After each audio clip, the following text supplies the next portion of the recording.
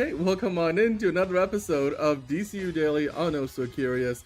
I wasn't able to go live yesterday, figured out the issues. We are back today. And yeah, it's one big show. It's been a busy couple of days of news. Of course, we'll get into a lot of it. There's the Clayface test screening reports we'll talk about, and we got a lot of Supergirl fallout to get into, as has been the theme for a while. I saw Caleb went and saw the movie. We'll go over his review later. Monique was in the chat as well, so I can't wait to talk to you guys in the chat already. Of course, the weekend box office, Minions, they're doing well, so we'll get into those numbers. Spider-Man Brand New Day. There was a report earlier this week that they had hired a intimacy coordinator for Spider-Man Brand New Day for a scene, and now today there was a report about that might explain why. I mean, obviously it's like a PG-13 movie, so I don't think you'll be seeing anything too explicit, but it is interesting. Speaking of interesting, it is interesting that, Deadpool and Wolverine's story in Avengers Secret Wars, we'll talk about that as well. But what's even more interesting is Daredevil Born Again, Season 3. We have photos. Daredevil and Elektra, they're going to get into it, and it looks good. The suits actually kind of complement each other, so we'll talk about that.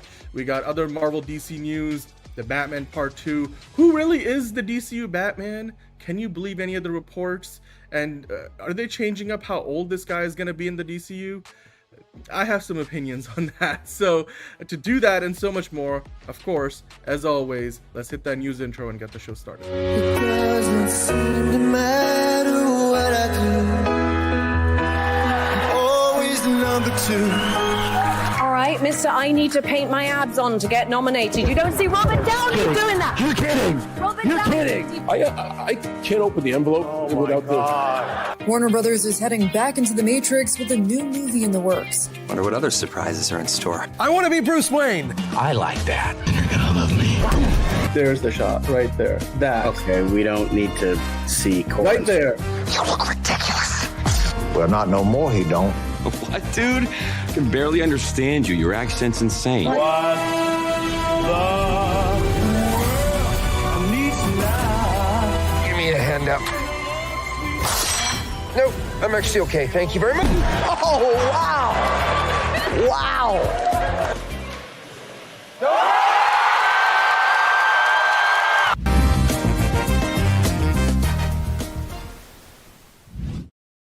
Okay. All right. Okay. Let's get that ticker up. Boom. There we go. Okay. So, I'm, of course, your host, Dan, running solo again today. I think John might be back with us tomorrow, so it'll be interesting.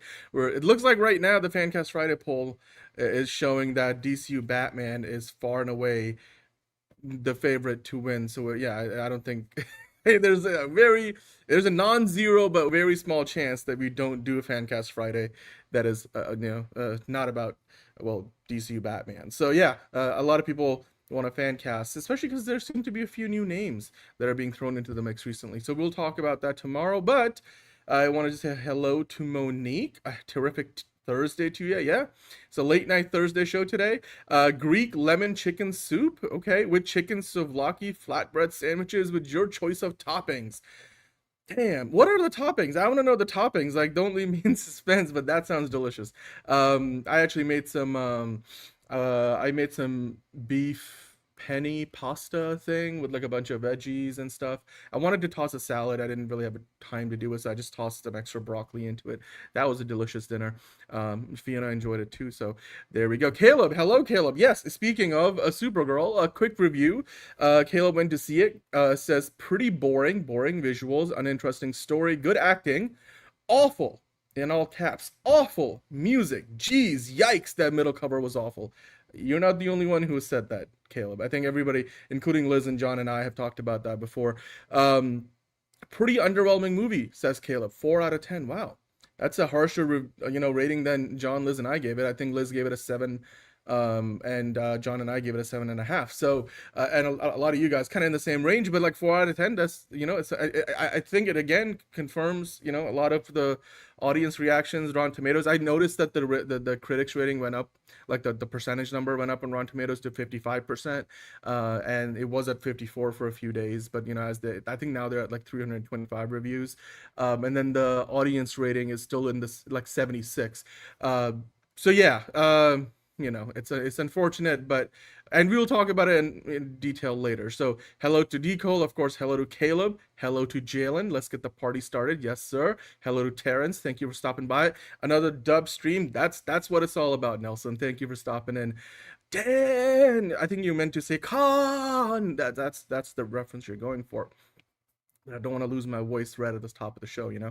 It's just you and me, honka honka. Exactly, Caleb. It's me, myself, and you guys, everybody, guys, gals, and all y'all. You guys make the show fun, and hopefully I won't lose my voice today. I almost lost my voice on Monday, so we will try not to go for as long.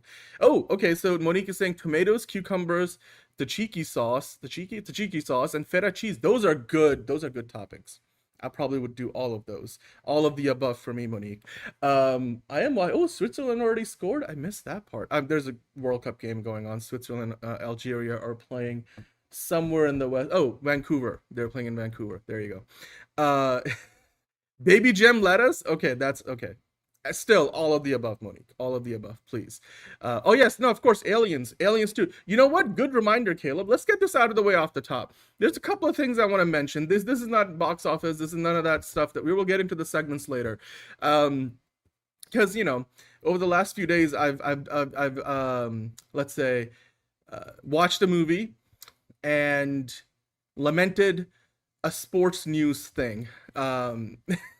And I won't spend too much time on it, especially because like MTG is not here right now, so he would probably he mentioned it in a comment. But anyway, yeah, go to Switzerland. Switzerland's winning right now, Monique. So first thing, I just want to do a quick. I swear to you guys, I'm gonna keep it quick. Review of Disclosure Day. I saw Disclosure Day this week. Finally, I didn't get a chance to see it until now, or until a couple of days ago, and I have to tell you guys. What I told Liz and John is Disclosure Day is a movie that feels like it belongs in the 80s. It's a movie that's literally a movie that's out of time. It's definitely not Steven Spielberg's best work. It very much comes across as Steven Spielberg's ideas about, like, you know, clearly he's a believer in the whole ufology, you know, culture and stuff. And he goes about this movie in a way that's it's a UFO conspiracy theorist wet dream, but for the rest of us, it's a very mediocre movie, if that. And this is coming from, I'm just gonna set you guys the groundwork. I don't know if you guys know this. I freaking grew up like loving all UFO. Like there is no one you're gonna meet in your life who nerded out more in his life about UFOs and conspiracy theories and aliens, whether they're here or not.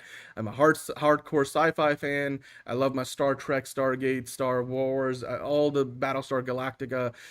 I watched ancient aliens on History Channel for a long time, you know, so including the meme era of the show, all the other documentaries before even Netflix, you know, chocked full load of documentaries. I used to watch them on, like, you know, cable television on a History Channel, no less, and A&E, you know, Project Blue Book, all of those things, like Roswell, like up and down.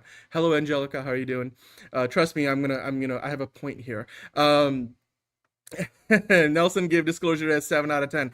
I personally would give it what Caleb gave it. Hell no, I'm gonna give it a 3 out of 10. That movie was a waste of time, honestly, because it was everything that I thought it was gonna be, in the sense that I was afraid that movie was gonna have, like you see here, ideas that some of them are relevant. Jalen gave it a 5 out of 10, but most of the ideas felt outdated and completely just, I was like, what world? Like, honestly, hello, Steven, how are you doing? Like, the ending didn't work. By the way, there's several moments in the movie where, look, in my theater, there were still plenty of people in the matinee screening, so I know that there's still a good amount of interest in this, and especially the older crowd is showing up because it's a Spielberg movie. It's more of an adult film, and you show up and you watch the film where you give Steven Spielberg a chance, even if it's not a great movie at the end of the day.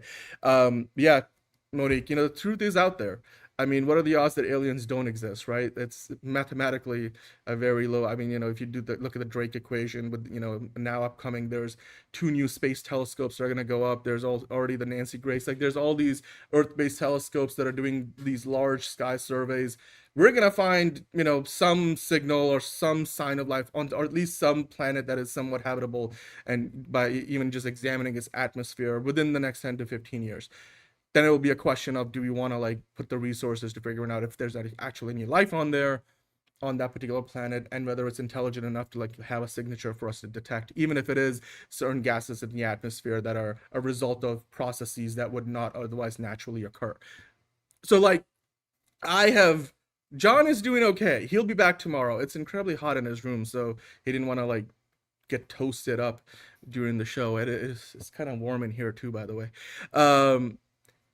The ending, you know what, Caleb? The ending of the movie is not worse than artificial intelligence, because artificial intelligence is time I'm never getting back in my life. And I will say Disclosure Day had some interesting ideas. I just wish, like, here's the thing. This movie should have been set in like the 90s or something. And I understand like a lot of the themes of the movies, like they've make it, look, I'm over it. Like, one of the small detail pet peeve, like, I don't give a shit. Like, there's no utility to like showing us like a transparent glass screen that has holographic, graphics on it that feels like it's in the present day. When they do it on Pandora and Avatar, I'm like, okay, it's meant to be in the future. But like, or Minority Report, there's like certain elements in this movie where they have a lot of superficial ways in production design elements to make it seem like it's very much in the here and the now. But then you see like stupid shit in the movie, like the whole disclosure reels at the end of the movie. Every camera apparently has anamorphic lens flares on all the lights in every reel, which, I get it, that's not the point of what they're trying to show there. And I'm like, but the VFX could have been better. So there's a lot. And then you guys tell me this. Towards the end of Disclosure Day, like before they get to the whole, like, KXC or whatever the name of the Kansas station is, they are in that like warehouse where Emily Blunt's character uses the, spoiler alert, like the whole alien artifact to like make them seem invisible to the government people and, Colin Firth's character. And they literally walk in, they have an IR scanner of you on a tablet, and Colin Firth goes, "This is wrong. Take that tablet. Oh, let's run in and find this shit." And then you're seeing, at a time when it's meant to be this really dramatic, intense sequence, soldiers tripping over windows, falling through doors. People were laughing in my theater. I was like, what the fuck is this? This looks so bad. Is this supposed to be intense? Like, it's like, this is not the kind of like comic relief you need right now. There was stuff like that. Like, remember Josh O'Connor's girlfriend who borrows like those random people's smartphone to make a phone call in the diner, and then she's like talking to the nun who conveniently, like, this movie's full of plot conveniences, and all the things somehow perfectly line up, and there's MacGuffins all over. Like 3 of them are the alien devices that, seemingly like alien technology can solve all of our problems that the plot throws at the characters. Like, it's just really badly written movie. And I think the Odyssey and Spider-Man branding, I'm like, Christopher Nolan, please make my next sci-fi movie, because Steven Spielberg clearly forgot to, or it's just, now he's so old, like his ideas are stuck in the past, like, unfortunately. Hello, M2G. But like, that girlfriend character who I forgot the name of, I don't even know if they mention it, but a few times they do, I don't care. Like the former nun, now, emancipated, like ex-nun, or who still apparently believes in God, but doesn't really. Like, the other nun tells her conveniently, "Oh, did you always believe, like, why would God only make, life?" And then the other nun goes like, just on Earth. On Earth? Oh, as if you never heard the other nun complete that sentence before? Just out of convenience? Anyway. And then she's like, oh, are you near a computer? What is KSXO, whatever the name of the call sign of the station was? And I'm like, motherfucker, you're on a smartphone. It's 2026, and you can literally look that shit up on a thing called Google yourself. I don't know Steven Spielberg. I understand Christopher Nolan doesn't have like a like a smartphone or a computer, so he would be a little lost with the concept of Google. But like, you can look that shit up yourself. You're on a smartphone. Are you near a computer? What is this? I'm like, that kind of shit belongs in the 90s, unfortunately. Like, the movie belongs in the 80s. It's got outdated ideas about UFOs. It also is like, I get the idea of like, you want to make this really immersive movie, but sometimes when Marvel does like those little quips in the movie when shit's so wild that somebody just like says something like, I can't believe, like, it's like, when Hawkeye in Avengers Age of Ultron is like, we're fighting and the aliens exist, and you guys are wizards, you guys are wizards, and I'm paraphrasing, and we're fighting super intelligent android robots, and I just shoot a bow and arrow. So like, and I'm like, that kind of shit may be good comic relief, but what it also does is it helps ground the narrative in some sense of reality. This movie has none of that. It's including the whole idea of like, all of a sudden it's like these two people have godlike powers, and it's Emily Blunt's character can mesmerize and mind control everybody to the point where Colin Firth's character at the end just says like, all right, I give up after decades of trying. You do the show because the movie needs to end. And it's just, or like the whole force projection bullshit. I'm like, you really had to invent all these things. It's like there's a lot of lazy writing in this movie. It's a bad UFO movie. It's like I'll be honest with you, E.T. and Close Encounters don't particularly age well in a lot of ways, but you let a lot of that shit slide because the movies were made in the 80s, right? So it's a different time. It was 50 years ago. The world today is different. The ideas that it's just, you're okay. And you know what? That you can look at it more abstractly, but here today, I'm like, this movie like doesn't work. Disclosure Day just doesn't work. And I'm like, and the whole, like, Liz mentioned to me, like, but the idea of, and I think Liz made a good point of like, they do this whole, they tackle this idea of like, if you do disclosure, would the world just be in absolute chaos versus, just hiding it for the better of mankind so that people don't stop believing in God, or like, go like riots everywhere. I'm like, first of all, Steven, this idea has been explored millions of times in so many movies, from disaster films to alien invasion films. Man of Steel had a way better way of doing this whole alien first contact story all the way throughout, and that's just one example. Arrival, fantastic movie, way better version of doing things in the present day. I forget the name of the writer, M2G. I think it's like the same guy who's written with Steven Spielberg for decades. Hello, Manolo. How are you doing, man? Yeah, you don't go to a news station to make a viral video. I mean, like, it's also that thing of like, somebody who has worked in television a lot, especially in broadcast television, I understand, like, they got a lot of the TV stuff right, like all the news station stuff right in terms of the technicals, but I'm like, of course they would. But, and that news reporter at the end does a decent job. I think they've kind of modeled it after like Edward R. Murrow, like literally, like, just jaw dropped when he was broadcasting back in the day on CBS when the first moon landing happened, and he like takes his glasses off and he's like folks, it's just because obviously the whole world was like that. So I think her performance was meant to replicate that, and I get it. But the whole idea of like having Coleman Domingo and Colin Firth, amazing actors, fantastic actors, but like for them to sit there and in their force projection conversation, I'm gonna keep calling it that because that's what it is, force projection conversation. And they're like, but these ideas, this information belongs to the world. It's like literally, it's kind of like in the last Mission Impossible movie where 20,000 people have to, for the 1,000,000th time, tell Tom Cruise that you are the only one who can save us. Our God, Ethan Hunt, is the only one who can save us. This is the same thing in this movie. It's like from Josh O'Connor's character to Coleman Domingo's character. It's like these guys feel like they come across as cultists. If it wasn't for like those, the actual artifacts working, everything they spout feels like they're from a cult. And they're gonna go hang themselves up when Charles Manson tells them to. It's like, that's what it feels like. It's like, get out of your own ass and take a step back and realize how this all plays out, But anyway, it's just one of those things where War of the Worlds was a way better movie, Nelson, than this is. Like, War of the Worlds was a way better film than Disclosure Day is, unfortunately. It's just, it's the worst kind of attempt to bring outdated ideas, and it's like Steven Spielberg wanted to do this. He's got the pull to do it. This is his personal, this is clearly something he was personally passionate about, but it's more just about him spewing out his ideas, which are outdated and have been, I don't know, like, basically at this point, and there's a ufology culture out there, and there's a lot of documentaries. I literally have edited video in the past. Like, I'm telling you, I have gone deeper down these rabbit holes than most people will ever care to even know that they exist.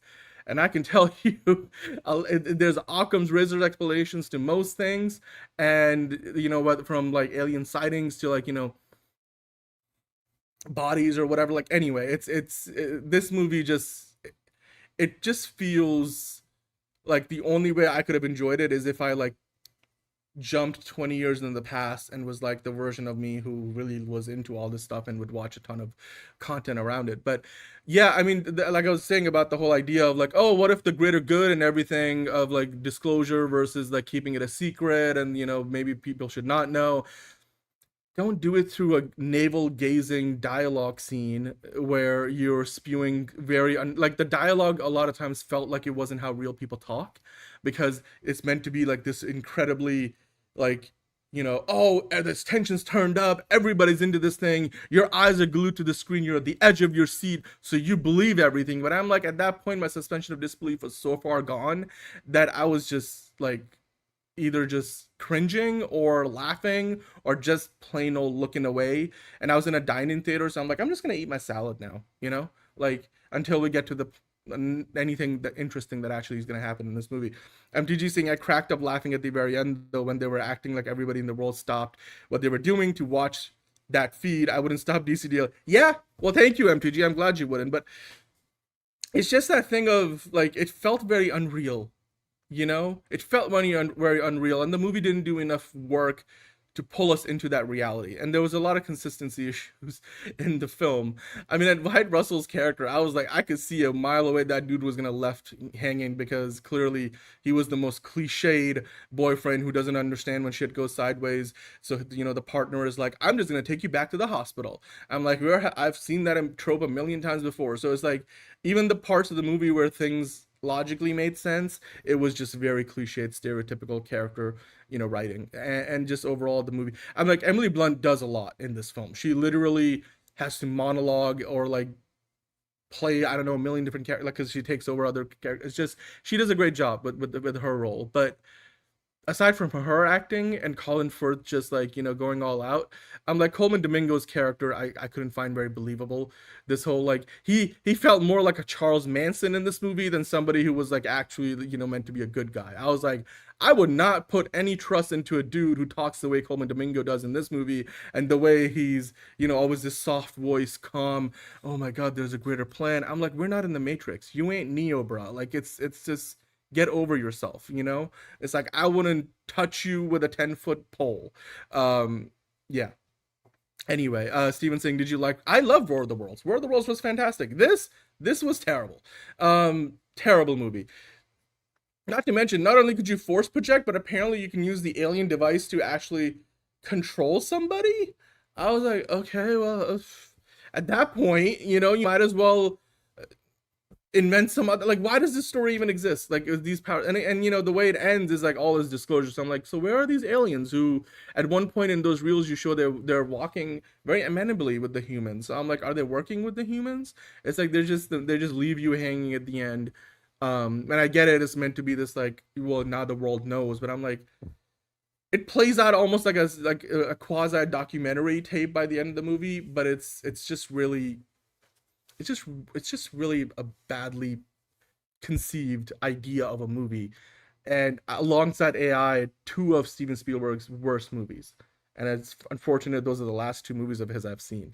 Oh, it's way worse than Supergirl. I'm sorry, but Supergirl was at least enjoyable. I could believe it. Like, I did not think, like, you know, when Lobo was on screen, I thought Lobo belonged in the scene. and it was way more self-consistent, you know, with the internal logic of the movie. I mean, there are kind of apples and oranges because they're two very different films, but like if you're asking me for my opinion, I gave a 7.5 out of 10 to Supergirl. I give this a 3 out of 10, and even that might be a little generous. Hello, Noel Gonzalez, SDCC Marvel Studios 2026, 22 days, and we'll be here talking all about it when that happens. But yeah, I just wanted to kind of quickly review Disclosure Day. I probably spent way too much time on this.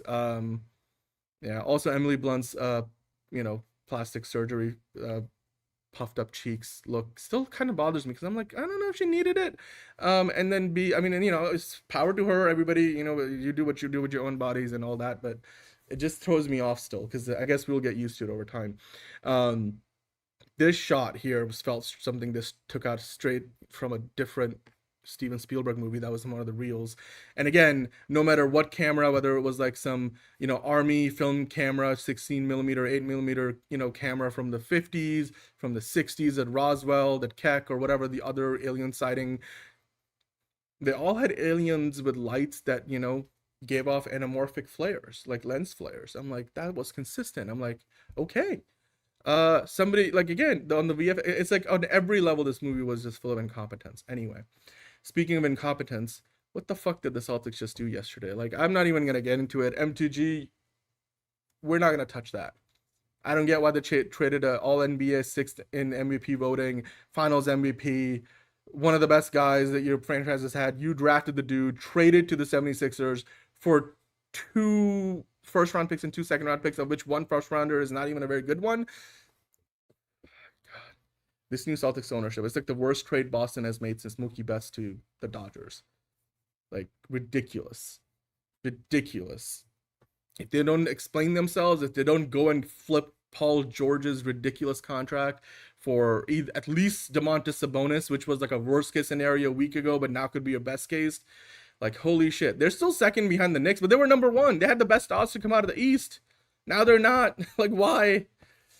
LeBron doesn't need room. LeBron's going to play on a minimum if he has to. LeBron also hates Boston. I don't think LeBron's coming to Boston. He's probably going to go to the Heat or like, go to the Heat. Go to the Cavaliers. They're good. You know, like, I don't think the Heat are good enough to win a title anyway. You know, Giannis ending up on the Heat apparently because he wanted an extra year on his deal that the Boston Celtics were too cheap to give him, which stupid Celtics. I don't think he's winning. Like, okay, so you went from having no good supporting cast to having Bam Adebayo and a bunch of shooters. Like, I'm sorry, the Miami Heat are not championship caliber. It is a facepalm kind of day. It is very much a facepalm. I've been facepalming for the last 2 days, Monique, honestly. Yeah, I mean, they needed the picks, sure, but I feel like they need to do something else. Like, this can't be it, you know, like whether it was this summer or not, and it still doesn't make any sense why they made the deal when they did. They could have waited weeks, months even, before anything counted against the tax, you know, aprons and whatnot, and like, whatever. And you know what? Jaylen Brown is, you know, completely justified in being pissed off. Anyway, I digress. Let's talk about the movies. That's what we're here to do.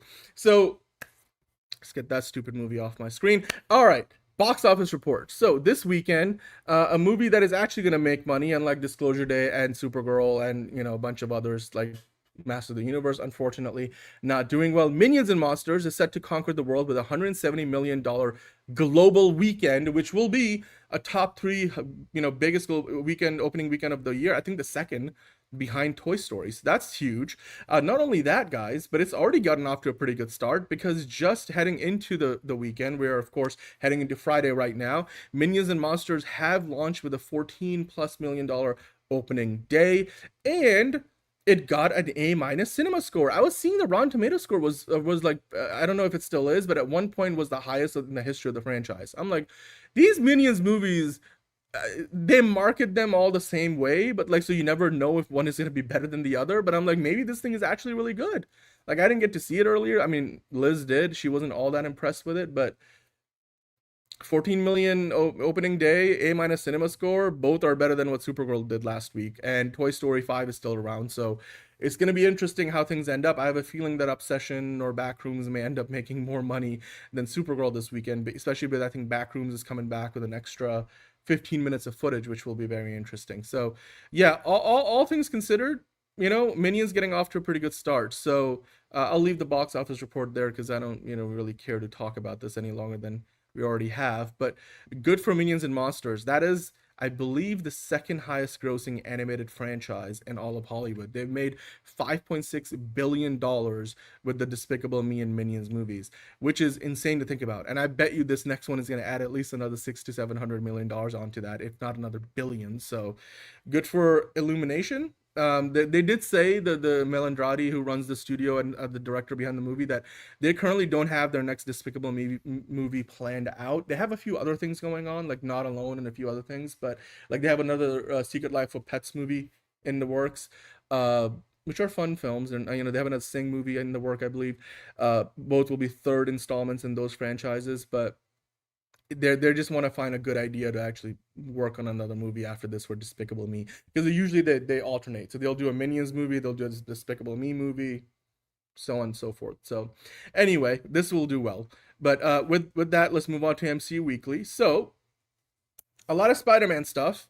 There was a new TV spot that's been out recently. I don't know if you guys have seen this. There's a few new shots in there, including that one right there on screen. You see the whole city is celebrating Spider-Man. Meanwhile, our lowly old Peter Parker there, the actual Spidey, is just, standing there with all the bruises on his face that nobody knows why he has, but, he's not in high school, so who's asking?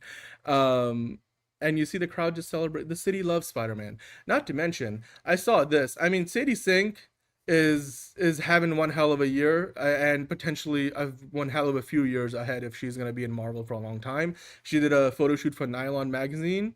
Stunning, beautiful, and we know she's going to be doing some more stage plays. So between her screen acting, her stage acting, she's definitely one of the breakout stars coming out of course, the Stranger Things franchise. And if she ends up being actually Jean Grey, which is most likely the case, then hallelujah, I think Marvel is set for a long time. So yeah, this looks exciting. So let's keep on going here. Speaking of Sadie Sink, she did talk about recently how Tom Holland was really easy to work with on set. He was relaxed, open, Sadie said, and he really just welcomed her onto the movie set, because Tom Holland, we have talked about, he's one of those actors, like if you go to we've seen reports from multiple actors who have been in recurring roles on like The Rookie with Nathan Fillion, and it's obviously Nathan Fillion's show. He's the lead guy. So he's one of those actors who will like welcome you onto the set, he makes sure to like make you feel included, and he's just one of those people who you just feel the presence and the warmth coming from them. And Tom Holland is like that. He's like Daniel Craig. He has taken on the responsibility personally to help elevate the Spider-Man franchise. So obviously it's no surprise that he did something similar here for Sadie Sink as well, who, of course, like, it's one thing to be shooting a Netflix show, Stranger Things, even though they did like 5 movies in the last 2 seasons worth of episodes, but it's another thing to be working on a Spider-Man movie, right? Like it's a step up for her. So she was recently doing an interview, and she said it was interesting stepping into that space and being a little bit of an outsider in that way, but he could not have been more welcoming, and just the whole crew in general, he was just so relaxed and open, and I felt very at ease. This is part of that same Nylon magazine interview. So yeah, I mean, good for Sadie Sink, and look, she's probably gonna be a big part of the MCU's future, especially if she is gonna be Jean Grey. So it's a good start for her, and I'm sure a lot of you guys appreciate the magazine photo shoot. Caleb saying Brand New Day sounds like the weirdest Spider-Man movie ever. Rather it's really good or really bad. It really can't be in between. I'm gonna say so far it looks really good. Like, I feel like they're gonna find a way to, balance all the elements. It does feel busy because of simply, like, they're using seemingly half of Spider-Man's rogue gallery. I'm exaggerating, but like, between that and then having maybe an X-Men character and an Avenger in there, there's a lot going on. And then you also have to like balance it out with Peter's story and how he's feeling personally with MJ and Ned and his life and the fact that he doesn't really have a social life. But you know what? We don't have to wait more than a few weeks to figure out how it's all going to play out. So I'm really, really genuinely excited for this. And honestly, it feels like, the stunt choreography is about as good, and the action cinematography is the best that we have seen in any Tom Holland Spider-Man movie. So that to me is very promising. Sadie Sink is her stage name. Yep, yeah, that's not her actual real, like, that's not on her birth certificate. Yep, thank you, Nelson. I did know that. Manolo saying, if the leak plot of Doomsday turns out to be true, don't know how the movie will be received. I saw this, and I feel like I've read that same version of that plot several times. It's been out there for months, right? And more people seem to keep talking about it and seemingly corroborating it, but everybody that I hear trying to like they're all scoopers or other YouTubers. Like, I'm not here to tell you that that plot for Doomsday is actually the plot or not. And you have to wonder, with all the reshoots that are happening, some things will change. Does that mean they're gonna completely change up the entire movie in reshoots? No. Like, so that does mean that overall the plot is going to be largely what it is. And given that we have seen some of that leaked footage that Marvel did a lot of takedowns on, which had the ILM watermarks on it, only confirming the fact that it's actually real, I am concerned, because on some levels the nostalgia will hit hard and it will take us a long way. I just worry because it feels very similar to the basically the general plot structure of Infinity War. If anything, it feels lesser than, because you were invested in those characters for 10 years. This feels like they're plucking a bunch of characters from the last few years of movies and then mixing it up with the characters that were meant to have moved on. Like, Thor is going to be a big deal again, even though he's meant to be sort of in his sort of like twilight years, if anything. Like, I thought Thor Love and Thunder was kind of gave him, if he never saw Thor after Thor Love and Thunder, I think people will be okay with where his story ended, even though the movie was terrible. But like, thematically, it was in a good place. Like, he found a new life, he found happiness, he had a little girl that he was now basically effectively the adoptive father to, and that's a good place to have a happily ever after for him, right? Despite everything he went through. But now you bring him back in, and you're gonna bring in Loki, and if the plot of the movie that is leaked out there, and like, he's not even gonna get to meet that Loki before he dies? Like, what the fuck? Like, we don't want that. Like, you need to have him meet Loki before you kill off Loki again. And don't kill off Loki again. I want these guys to have a happy ending. It just feels like if the leak plot is actually true, that it really feels like a slap in the face on many levels to like a lot of the good things that came out of the multiverse saga, which it seems like the Russo brothers largely believe it was mostly a failure, and by virtue of that, maybe Kevin Feige believes the same. So they're just trying to like bury most of it, and they're trying to bring in as many connections to Avengers Endgame, which is why the new re-release is going to include a bunch of stuff in there to potentially even further tie these movies together, which again makes no sense. It's very short-sighted, because it completely invalidates a lot of the movies and TV shows they made in the interim. And talk about like resetting the universe. I'm like, you better be doing a big ass reboot, because if a lot of these characters are still around after, like honestly, I'm really just over the idea. Like, the way they're gonna bring back Steve Rogers feels very manufactured and unnecessary. It just like they just felt like we needed Chris Evans and Steve Rogers because he's gonna draw money. But I don't know, plot mechanics and all that. It's so stupid. It's so stupid. I don't have a stage name. My name is my name. I mean, Nelson, you know me personally. Get out of here, man. You know this is my real name. You've seen it before in other environments. My name is my name. I put it on the lower third. It's all that. Yeah, no one stays dead in the MCU. Yeah, that's why I'm glad James Gunn at least sticks to his guns so far. On when he kills a character, they stay dead. I need to get the reboot, but the Marvel story run in Battle World was divisive. Yeah, it was, and that's exactly where we were headed. So I don't know if you didn't like Battle World, then I don't know if you're gonna like these Avengers movies. But you know what? I was talking about it at the top of the show. There was a report going around this week that apparently they had hired a intimacy coordinator, which is a position that really didn't exist on sets, or it wasn't officially called that until COVID times. And basically, the intimacy coordinator, which is now I think recognized by the unions as well. Switzerland just scored again. So it's a union recognized position, and intimacy coordinators are, as the word says, they're there to basically, supervise and communicate with actors who are in scenes where you either are naked in front of another person or are doing some explicit, like, sexual scenes and stuff, or even if it's not explicit, like hardcore, softcore, whatever the case is, that's what they're there for.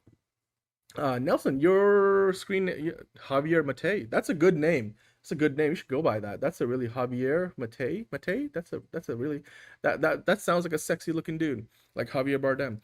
But anyway, so they hired an intimacy coordinator. And obviously this probably already happened last year, but it's only just getting out now. But then we get this report that, we had already known that Yelena Belova was gonna be in this movie in a very minor role, so probably just like a bit of a cameo more than anything else.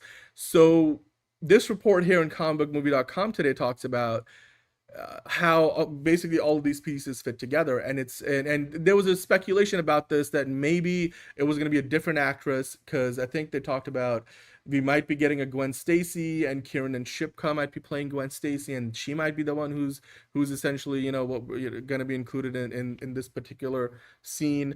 But according to Daniel Rickman, part of Yelena Belova's role in Spider-Man Brand New Day is her and Peter seeing each other naked, which sounds good to me. Honestly, it sounds good to me. Make this movie rated R if you can. I don't think they will, and I don't think that's what they were going with it, but it would make sense, like, why you would have an intimacy coordinator for that sequence. I think the speculation is that Yelena Belova lives in the same building in New York as Peter Parker does. And so somehow they run across each other in that vulnerable, naked position. And so, yeah, it would make sense. And it again goes to show you, like, these characters all exist in the same world. I like it kind of makes it feel like, hey, oh yeah, this is an MCU Spider-Man movie, so cool. I'm sure we will all have a fun time watching that sequence. It is the weirdest thing I've heard about this movie so far, but you know what, don't color me surprised, because I've crazier things have happened in the MCU. So yeah, I mean, COVID and Me Too. I think Me Too, it definitely was a big part of it, intimacy coordinator. But yeah, I mean, definitely, I'm just saying in terms of like how the industry has taken this on and made it an official position. Intimacy coordinator wasn't, I'm sure there were people on set that kind of handled stuff like this, but like it might have been the assistant director's job, or like, other people kind of took on that role, but there wasn't a dedicated role for that. Like, I know people in the business now who have certifications and literally work as an intimacy coordinator, and it's a union recognized position. So you can list that, you can get credit for that, it counts towards your union benefits. So yeah, but interesting, not something I would have expected in an MCU Spider-Man film, but I'll take it. You know what, Yelena Belova, if you haven't seen Oppenheimer yet, do check that out. Florence Pugh. Anyway, moving on. Spider-Man Brand New Day. They put out a new IMAX poster. Of course, as always, these IMAX posters look very sexy, as does this one.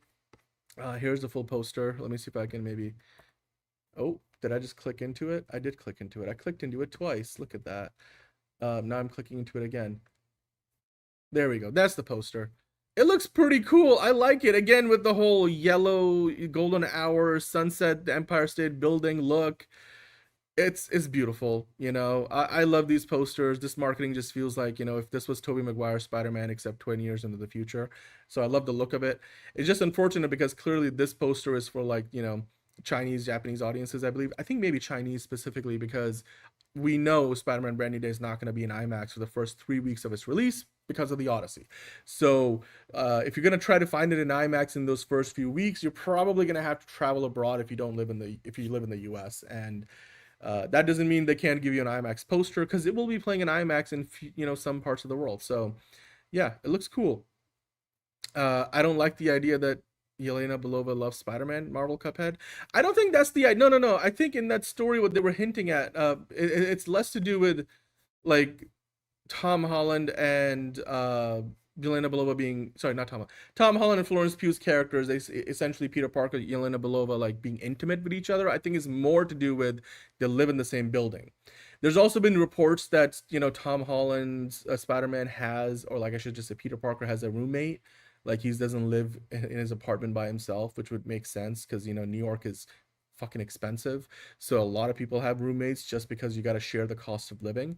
So there's speculation that Kiernan Shipka might be playing Gwen Stacy, or like some version of, the character that we had, like the chick who had a crush on Peter Parker, the Tobey Maguire Peter Parker back in the day.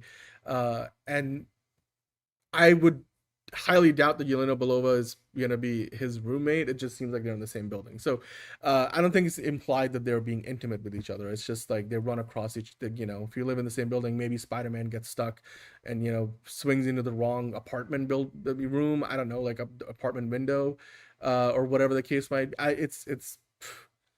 I guess we'll find out in the movie how it all plays out. But anyway, let's move on. I'm excited to see this movie. I just am. I think, like John, I feel like it's gonna be a really good film. Probably the best superhero movie of the summer. Might even be the best superhero movie of the year if you believe the rumors on those Avengers Doomsday, plot details. But the upcoming season of Daredevil, Born Again, we know now that Elektra is back. And where we leave off at the end of season 2 is with Charlie Cox, Matt Murdock in prison. But clearly he was not going to stay in prison the whole season. And so we were wondering, are we going to get to see him back as Daredevil? And then recently we got, of course, the Daredevil costume photo leaks from the set. So we know what his costume looks like. We know what Elektra with Elodie Yung returning her costume looks like. The people are wondering, are they going to share the screen together? And of course, since they are filming in New York and it's very easy for people to, get video of this, somebody got a video of them shooting a scene where you got somebody here who's doing a stand-in off camera, and they yell action, this dude in the suit runs away, and then you have Elodie Yung as Elektra, and then you got Daredevil there. Clearly he's meant to be restraining her with like the nunchucks with the rope, which is going to be added in post. So they don't seem to be getting along. But certainly we're going to get to see some Daredevil on Elektra or Elektra on Daredevil action, if you know what I mean. Well, you know what I mean. I'm not trying to be cheesy here. But this looks great. What I love about this is like it's almost like their two costumes are like very complementary from the colors. It's like Daredevil's costumes got the red accents with like the black center, and then Elektra's costumes got the red center with the black accents. It's like if you combine them together, it will be all black or all red. So it feels like they're two members of a Power Rangers team or something. Yeah, I mean, to me this looks fantastic. I don't know if Spider-Man's gonna break Daredevil out of jail, Marvel Cuphead, but he does end up in a prison in the movie from the trailers, and the Hand shows up, and of course, now that we know Elektra's coming back, do the math, maybe there's more to it than we just realized. But this is good. I like it. They look great. That looks like a very, happy couple. I'm being sarcastic, but yeah, would love to see where this story goes, how it all plays out. Of course, we have more set photos. There you go. Without the mask on, Charlie Cox clearly in the costume, Elodie Yung out there. You also see both, of their stuntmen, I think, in the background there. So, yeah, having fun filming in New York. We also get another look at Vincent D'Onofrio's Kingpin back in the white suit. I can't tell if this is meant to be like a flashback because of where Kingpin is at the end of the last season, or if this is more him actually physically being there. So we'll see how it all plays out, but it's interesting. I like it. I mean, literally at this point, the Netflix show is the show, right? So we know like they're trying to give us one season every year. Don't know how long this show is going to go for, because the last season didn't do very well in ratings relative to like the other MCU shows on Disney Plus that were like based on their bigger characters, like Falcon and the Winter Soldier, that led to the new Captain America movie, and WandaVision. These shows don't register as well in the ratings, but if you're making them for less and you're giving us a new season every year, then maybe you don't need to do as high in ratings, right? Peacemaker season 2, for example, didn't do as good as season 1 in the ratings. So but like if they're making it for less and it meets the mark for what they're hoping for, then great, keep making them. So yeah, I don't think Spider-Man's ever gonna show up in any of these TV shows, Nelson, because it's a rights thing. I think Sony's deal with Marvel only allows for movie appearances and crossovers. It does not account for TV show stuff. they would have to probably alter their deal, modify it in some way in order for that to actually be a case. So it's literally just legally not something that Marvel can do without Sony's permission or rehashing their deal. Hello, Movie Spud. Evening. Happy belated birthday to the Kingpin, Vincent D'Onofrio. Indeed, who's busy working on Daredevil Born Again Season 3 right now. So there we go. We do have a few other Marvel stories to get into. Millie Bobby Brown just revealed that she did audition to play, X-23 in Logan. Of course, we know eventually that role went to Daphne Keane, and I feel like for the better. But hey, it makes sense. Timeline adds up. Millie Bobby Brown was, I'm sure, trying to get similar roles and opportunities at the time.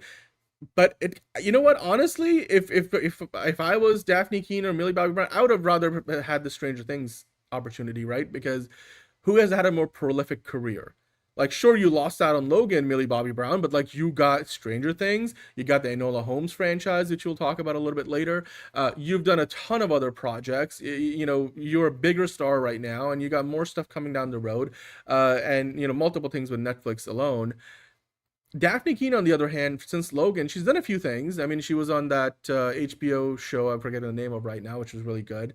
She just came back in the MCU in Deadpool and Wolverine, which I'm sure was a great opportunity, and maybe we'll see her again. But honestly, Millie Bobby Brown has had the better career, right? It's one of those things where if Millie Bobby Brown didn't really have, like, if Millie did not have the kind of career that she has had, like maybe if Stranger Things only lasted a couple of seasons, then this would be like, oh yeah, sure, she really wishes she probably played X-23. But yeah, I mean, hey, not surprised. Not Mark Manolo saying dodged a bullet at that casting. I don't know. I think they would have both done a good job. I feel like it's just hard for me to see anybody else in the role because of how iconic Daphne Keene's performance was. So it's kind of like that thing of, I can't imagine seeing anybody else playing Iron Man, but eventually we're going to get somebody else in that role down the road eventually, but Robert Downey Jr. did such a good job. So it's one of those things for me. Yeah, well, here's the thing about Kingpin, Nelson, and Vincent D'Onofrio has said this before. Like, it's a rights issue where Kingpin can't really show up in movies for some reason, especially if you're doing a Spider-Man movie, because of like the way it's something to do with the rights that either Marvel has, and or the Marvel Sony deal. So like Vincent D'Onofrio has said that his Kingpin cannot show up in Marvel movies, especially Spider-Man movies right now, and Spider-Man. His deal does not include TV show appearances with the Sony deal with Marvel. So whatever legal hurdles they have, they are the biggest reasons why Spider-Man and Kingpin can't cross streams in live action. Can it happen maybe in the animated Spider-Man show, Friendly Neighborhood Spider-Man? Sure. It just can't happen in live until they figure out whatever those legal problems are, because I'm sure people would love to see it. And eventually you're like, you want to see that crossover, you want to see Kingpin interact with Spider-Man and vice versa. It's just, maybe it will be in a different iteration down the road. It may be with Vincent D'Onofrio, Tom Holland. It may be with other actors. It's just in the here and the now, it's not possible for legal reasons, which most people don't publicly know about, beyond just the fact that it's the current deals don't account for that. So there you go. Yeah, it's a show, but that's what I'm saying. Like, Spider-Man deal with Sony does not include TV show appearances. It only includes movies. And Kingpin, for whatever reasons, it's a rights issue with Marvel, can't show up in Marvel movies, especially Sony Spider-Man Marvel movies. So yeah, if one can't be in a movie and the other one can't be in the show, then you get it. The rights are a mess. They always happen. Marvel still, Disney has tried to untangle all that stuff over the years, but obviously there's still a lot more left. Like the Hulk situation. Like, they don't make a Hulk solo movie because Universal has distribution rights and Sony does not want to share the revenue of the movie. It's like when F1 was made by Apple, Warner Brothers distributed it. Warner Brothers took a flat fee for distribution, but I'm pretty sure Universal probably takes a bigger chunk of they probably have a revenue sharing agreement or license or something. So whoever makes the movie, Universal has to distribute it, and Disney doesn't want that. The only reason we got The Incredible Hulk, which is part of the MCU canon, is because that was prior to Disney owning Marvel, and Marvel made it as an independent studio. Marvel Studios did, much like the first Iron Man movie, and then Universal Pictures distributed it, right? So it's just, since Disney bought Marvel, they're like, we'll put Hulk in everything else, but we just can't. We're not going to give him his own movie. So, because we don't want to share the money, which is fine. It's totally fine. Like, I get it, Disney. I get it.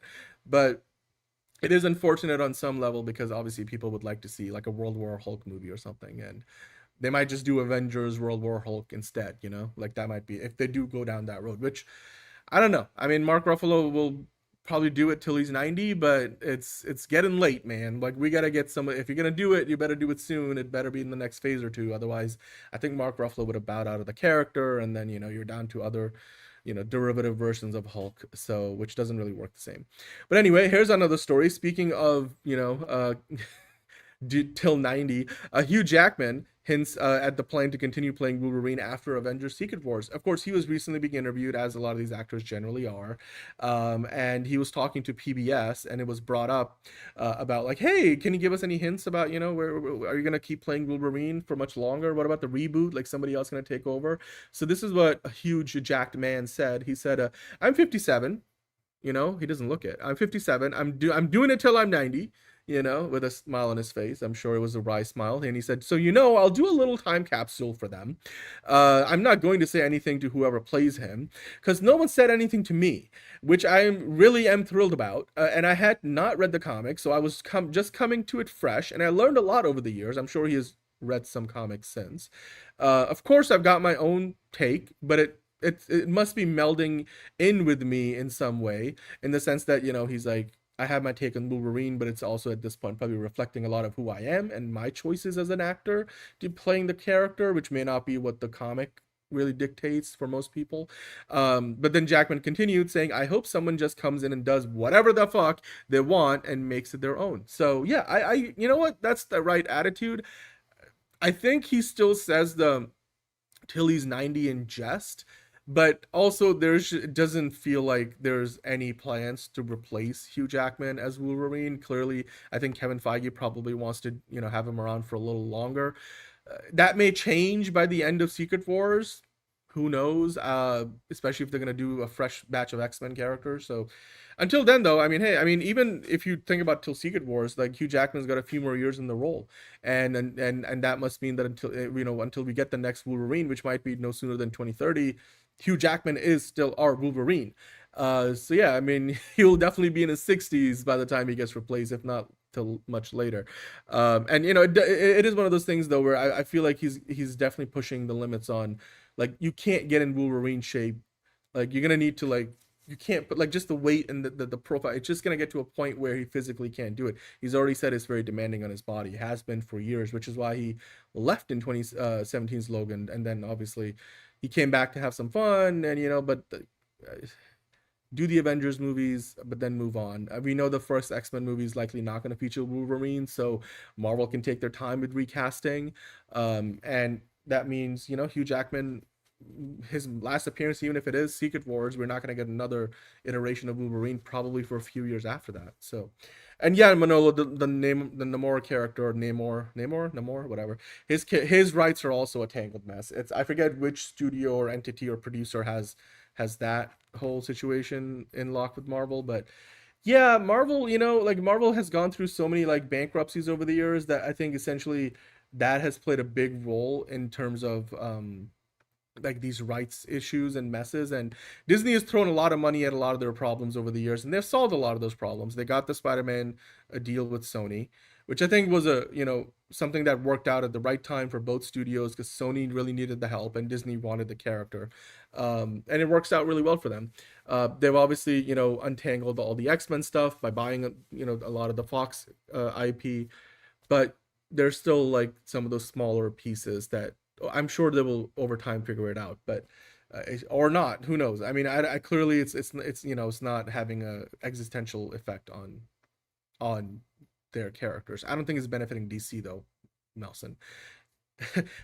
Certainly DC's not taking advantage of it, because Marvel still sits atop. If you look at how much money Marvel characters have made at the box office over the last 20 years versus DC characters, it's pretty lopsided, especially in the since the MCU started. So, or before the MCU started, it felt like more even.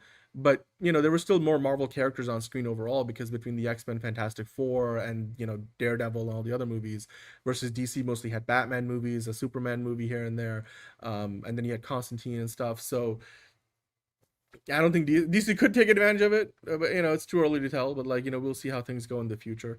I do worry about like if you're gonna keep Iron Man and Captain America sidelined. Well, Captain Cap is still around, just a different dude in the suit.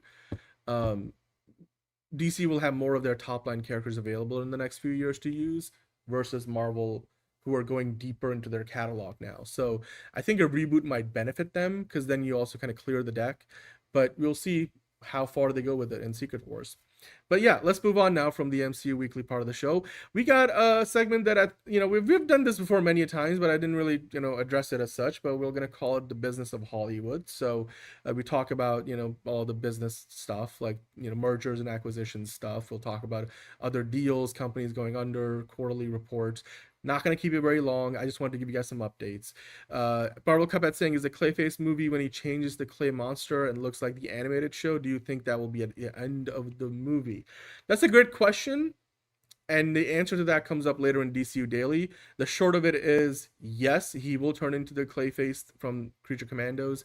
And I don't know if he does it at the end of the movie, but he definitely does it in the movie.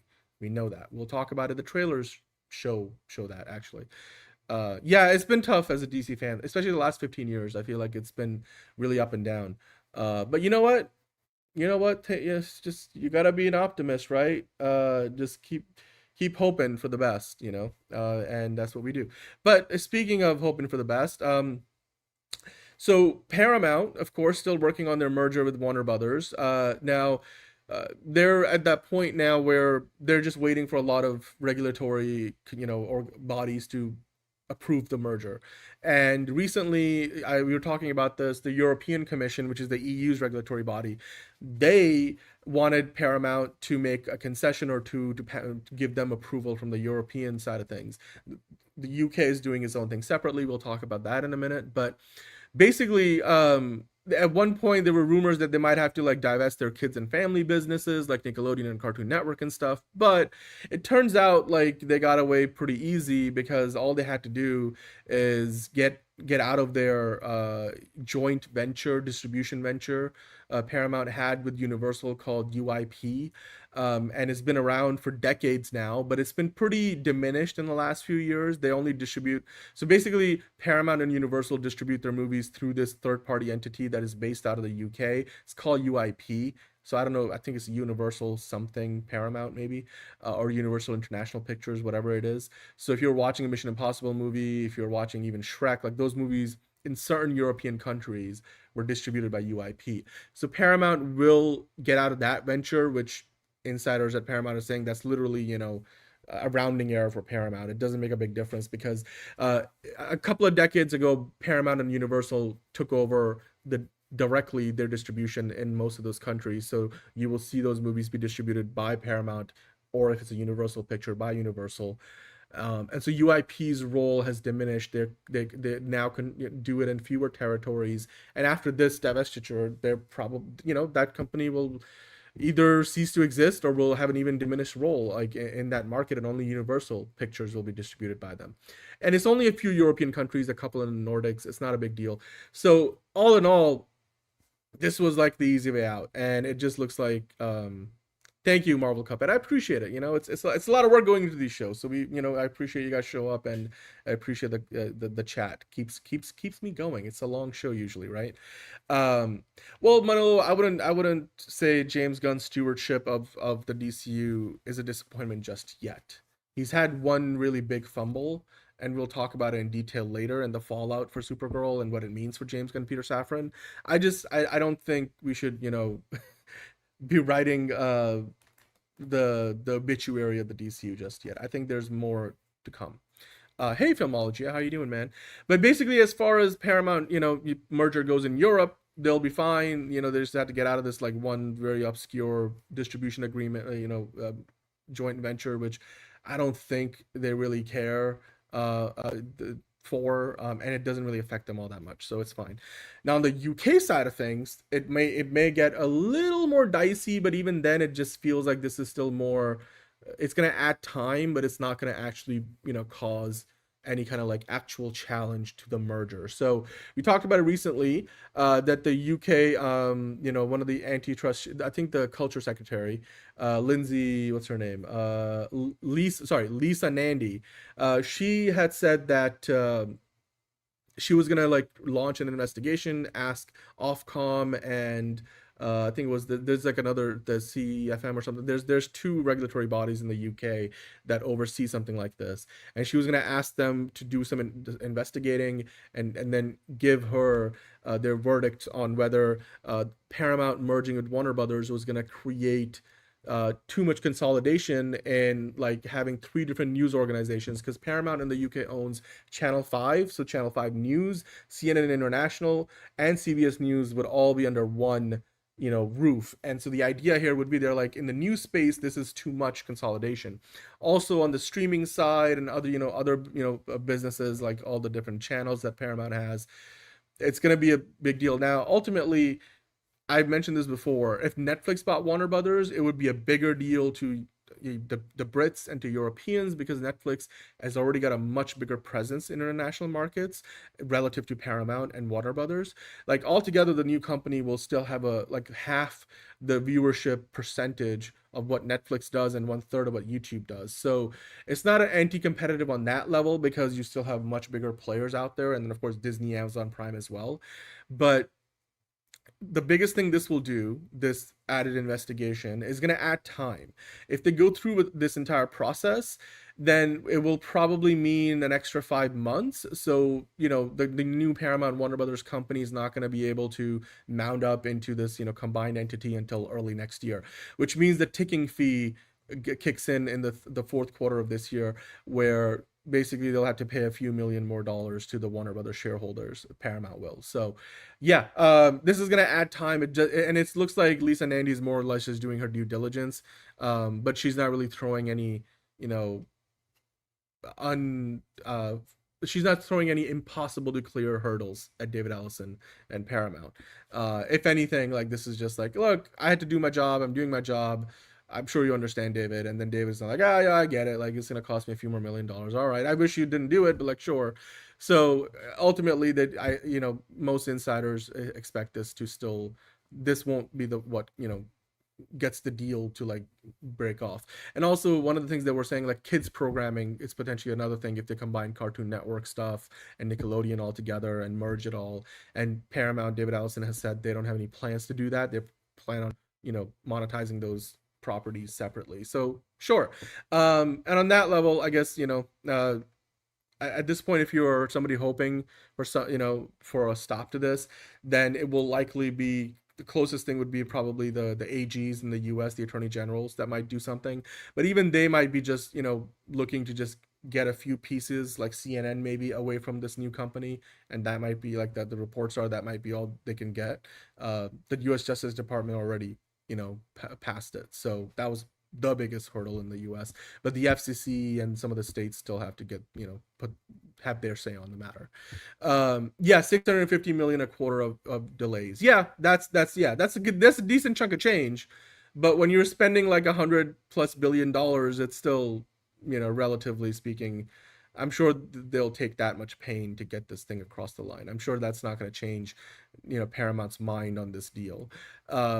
Look, here's the thing. Even if this all ends up working out, which it likely will, we'll see. I mean, David Ellison has said that it's going to be a situation where he's trying to go for market and scale. Like, he's not trying to consolidate and obviously people are going to lose. Some people will lose their jobs, but if they do put out 30 movies a year, if they do keep a lot of these news organizations separate, like if they don't do what they've done at CBS News with CNN, which I don't even want to get into that.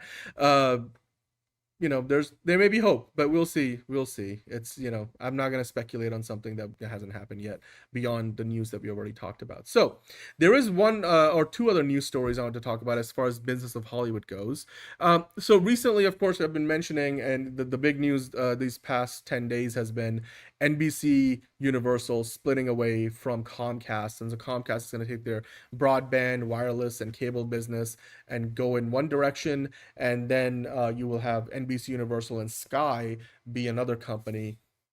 And people were wondering, like, does that mean that Netflix might now go into NBC Universal and they want to buy them?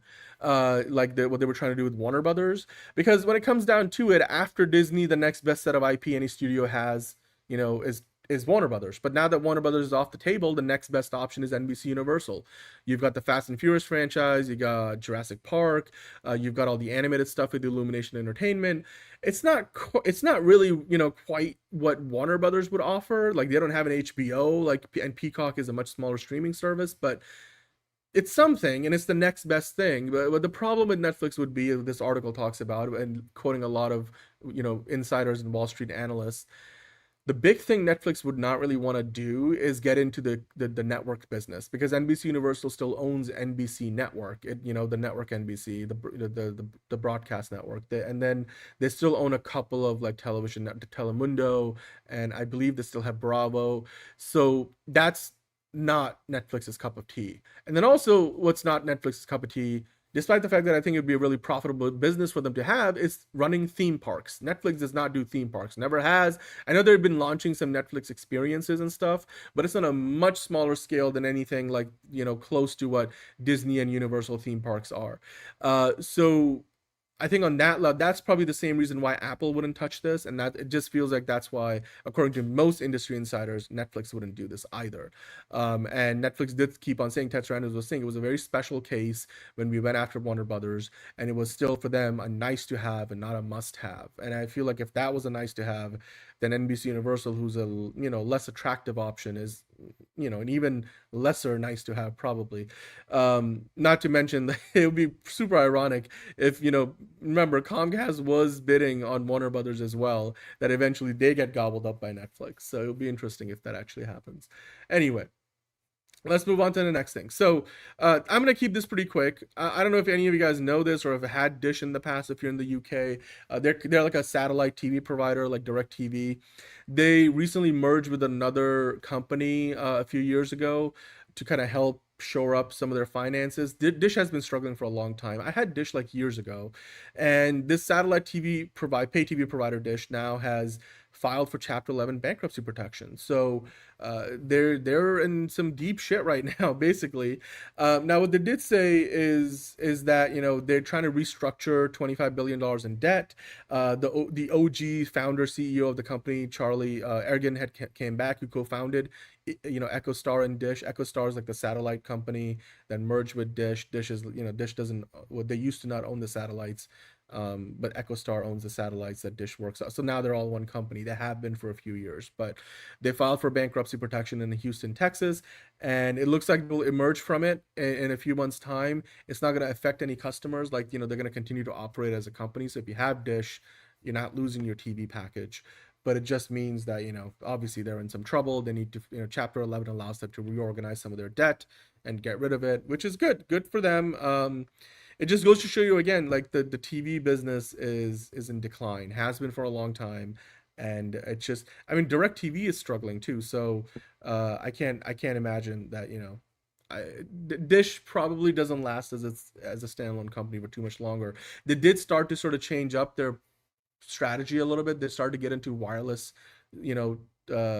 cell providers and stuff, and obviously some spectrum in terms of specific frequencies in the spectrum opened up when T-Mobile merged with Sprint. So there's more frequencies that you can buy up to use for your wireless. So that's how Comcast got into offering you a cell phone service. So same idea with Dish, and that would be the kind of business that they can do in the future when cable TV doesn't exist anymore. But anyway, I'm sure most of you guys don't care about it, and unless you are a Dish customer, in which case you should probably check to see if there's any news from Dish that might be in your email inbox. But in the meantime, let's get into some movie talk madness. I wish John was here to talk about this, because I'm sure he would be just jizzing all over this in his own words. Evil Dead Burn first reactions from critics have come out, and they do promise a relentlessly savage bloodbath, which is exactly the kind of thing I would not be interested in. But a lot of you guys, I'm sure, love horror movies. So let's take a look. These are social media reactions, so they're not full reviews. So the embargo for that has not lifted yet. The movie comes out next week, so I'm sure we'll be talking about the reviews and Rotten Tomatoes rating next week. But if you look at a few of the reactions, Hunter Bolding here saying Evil Dead Burn does not screw around. The most consistent horror series continues with a gross, mean-spirited, insane, and exceptionally satisfying entry. The subtext hits hard, or as hard as a truck with some consequences that made me yelp with glee and horror. So that sounds very exciting, actually. Chris Parker saying Evil Dead Burn ramps up the gore and the laughs for one hell of a time. This time around, adding bits of fun lore while taking the carnage to brutal levels. That's very unforgiving to the cast. Must be seen with a crowd for the reactions. Another huge win for the series. Loved it. So let's see. We'll skip down a little bit. Kevin Phoenix said the movie is visceral, grotesque, and painfully emotional. The terrifying, brutally nasty body fluids and precise sound design had me squirming in my seat, while the family dysfunction digs deeper under the skin than any Deadite. That sounds all like a lot of fun if you're a horror movie fan, especially if you love this franchise. A relentlessly savage bloodbath. I don't really do body horror, but I'm sure John's going to go see it, so I'm sure he'll talk about it on the show. I don't think Liz is going to watch it because she also doesn't do this genre, but it all sounds really positive to me, so we'll see what the Rotten Tomatoes score looks like when the reviews are out next week. Yeah, I mean, in Manolo, not a lot of people have Dish these days. That's why I was like, it's unlikely to affect most people. But what's likely to affect a lot of people? If you have Netflix, of course, and if you happen to have Netflix and you enjoy the Enola Holmes movies, of course, we now have the third Enola Holmes movie coming out, and the Rotten Tomatoes score has been revealed. And Millie Bobby Brown was doing some interviews promoting the movie, and of course, a lot of people have wanted to see the Henry Cavill version of Sherlock Holmes kind of be given his own movie, maybe his time to shine as a new iteration of Sherlock that's not just a supporting character. And Millie Bobby, was saying that men have had their time. Like, she's basically not a fan of the idea. I'll get into the full quote in a minute. But the movie is currently rated fresh with 67%. I mean, that was at least the score at the time of writing on this article, so I don't know if the score has gone down or not. It did debut with a rotten score, but obviously the number had come up to 67. So, yeah.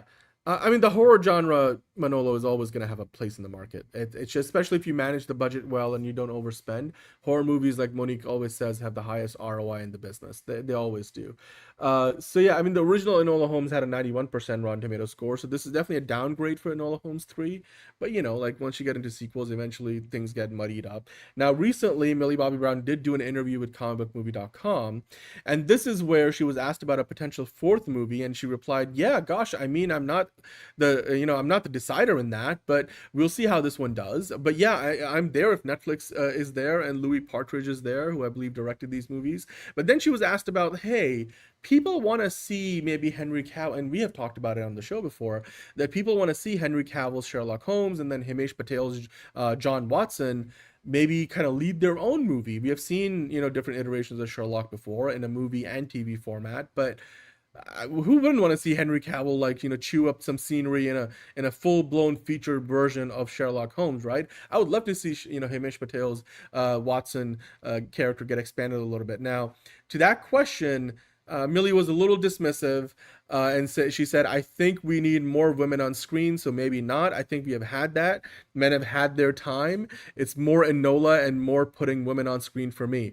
Which, I understand where she's coming from. I totally understand her sentiment. I get it. But at the same time, I feel like this is, it's somewhat problematic what she said. Because, here's the thing. On one level, female representation has been going down in recent years. We talk every once in a while, there's UCLA studies and stuff. Representation in general has been going down, both in front of and behind the camera. So I think she's right in the sense that we need more female character stories and more of that representation. I agree with that. But I also think the whole, the men have had their time and, as women for me, I'm like, I will use the analogy of I hate it when some people talk about it where they're just it's you're as a feminist, you don't need to put down the men in the world in order to lift the women up, right? I much rather have the rising tide raises all ships. And so on that level, I'm we don't need the pendulum to swing from one extreme to the other, because that's still an extreme. Like, I'd rather it be more equal, but I get where she's coming from, and so I'm not gonna be like, oh my god, oh, Millie Bobby Brown like says something incredibly offensive. But then on another level, I will say this: it's this whole, like, this quote here bothers me because if there's a business reason, because ultimately Hollywood is a business, right? You make movies to make money, you make TV shows to make money. If they don't make money, if they don't get, you know, views, if you can't sell ads you know, to sponsors, if you can't sell tickets to people who want to go see your movie, you don't make another one. Like, you know, that's you lose money, then you know people are not going to lend you money to make your next project. Just ask Roland Emmerich. So on that level, I'm like, if there is a business case, and if Netflix sees that there enough of the audience that watches these Enola Holmes movies wants to see a Henry Cavill Sherlock movie and with Himesh Patel as Watson, then, you know, what's best for business, I'm like, yeah, give us that. Like, I would love to see it. Like, I personally am just very curious to see that anyway. But so on that level, I'm like, you know, it's not Millie's decision to make. And also, so but I understand that I think we need more representation in general. I just don't think it means, like, you know, we don't need to ever see a Sherlock Holmes representation, like, you know, character story again. We've seen so many of them that I don't think we're, like, lacking for those, you know, that character and movies and TV shows with Sherlock Holmes. So I appreciate, I mean, I think the Enola Holmes concept is brilliant, and the fact that they've gone to do not one, not two, but three of those movies is fantastic. I just think, like, you know, if they did want to do of course a Henry Cavill version, then, you know, like, what's to stop them from doing it, especially if it makes business sense and if people are going to watch it, then sure. And you know what, these Enola Holmes movies might be running their course already, because, like, if you look at the Rotten Tomato score drop from 91 in the first movie to 67 in the third, like, you know, if you've, now that you've done three of them, maybe it's time to change things up a bit. So who knows? I mean, it's you know, I agree, but also disagree with what she said about that. But hey, the Rotten Tomato score looks somewhat promising. So if you guys got a chance to see it, let me know what you think about it. I haven't even seen the second one, so I'll still need to catch up. But now we move on to oh, we got Georgie here. Hello, Georgie. Hi. Manolo saying the quote embodies the larger problem. You just hit on it, Dan. No need to diss men to make your point. Yeah, exactly. It's that whole thing of, like, you know, you don't want to go from one extreme to the other, right? In some respects, I understand the idea of, like, and, you know, you want to have greater representation, and it has been getting worse recently. So we absolutely need more female-led, female-centric, female-driven stories. You know, more minorities being represented. It's we need that. We absolutely do. It does not, our current entertainment landscape, especially like the combination of shows and movies we see, does not quite equate to the demographics of the world that we live in. And I do feel like we need more of that. But I don't think, like, at the same time you need to make it like you go from one extreme to the other, you know? So yeah. Yeah, no, exactly. Yes, exactly. So the next thing I want to get into, there's a couple of quick ones here I wanted to talk about. So, of course, John and I have been mentioning that now that, you know, we have had a couple of YouTubers, like, transition to becoming Hollywood film directors, and, like, Backrooms and Obsession did really well. Iron Lung did relatively well. That, you know, Hollywood is now all of a sudden obsessed with YouTubers, that they can grab their ideas and get that Gen Z audience on board and make the next big YouTube thing into a movie. So here's two more of those. Siren Head horror movie based on internet sensation in the works with Zach Krieger, Brian Duffield, and Warner Brothers has now won a bonkers bidding war for the Gen Z obsession. So here's another one. And Warner Brothers, of course, went into this bidding process, came out on top. Siren Head, you know, of course, Zach Krieger is teaming up on a script with Brian Duffield, whose upcoming survival movie Veilfall, which I know Stacey's excited about, is already generating buzz. The plan would be for Duffield to direct, so Krieger likely just producing, I think. Yeah. You know, Hollywood has found his newest obsession. It's it's basically any, and it's not even just YouTube, it's like go on Reddit and stuff, which I appreciate that that's opening up, you know, pathways for people who otherwise would not be able to get into Hollywood at this level. So it kind of removes a certain level of gatekeeping. But we have talked about it before. You're not going to hit on every single one of these things. You're going to have some pretty bad, flops, or you're going to have some hits. it's just the way things go in Hollywood. This is their next obsession. You know, it used to be superheroes, it was westerns before, it was musicals, book adaptations in the 80s, and stuff. Like, it's just the new hot thing are YouTube, you know, or Reddit based stories and young filmmakers who you think can make your next big franchise, especially because they're mostly doing it because they want to bring in the Gen Z audience. And most Gen Zers today, the stuff that they really watch is like stuff like on YouTube, Reddit, those kind of stories. They already have a built-in audience that they want to tap into. So, and speaking of, Scott Stuber's United Artists, Steven Spielberg and Amazon MGM Studios have landed the next big YouTube horror franchise for the big screen called the Mandela Catalog. Another thing I have no clue about, other than, so I'm just going to admit that up front, but another one of those like YouTube sensations. Now you got Spielberg and Scott Stuber involved.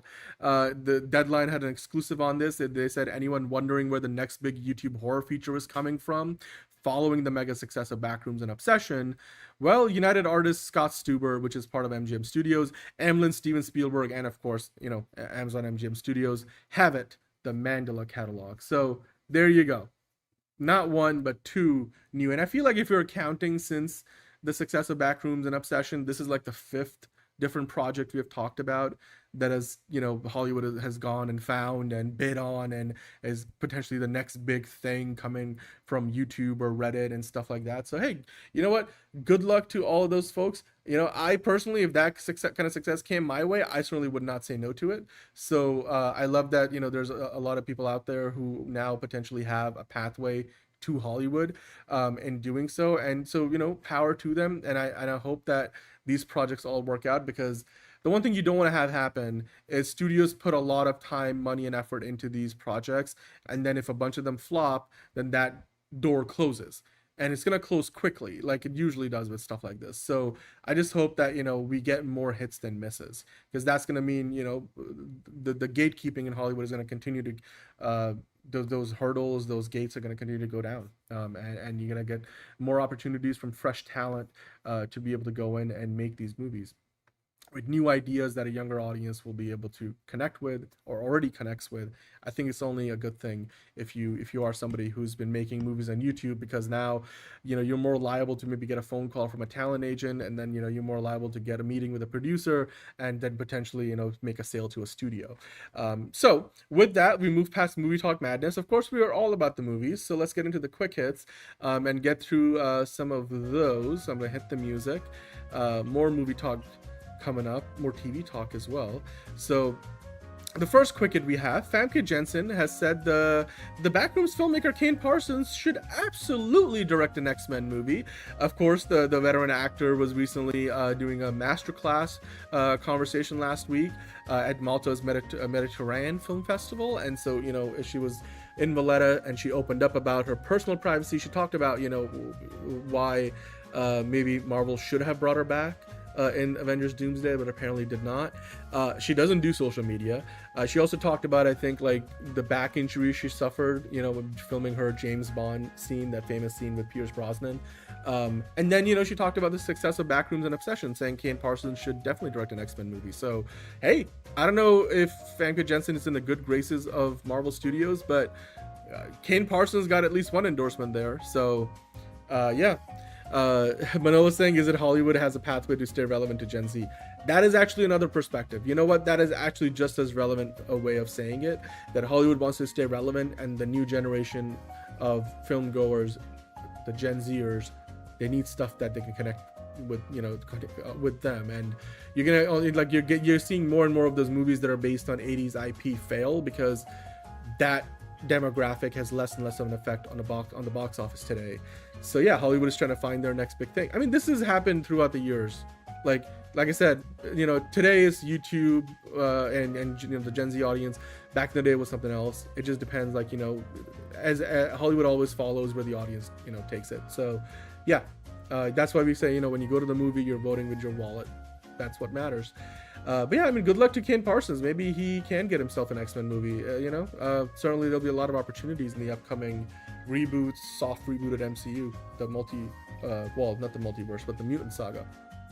Anywho, Matt Smith was recently told that apparently Keanu Reeves had watched the Morbius movie on a flight, and he had a pretty hilarious reaction to it, because you could clearly tell he's like, fuck off, you're joking, not fucking Morbius, my god, he must have really gone through the BA library, the British Airways library, to be getting to that. He must have been having a moment. So like, Matt Smith knows that movie sucked, but he has said before that, you know, he felt like the movie was thrown under the bus, just to have it, you know, you just have to roll with it. What else are you gonna do? It's a film at the end of the day. We're not saving lives. For whatever reason, it didn't quite work out, and it is what it is. But it's certainly funny that, you know, Keanu Reeves found time to watch Morbius on a flight. I'm like, Keanu, you probably had 50,000 different other options that were better options. But anyway. Well, Amy Adams, former Justice League star Amy Adams, reveals that she has just a small part in the upcoming Star Wars Starfighter movie. So that sounds cool to me. She was on the Smartless podcast recently, and she said, I had a very small part in the movie. I love getting to see all the props. I went to the creature shop twice. It's so cool. I mean, I'll talk about this, I'm sure, down the road, but like, I don't know what I'm allowed to talk about, but I was so nervous the first day of working, like I forgot how to act. Well, hey, I mean, you know what? Star Wars does that to a lot of actors, even if you are a veteran like Amy Adams. So yeah, good to know. I will look for it. Maybe she plays an alien, so you don't really see her, but you know, I'm sure she'll be her name will be in the credits. So, speaking of a name in the credits, Anya Taylor-Joy will have her name in an upcoming Lord of the Rings movie credits, and she's been talking it up. She's like, look, I feel like I've been an elf my whole life. Like, I'm built for this. Like, this is the role of a lifetime for me, and I've been waiting to do this for years. And you know what? I couldn't agree with them more. She looks like a beautiful elf who should have been in a Lord of the Rings movie a long time ago. Hello, Dark Elite Eric. Haven't seen it, but I'm sure Matt was great. You're talking about Morbius, I'm sure. Yeah, Morbius sucked, though. Quit reminding me she was Lois. Star Wars works for me. Yeah. I don't know. I didn't write the headline. That was just on the website, dude. Anyway. Let's move on. Did you guys hear that there's multiple new G.I. Joe movies in the works, where apparently Danny McBride is working on one of them, and he recently confirmed when shooting starts, as well as story and character details. So if you guys didn't come across this, let me read this out to you guys. He was recently doing an interview, as a lot of these actors are, and he was saying, I've written the script. Yes, I'm stoked about it. I'm really fired up about the script. Okay. Paramount seems fired up about it too. So hopefully we're shooting it next year. So hopefully. No guarantee, but hopefully they're shooting it next year. He went on to say, it was definitely the cartoons and the comics. G.I. Joe was my thing when I was a kid. I liked that more than Star Wars.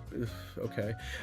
More than anything, I love G.I. Joe. I still have all the characters. I tried to give my G.I. Joe collection to my son, and he wasn't interested. That's a sign, Danny. That's a sign. You know who's interested? My daughter, who likes robots. Okay, well, I guess, you know, there you go. He's got some evidence of it. Maybe some kids do want to watch G.I. Joe movies today. That's who plays with the Gung Ho and Snake Eyes in the shower. In the shower. Okay, in the shower. Okay, all right. Your daughter's playing with them in the shower. I'm just gonna let that sit. I'm not gonna touch that. But apparently he initially approached Paramount with an idea for a Dreadnoks movie, but then he went on to explain how the studio wanted to relaunch G.I. Joe before committing to any project involving around a reprehensible group of mercenaries, vandals, and thieves who both worked for Zartan and Cobra over the years. So yeah, he said he said Jeff Bradley and John Carcieri, who I wrote a lot of Righteous Gemstones with. We sat down, we cracked something that we really love a lot, and weirdly, it grounds G.I. Joe. It's not a comedy, it's suspense and action, and I think it's going to be a lot of fun. You're following Duke and a group of other Joes. There's that town in the comics, Springfield, which is a town that's secretly all Cobra. That is where our film takes place. Ooh, we have some pretty interesting people lining up to be in it too. I don't want to get ahead of myself, but it looks like it's going to be pretty fun. I mean, if they're not rolling cameras till next year, then I bet you we're not getting it until at least 2028. But it will depend on even, you know, if they're starting early in the year or late in the year. Like, we might not be getting this till 2029, but it does sound interesting on some levels. And I mean, hey, this is one of those franchises that I'm sure David Ellison, with Paramount wants to monetize more. So yeah, they've needed to reboot G.I. Joe for a long time. And obviously they're still trying to probably do that Transformers crossover or whatever, so that they hinted at in the last Transformers movie, so we'll see if that actually gets anywhere. But you know what? Speaking of getting places, Monica Barbaro is getting into Ocean's prequel alongside Margot Robbie and Bradley Cooper.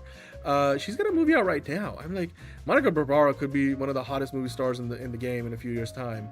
Very underrated. You know, beautiful to look at, and obviously she's you know, a busy working actor. She does like 4 movies a year, so being in Ocean's well, the new Ocean's movie with Margot Robbie and Bradley Cooper, I'm sure will be fantastic. Like, I don't know if they're gonna call it, but Josh Gad also just joined the movie, so it's gonna be Josh Gad is going to be Margot Robbie, Bradley Cooper, Monica Barbaro. I think they just keep adding names. I feel like there's at least 2 other people we have talked about who have joined this film, so yeah, there you go. Still have no idea how it's gonna act as a prequel to, you know, the original movies. I think Ryan Gosling was originally attached to play the main character, and then Bradley Cooper took over. He's also gonna direct it. So, hey, Emo Nerd Girl, hello to you. Let's keep on going with the quicket, shall we? Okay, on to the next one. The Furious director Kenji Tanigaki teams with Peter Dinklage for a new action movie at Lionsgate and Agbo. Oh God, Agbo. You should have just cut the headline at Lionsgate. The Reckner will be written by John Wick scribe Derek Kolstad. Okay, this guy made The Furious. Peter Dinklage can do action, I'm sure. And you got the guy who wrote the John Wick movie. Cool. I like the ingredients. I wonder if it's gonna turn into something useful. I don't think Josh is the Bernie Mac role, but that would be very controversial. For obvious reasons, Eric. But John Bennett Ramsey series starring Melissa McCarthy, Clive Owen moves to Netflix from Paramount Plus. It's the show about the infamous case was shelved at its former home late last year. All right, that's one in the column of Paramount Plus in this ongoing rivalry between Paramount Plus and Netflix. Paramount got Warner Brothers, and now they got this show as well. Good for them. Good for them. I mean, you know, Netflix got a few $1 billion out of it too, but you know, that's the check in the Netflix column. Anyway, this was hilarious. We talked about Jim Bro Skeletor the other day with Liz. Mattel just has also unveiled a Dream Date Skeletor figure as well. They're just capitalizing on this, and you know what? I love it. Dream Date Skeletor. I'm sure Liz is gonna go all in on all this stuff. You got a soft goods suit and cat alongside him. Looks fantastic. And then of course we have some more artwork here for Battle Cat and Cringer, so more Master of the Universe concept art that I guess some of it made it into the movie, but not all of it, so it's interesting. Looks cool. Like it. Yeah, I like that. But you know what? Dream Date Skeletor. I'm sure Danny McBride's daughter will appreciate that in the shower too. That's probably a bit too far. Darkly Eric is Dink the lead. I'd like to see him in action as action picture as the lead. I think that's the idea. I mean, even Nerd Girl saying, I saw Brave New World tonight. Spider-Man, it was pretty awesome. What? Spider-Man? Which Spider? Brave New World? You mean the... What? You mean the Captain America movie? Spider-Man wasn't in that. Unless you're talking about a different Spider-Man movie. But you know what? That's awesome, man. That's awesome, Emo Nerd Girl. I'm glad that you loved it. Where am I? I'm losing my place in the quickets. There we go. All right. Comcast split shows that bigger is no longer seen as better in the media business. Yeah, I think so. I think we're firmly now past the era. Like, you know, obviously AT&T's merger with Warner Brothers failed. Like, a lot of these companies were trying to do vertical integration, where you basically own the distribution, you own the production. So like, if you own, you know, the devices and the services that people watch your stuff on, and you're making that stuff, one would imagine you're able to get corporate synergies and, you know, I don't know, like different ways to make more money through scale and, you know, efficiencies and streamlining.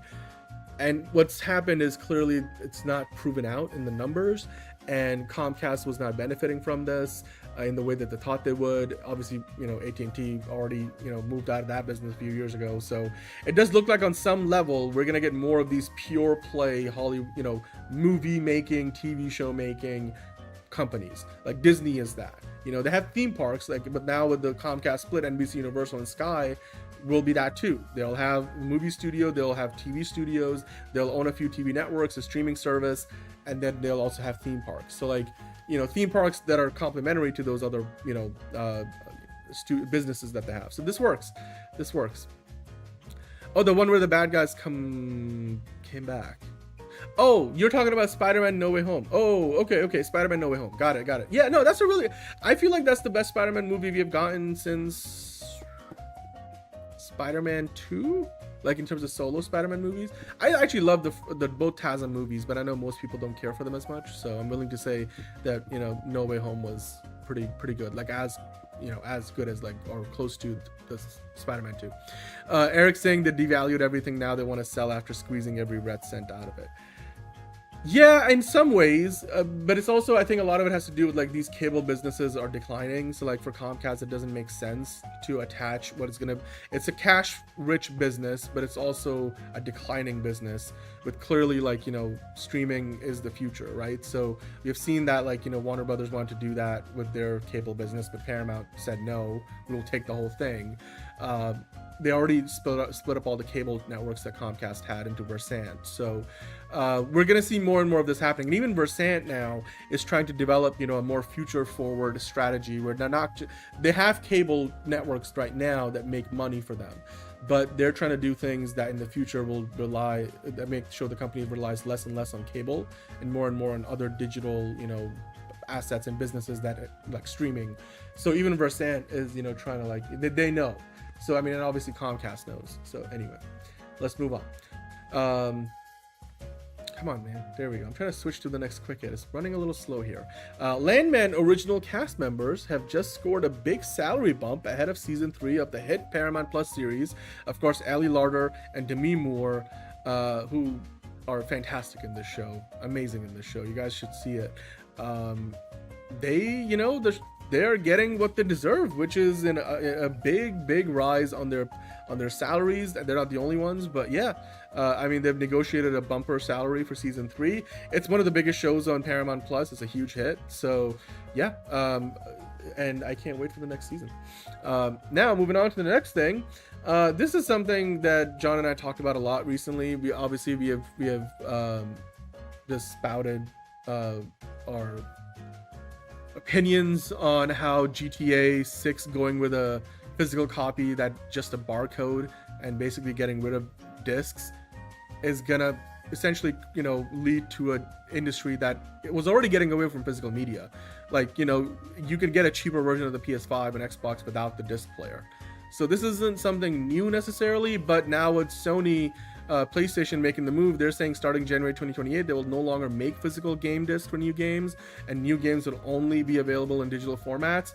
This is like, again, the death of physical media, and this is another big blow to that. So like the gaming consoles were like the last bastion of physical media. Most people don't have Blu-ray players, but if you're PS5, PS4, or Xbox, or whichever generation can play a Blu-ray or DVD, that's your Blu-ray DVD player. So yeah, I mean, PlayStation I'm sure Xbox is gonna follow suit if they haven't already. I forget do Xbox still have physical media? That's an interesting question. Anyway, let's keep going here, shall we? So the next story, now this is kind of unfortunate. Like, I put it in the quick hits, but I've met Danny Glover before, and he's the most genuine, honest, like gentle kind of sounding person.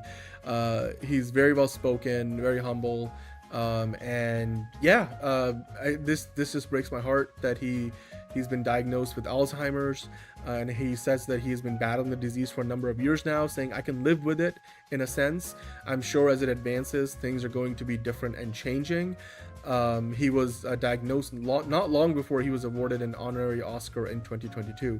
Yeah, I met him a few years before that. So I mean, yeah, it sucks. Alzheimer's is a terrible disease, and just wishing the best to Danny Glover, and hopefully, before it advances too far, maybe, I mean, they are working on new treatments that potentially mitigate the effects of Alzheimer's, or prevent it entirely, but it might be too late for him in terms of prevention. But hopefully Danny Glover is going to be with us for a long time yet. So but hey, you know what, the final quick hit we got today is a little bit more fun and bright. Project Hail Mary, it's finally arriving on Amazon Prime Video after a 105-day theatrical window. If you're watching us live right now on the East Coast, it is July the 3rd, and so today you can go on Amazon Prime Video and finally stream the movie. Now, they've had it on digital for you to buy and rent for a while, but it was still in theaters until now. So now, finally, outside of a few theaters here and there, it's firmly on streaming. But the fact that Amazon left it in theaters for 105 days and the movie went on to become one of the highest grossing original pictures, not only of this year but of recent memory, is a testament to the theatrical release strategy. It works, and Amazon has shown us that it does right now. And one of the ways that they advertise this is with this Rocky video, where basically they did like this Rocky reacts video. I'm like, this is perfect. I'm like, this is the perfect kind of viral marketing. This is what YouTube exists for. One of the many reasons. Rocky reacting to his own scenes in the movie. It's perfect. This is beautiful. I watched this video twice already. Rocky reacting to his scene when he meets Grace for the first time, and you just get to I'm like, James Ortiz and can just milk this character for the rest of his career. And this right here is the kind of thing that makes me believe that in this particular instance, I am all for them at Amazon MGM franchising the shit out of Project Hail Mary. You can make a animated show with like the class that Grace teaches on Rocky's planet, make a sequel, make a spinoff. Like, I would love to see as much of Project Hail Mary in the future as possible. I know they're potentially going to work on at least a sequel, but this is the kind of thing that I love to see, because like the character is so endearing. And now, if you haven't already, you're going to get a chance to see Project Hail Mary at home, if you of course have Amazon Prime. So there you go. Ending the quick hits on a bright note, on a positive note. Yeah. Return of the Phage. That's exactly. Then, Grace is gonna yell, Rocky! After, they did a little thing across, because like Rocky sacrificed himself, but, absorbed all the radiation in the core of the ship. And Grace is like, oh no, goodbye, Rocky. I will, say hello to your partner on your behalf or something. I don't know. I'm trying to make a connection between, the Wrath of Khan, and anyway, the joke did not land. At least, nobody's laughing. So, anywho, well, that brings us to the end of the quick hits. It also brings us to the end of the news portion of the show, which means now we're getting into the DCU Daily portion of the show, which is, of course, a lot of fun. We got the full spectrum of things to talk about today, and my goal is to not be here all night talking about it. So we're gonna get into it. We're not gonna try to meander, but you guys are welcome to tell me what you think about all the different things that we're gonna talk about, because I have some opinions on a few of the topics, and I'm sure you guys do too. And there's been a lot of updates. I wish John was here, because I'm sure he would enjoy talking about some of these. But nonetheless, before we get to DC news, you know what we usually do. We usually, skip to James Gunn so he can bless us from the beginning, and then we can start DCU Daily. It's another project that's been blessed from the beginning. There's the shot right there. That. Okay, we don't need to see right there. Hey, buddy. Eyes up here. Now you want to get nuts? Let's get nuts. Here we go. Victory mine.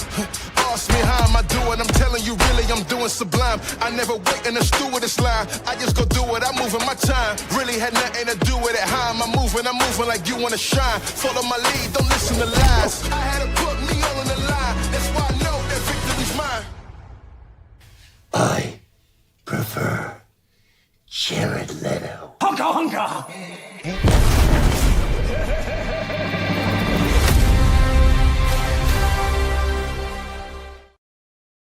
All right, welcome on in to another episode of DCU Daily. Of course, if you're stuck around from the entirety of the show, then this is the time of the show you have been waiting for. So we get into it. Who is the DCU Batman, really?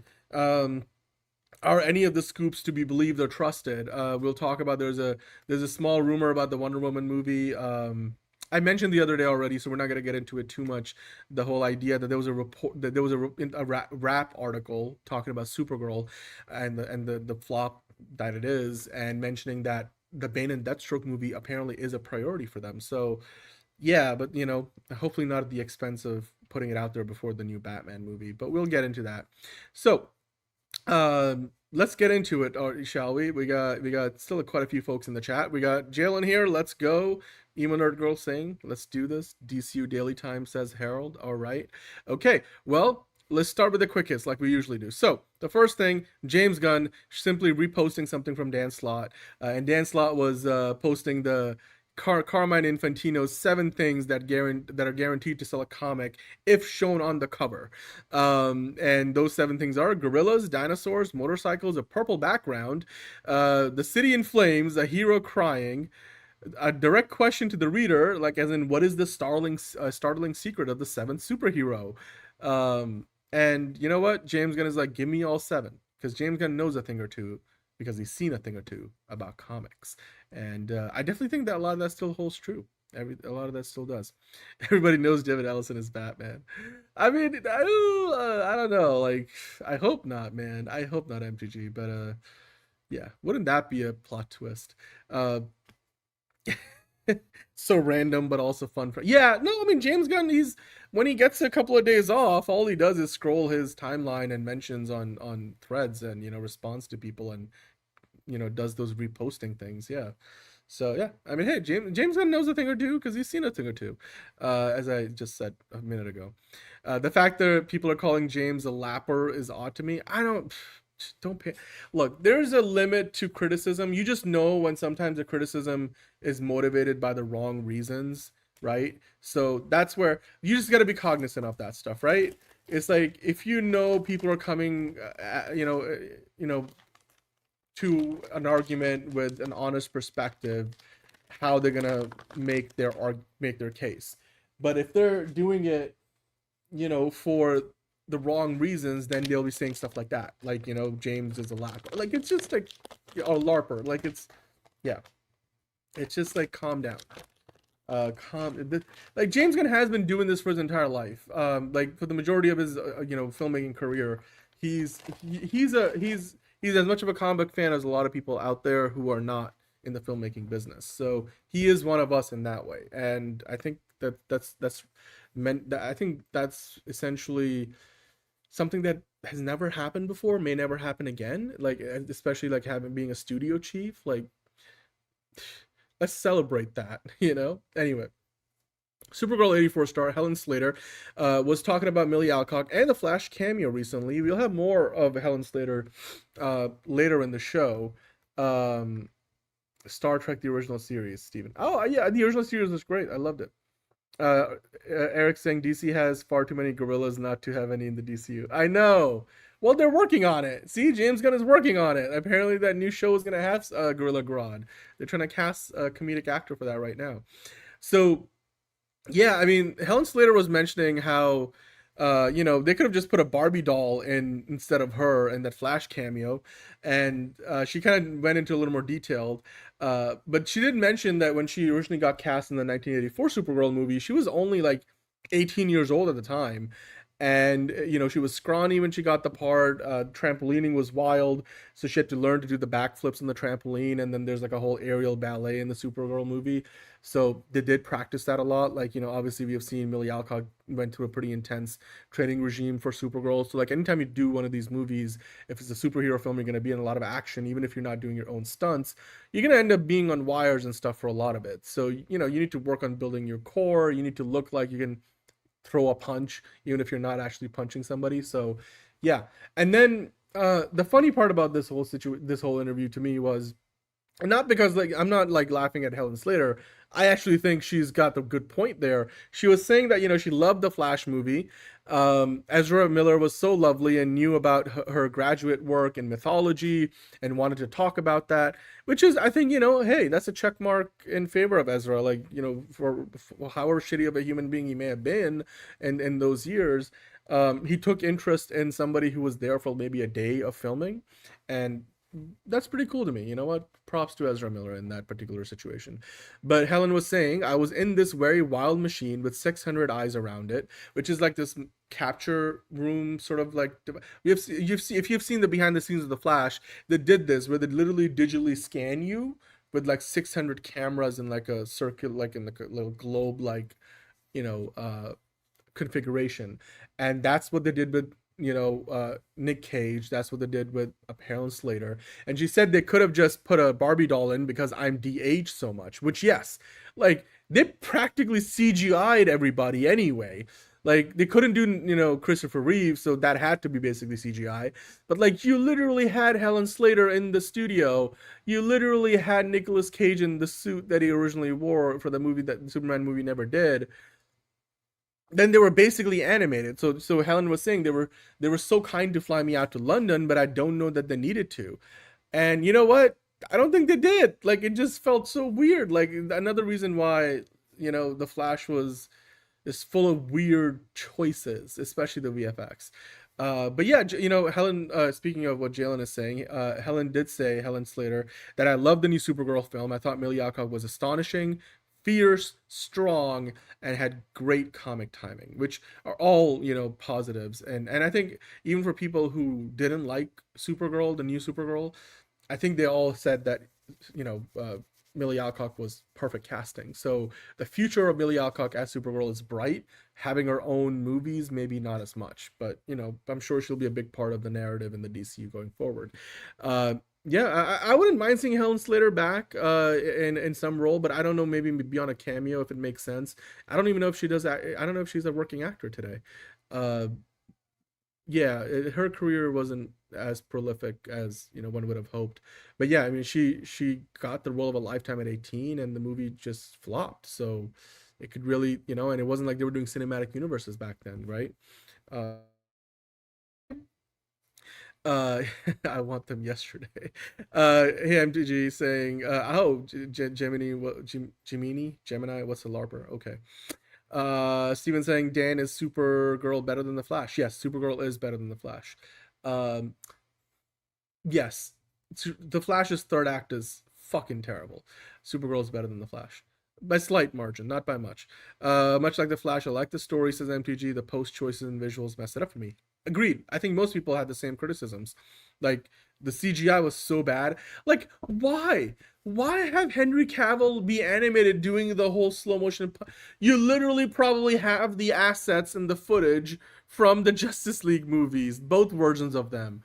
Like, all you needed to do was take that shit, which was probably already, cropped out and rotoed, or like, the compositing work was already done. Like, that's just one example of the many ways in which, like, they were like, oh, we have some really bad VFX here, so we're just gonna, like, make all the VFX bad and then pretend that we did it on purpose. And I'm like, if that was what Andy Muschietti's strategy was, then holy fuck, you were off the mark, bro. Holy shit, you were off the mark. And it really ruined the movie for me in a lot of ways. Not to mention, I mean, the plot mechanics in the third act, like, are stupid, but that movie was, like, rehashed and rejigged and put together. Like, they reshot the post-credit scene 5 times and eventually cut out all of them. Like, it was a complete mess. And some of it was not the fault of the movie and the production, but just the movie, it just was a complete mess. The execution and being, again, it was ultimately a casualty of the transition from the DCEU to the DCU, Yeah, no, exactly. I agree with you, Eric, on that.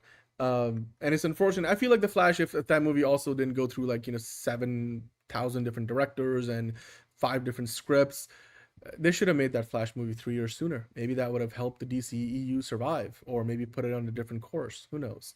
But you know what? Let's not rehash old things too much. It has been rough for a DC fan the last little while, because we have had a lot of hits and misses, and the misses have been really bad. It's it's like when a DC movie misses the mark, they miss it like by a large margin, like Supergirl, and we'll talk about that soon. Hello, Enterprising. How are you doing, man? M2G says hello. But now we get into some, oh yeah, hey, it's all good, man. You just got off work. It's pretty late, man. Like, you work pretty late. I mean, but so do we here. So appreciate you popping in, and I'm sure you'll be able to, be kind and rewind later. A lot of show ahead, a lot of show behind us. But speaking of Supergirl, there's a new mural by Bilky Evely that had appeared in Brazil. I love this. Again, just, Matt Lopez, Bilky, just, like, again, doing more Supergirl artwork in Brazil. They were in Brazil, of course, promoting the movie not too long ago. This artwork looks fantastic. Love to see more of it. Yeah, look, like the movie isn't terrible. Like, look at these stunts. This is a video of them shooting the stunts. Like, they clearly, this movie cost a shit ton of money because they did a lot of the stuff. Like, this isn't cheap. Like you got pyrotechnics, you got a bunch of extra, you got a lot of, stunt guys here, and you're then literally recompositing all of this stuff in post. And I know they use blue screens for a lot of this, but honestly, with the way this stuff works, and you can't really like composite smoke very well, so a lot of this stuff is like either removed and completely redone in post. Like, I guarantee you most of those explosions were replaced entirely in post-production. So what you end up doing is you roto out the people, and then you add in CGI smoke and CGI explosions, and it's a very expensive process, which adds up with the budget of this movie being as high as it was. I don't know if it's about like the if a Barbie played, I don't know if I don't know, even Girl, do you mean like if somebody who was more conventionally beautiful played the role of Supergirl, that it would have been?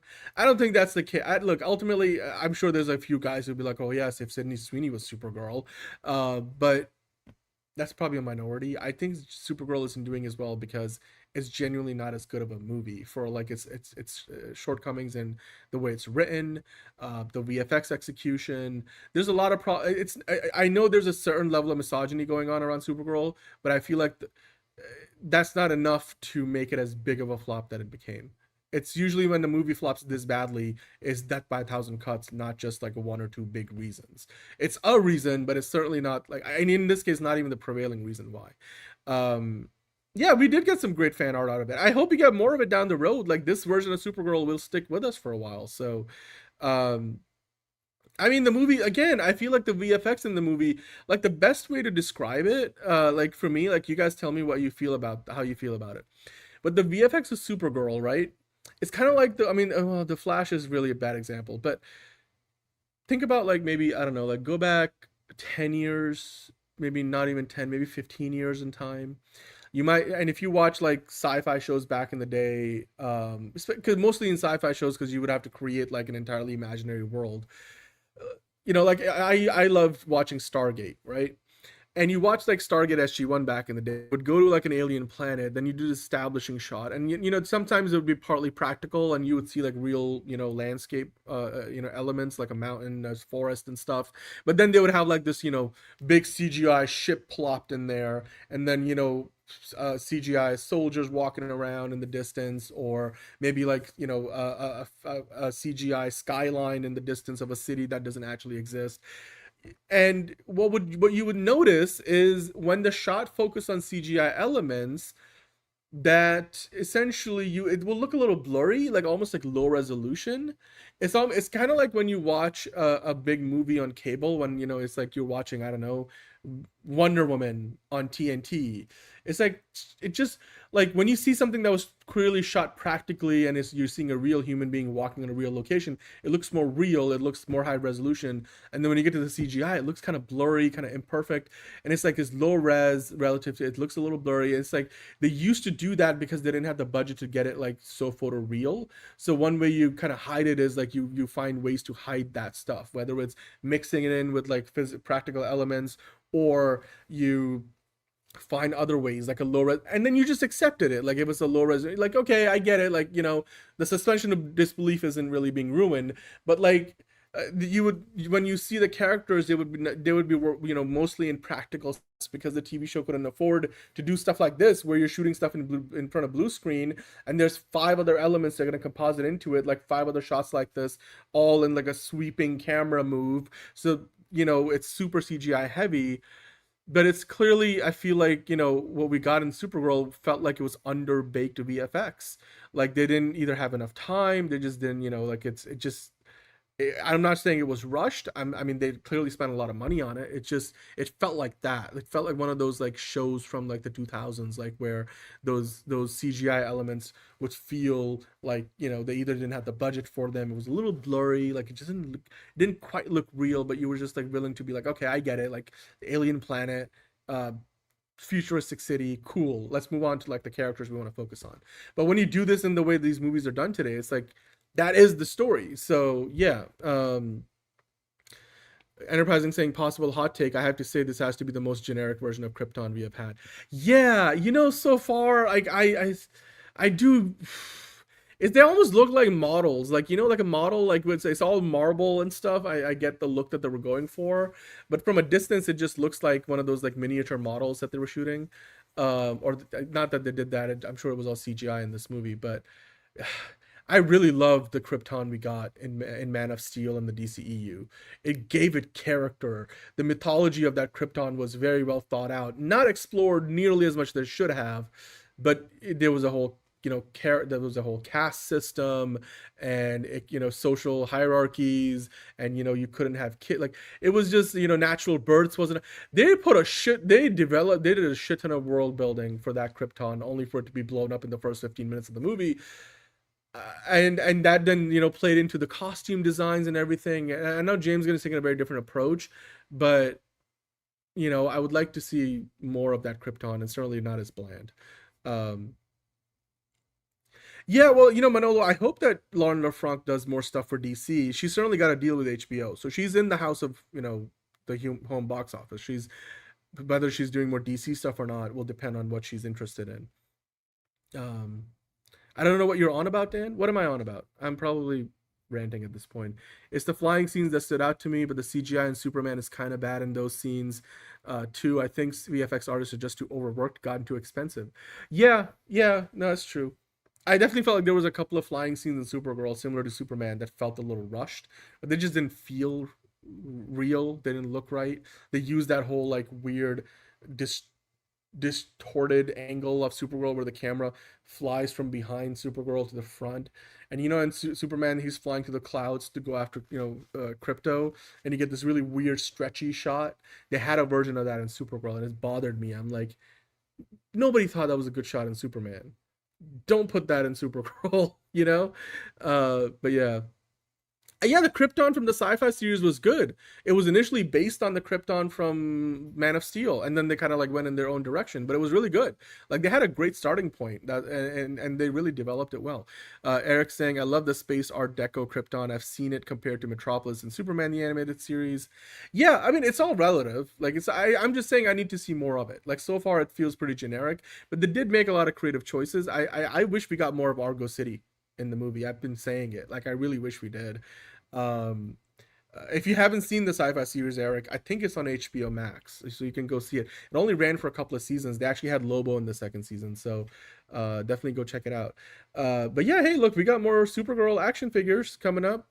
Those look pretty cool. I like the look of this. They got her face sculpt quite well, actually. A little heavy on the cheekbones, but like I like the look. Very much worth collecting, I'm sure. I'm not gonna be doing it, but I'm sure it's worth it. And then you got the suit. Somebody said, I think one of you guys sent this to me on Instagram, so I wanted to kind of showcase this. It's always fun to me, like how they make these suits, because they spend literally millions of dollars of the movie's budget developing the suit, because you got to have the right materials, the design elements, how it's going to look on camera, how's the fit with the actor. Then you usually do multiple different versions of the suit, because you're going to have the suit that looks the best, but you're also going to have the suit that's going to move the best.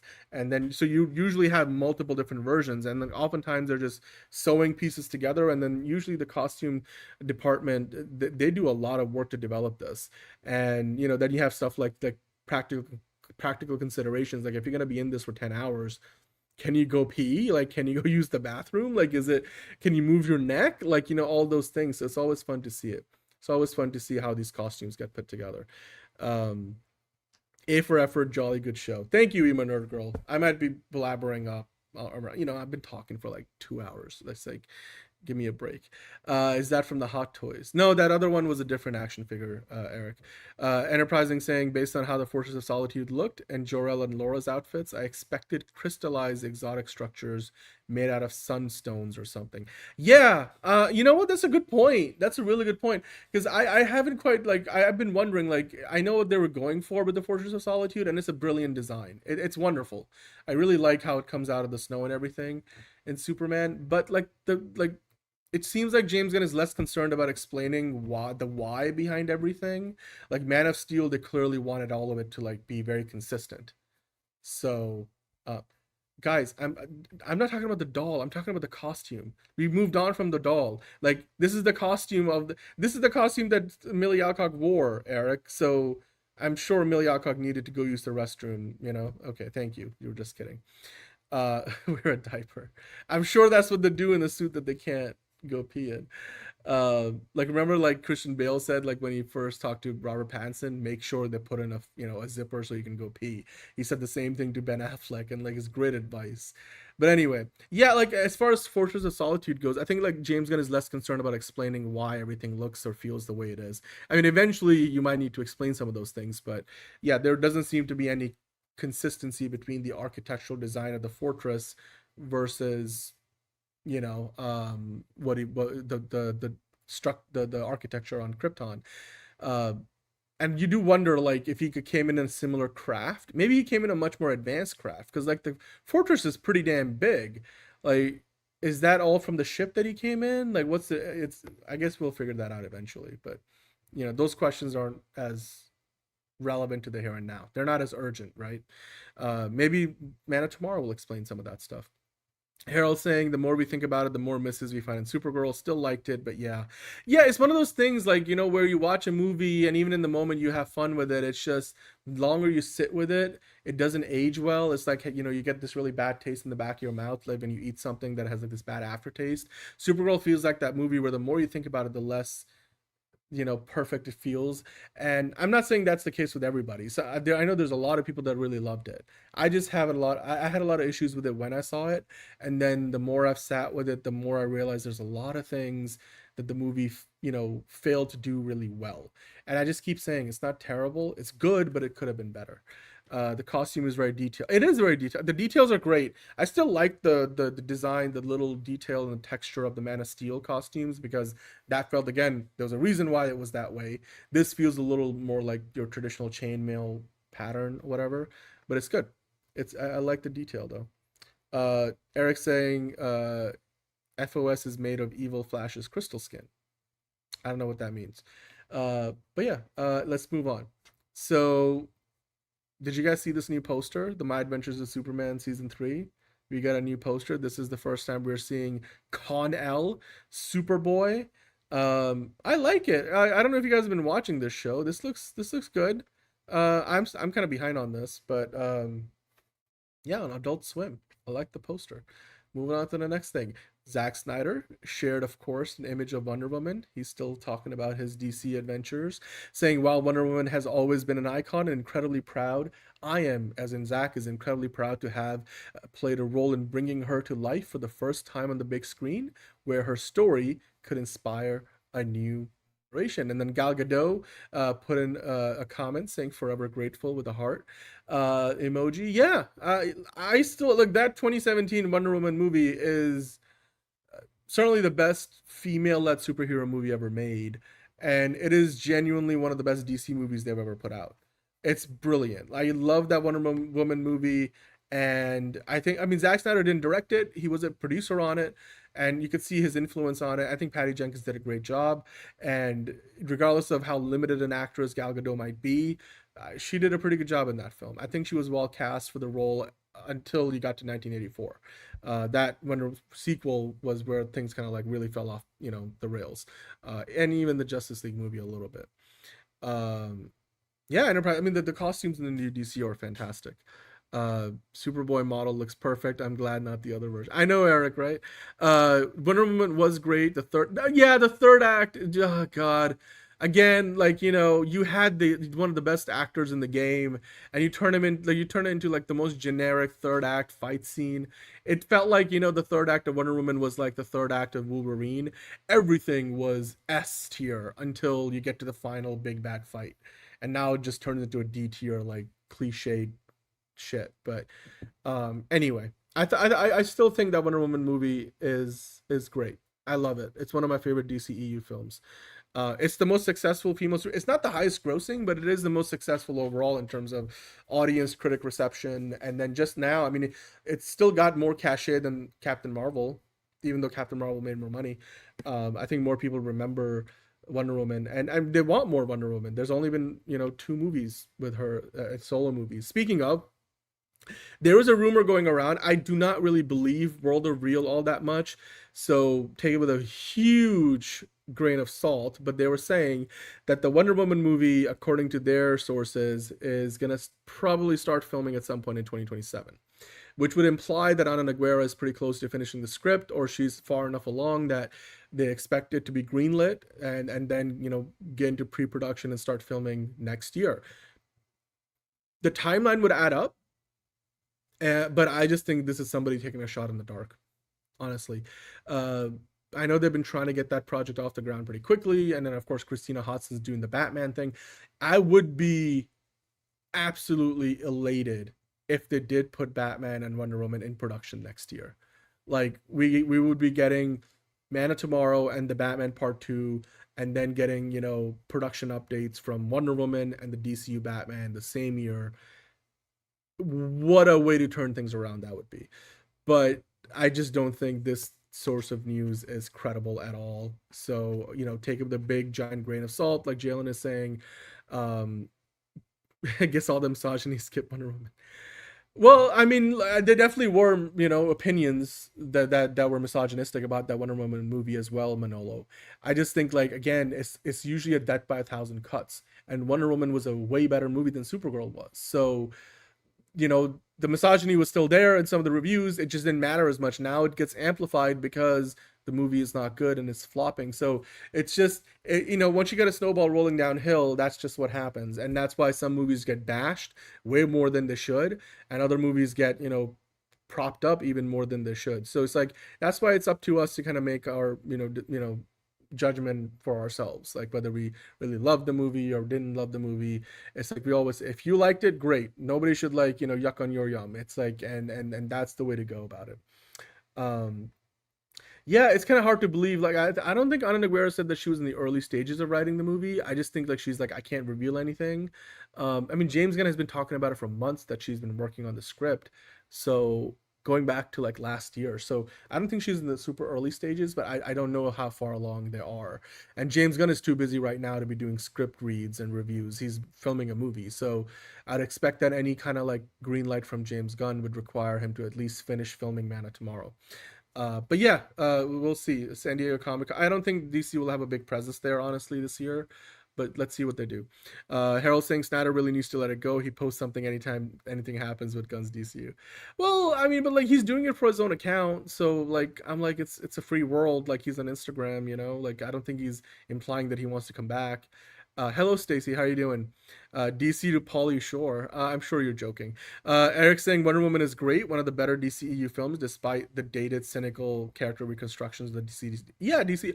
Yeah, I'm just saying it still worked really well. And honestly, like, the Wonder Woman like feels more like it's modeled after the plot of the original Superman movie, the 1978 Christopher Reeve, than it was like most other latter era DCEU movies.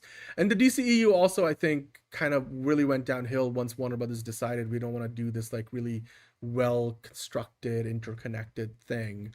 We just want to make movies and then figure out like what we're going to do down the road. So the DCEU was pretty directionless in its last few years. The early years, I think there were more hits than misses. I mean, financially there were, at least. Demi Moore is probably not interested and is probably a little bit too old to play Livewire. Eric saying, don't know why most people fear women so much. I don't know. I don't get it. Maybe it's just, you know, people are scared of what they don't know. I think a lot of guys don't get, you know, educated enough on the female perspective growing up, and I think that's a societal problem. It's not a guy problem. I think that's, you know, because we've lived in such a, you know, paternal society, the patriarchy. You know, like some of those themes are very, you know, very irrelevant. But the world is getting better.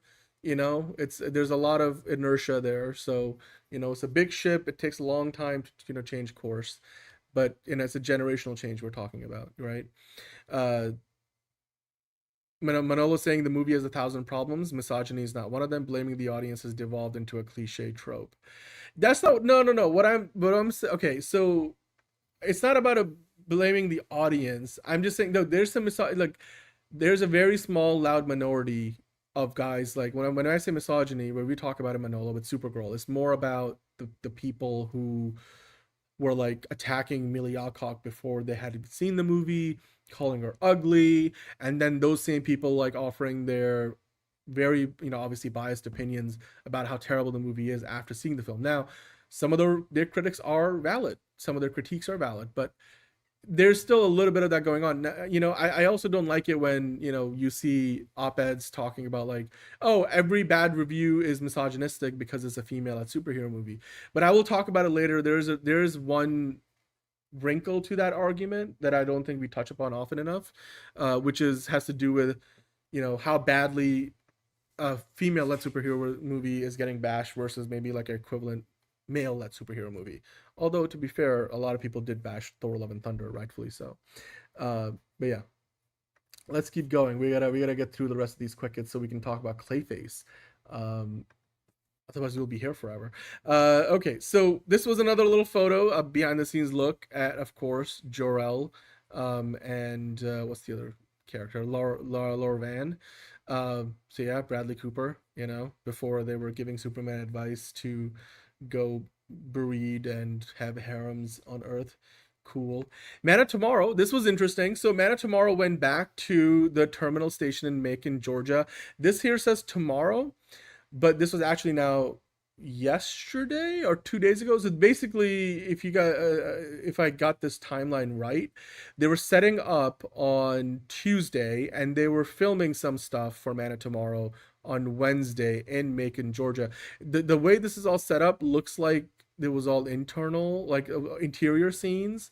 I think they doubled the interior of this location, the terminal station, for the Daily Planet offices. So it does look like they were filming some Daily Planet stuff, in Georgia, the same location where they shot it for Superman. So yeah, Man of Tomorrow filming in Macon, Georgia. You can see the way that they're like covering up some of the entrances and doors with like these big structures. So it definitely feels like they're probably doing it so that they're able to control the lighting, and maybe those are blue screens on the other side so they can like then do digital set extensions, because obviously I think the view from those doorways looking out does not look like Metropolis the way it is shown in the movie. So yeah, exactly. All right, let's keep going. So Man of Tomorrow film, if there's more set photos, I'm sure we'll get into it. So yeah, well, because they're shooting everything in with interiors, so we can't really get photos when they're not shooting out in the open, right? Like it's a closed set. But yeah, man, they are shooting out in the open next time. Maybe we'll see. Maybe next week we'll see. We shall see. Yeah, I want to see more Krypton. I always feel like we should, like, that Krypton show on Sci-Fi was meant to be originally a prequel to Man of Steel. It ended up not, like, season 2 they changed directions, or even the end of season 1. But I always wanted to see more of Krypton before it died. I feel like that would be a very interesting sci-fi show if they did that in the DCEU or the DCU. Darkly Derek saying Wonder Woman, the first one, and Aquaman hold up the best, but they reflect the 2010s and society's social sensibilities have changed fast, especially post 2020. Might be why that one segment pines so much for that material. Yeah, I think that's a very nuanced and accurate take, Eric. That's very true. When COVID happened, it really changed like our society's expectations and sensibilities and what we want from our movies quite a bit. And yeah, that's very true. Still, I mean, yeah, some of those DCU movies do hold up well, but then there's a lot of them that don't. Same goes for Marvel. The movie has structural problems, do not bode well for future DC projects. Yeah, Mano, and we'll talk about that more with Supergirl as they go on. Yeah, an Andor series like The Last Days of Krypton would be brilliant, MTG. That would be fantastic. Take my money now. Like, I would love an Andor equivalent of Krypton. Not the same themes, but I would love to see it. Georgia is like a 6-hour drive. Do you think I could go see the set? Well, I'm sure you could drive there, Emo Nerd Girl, but like they're shooting interiors, so you're not gonna like get to see what they're shooting inside. Like in that video, if I go back for a moment, they clearly not only have they like put up these big things to cover the doorways, but they've also, you could see they've got like the duvetine covering a lot of windows as well, or like they got the blinds down, on the second and third level. The first level is all covered up, so I don't think that's just to like keep it from the away from the public. I think it's also because like they're gonna not want to see, you know, outside of those windows with like what the camera catches. They'd rather just have it be blocked off and then replaced with CGI than have it be blown out sunlight, you know. It doesn't look like Metropolis outside those windows because they're in Georgia, so I just don't think you're gonna get to see much because it's a closed set, other than what we are seeing in this video, for example. Maybe they are filming the Wonder Woman stuff interior. Look, they might be doing that on a closed soundstage, and you're not gonna get anywhere close to a soundstage because you gotta get through the gates to get into the studio backlots. But yeah, this seems to be a public, you know, location, but it's not accessible while they're filming inside. So yeah, it sucks. But I mean, I'm sure we'll get more exteriors when they get to Ohio. They're gonna shoot in Ohio, you know, again for Metropolis, so we'll get to see that, and I'm sure we'll be talking about those set photos later this summer. 2027 is a big year for DC. Absolutely agree. And Tom Holland's too busy to join DC, so I don't think he's doing that anytime soon. Do I get a set visit? I don't know. I would love to go to a set, but it depends. You know, it depends on where and if it's worth the time. Who would you want him to be? Tom Holland in the DC universe. I'm sure people wouldn't mind him being Nightwing, but again, he's Spider-Man. When you're playing Spider-Man, you're not gonna get cast in the other DC, you know, other comic book universe. It's kind of like, you know, Robert Pattinson playing Batman. I know there's rumors of him being considered for a Marvel role, but like, he's Batman. It's unlikely he's gonna be in anything Marvel, and you know, as long as he's playing Batman. Christian Bale had been retired from the character for like almost a decade when he went into that Thor movie. It just doesn't make sense because like it's gonna cause you a lot of PR headaches. It's not like it's not possible. Like it's not like there's a restriction on your contract, but it's just a bad move from a casting choice perspective. Yes, we will be, Harold. We will be doing weekly breakdowns on the Lanterns episodes. We'll do the detailed breakdowns. We'll do the reviews. So definitely stick around for that. Well, I mean, Emo Nerd Girl, I don't know if you're near Ohio. I mean, if you're near Georgia, 6 hours from Georgia, I don't know if that means, you know, you have a reasonable drive to Ohio. But like the most likely place you're going to be able to get a look at the set is probably Ohio, because they're going to shoot a lot of stuff externally, like probably in Cleveland, maybe Cincinnati. So yeah. Yeah, that would be the place to go if you want to get a set visit and get some eyes on what they're doing. Yeah, he may do Star Wars. Yeah, he could do Star Wars. Star Wars is not, you know, it's not quite it's adjacent, but not quite parallel to like the comic book universe.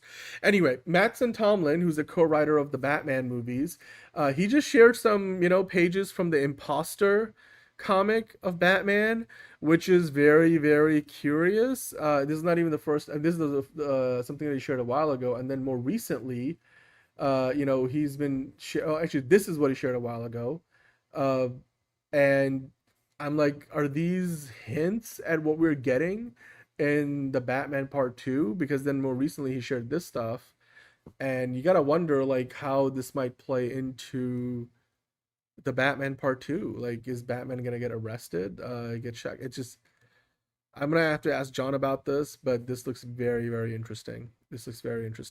Enterprising saying DC will be Empire Strikes level good next year. Man of Tomorrow, the Batman Part 2, Creature Commando Season 2. Well, Creature Commando is probably not as big of a deal as the other two, but yes, I do agree. DC is going to have a much bigger year next year than they are having this year. But I think that's by design. That is very much by design. Let's move on. We're going to talk about, speaking of Batman, we're going to talk about Batman, not just the Batman, but the DCU Batman. I know there's been a lot of talk and rumors and YouTubers and scoopers claiming who may or may not be playing the DCU Batman coming up, but I just wanted to kind of, you know, quickly address this and talk about it and give you guys my opinion on this, because again, I don't have any inside knowledge, but when I look at reports like this, it just goes back to what we usually say on the show. It's until you get reporting from a big outlet like The Hollywood Reporter, Deadline, Variety, The Wrap, or Puck News, you know, with Matthew Bellany and co. Those are like the trade outlets, they have journalists who work full time, and their job is to, if they get a report, inside track on something, they will go verify it, corroborate it with multiple sources before they go out in the world and start talking about it. Because recently, like that whole thing with John Campea, and look, John Campea is generally good with this stuff. He's not somebody who likes to spread like half-ass news stories, but when he like started saying, oh, I kind of know who's playing him, is not somebody who I think is going to be, I had multiple people telling me. And then in more recent episodes of the show, he was saying, oh yeah, if one other person tells me, then I'll let you guys know. And until then, I've only told a few people, and I'm not gonna let them say it out loud. And it's just like this thing of like, okay, so you say like you're a small, no nothing YouTuber, and then you're feeling yourself with stuff like this. And I'm like, if you don't have a fully corroborated, news on who maybe is in consideration or is actually gonna play Batman, then don't put incomplete information out there, because that's going to get you clicks, that's going to get you views. And like you say that you don't do things for that reason. I get it, like I get why you did, but it feels a little hypocritical. And it also then sends the internet in an unnecessary frenzy, because then it allows somebody like the My Time to Shine to jump on, or not, what's her name, the chick who everybody hates, yeah, there you go, My Time to Shine, to jump in and be like, oh, so it is really Tom, Chris, and Michael. I'm like it just creates this game of telephone on the internet, which is ultimately really destructive for the fan base, because a lot of people are just going to read the headline and run with it without actually getting any of the nuance of what you were actually talking about. So just don't do that. Well, thank you, Eamon, for stopping by. Have a good night. We'll talk to you later. And yes, Grace Randolph is the name. It just, it's just a rumor. Like, this is completely a rumor. Take it with 20,000 grains of salt, because it just doesn't make any sense to me that you're putting like incomplete information out there. Incomplete information. It's not like, and one saying, I have multiple reliable sources that told me. But if another person corroborates it, who's really close to the production, then I'll put it out in the world. I'm like, but don't, like, again, it's like, how close is your source and all those people? Like, usually when this stuff is being worked on in the industry, and I'm sure John Campea knows this, is like, there's a small circle of trust with stuff like this, especially with the way Peter Safran and James Gunn are working on it. Like, who would know this stuff? Just think about it realistically. Like, the script isn't done yet, and James Gunn has said that until the script is ready, we won't be doing any casting. Like, you don't have a casting director on the project. I know sometimes things are progressing faster behind the scenes than there might be for the public, because we usually get the scoop much later than what might actually have happened. Like, for example, Ben Affleck has signed his contract to play Batman months before anybody publicly found out. That does happen, but like in this case, I think it's highly unlikely that they have cast the Batman or have narrowed it down to a short list, because that would imply you did some auditions where people sent in tapes and now you're trying to get to a screen test, because Andy Muschietti is doing other things, James Gunn is busy making a movie. You're not casting a Batman while this is all happening, so and you don't have a complete script yet. So it's just, if you guys are out there looking for information, just always make sure to look for the source. Where's the source? How credible is the source? And even then, I try to cross-reference information. Like, if one outlet is reporting it, what is the other outlet saying? Like, sometimes James Gunn will even contradict some of the big outlets. Like, he got into that big spat with, was it The Hollywood Reporter or Deadline recently, about the whole Man of Tomorrow casting news, and who was being considered in the shortlist names and whatnot. So you could say, like, even they get it wrong sometimes. So what are the odds that like a random YouTube channel is going to have some like such good inside information? It's like that other YouTuber the other day was saying, I just happened to got lucky with Audrey Arjona because I knew somebody who knew Eva Dominici, through who I found out that Audrey is playing Wonder Woman. I'm like, okay, so yeah, my uncles, cousins, brothers, trainer, friend works in the locker room with the Celtics and told me that they were going to trade Jaylen Brown to the Sixers before it happened. It's like, yeah, like the odds of you getting that actually, that lucky are very small, very small. Not to mention, like, this is kind of information. If the DC Studios has not been leaking like a sieve, like the old regime was with DC Films under Warner Brothers. So yeah. Superman would be the first. Batman would be... Okay, so that's actually a good question from Acres of Movies. So Stacy was asking, if you led the DC Studios, what would be the first 5 movies you start with?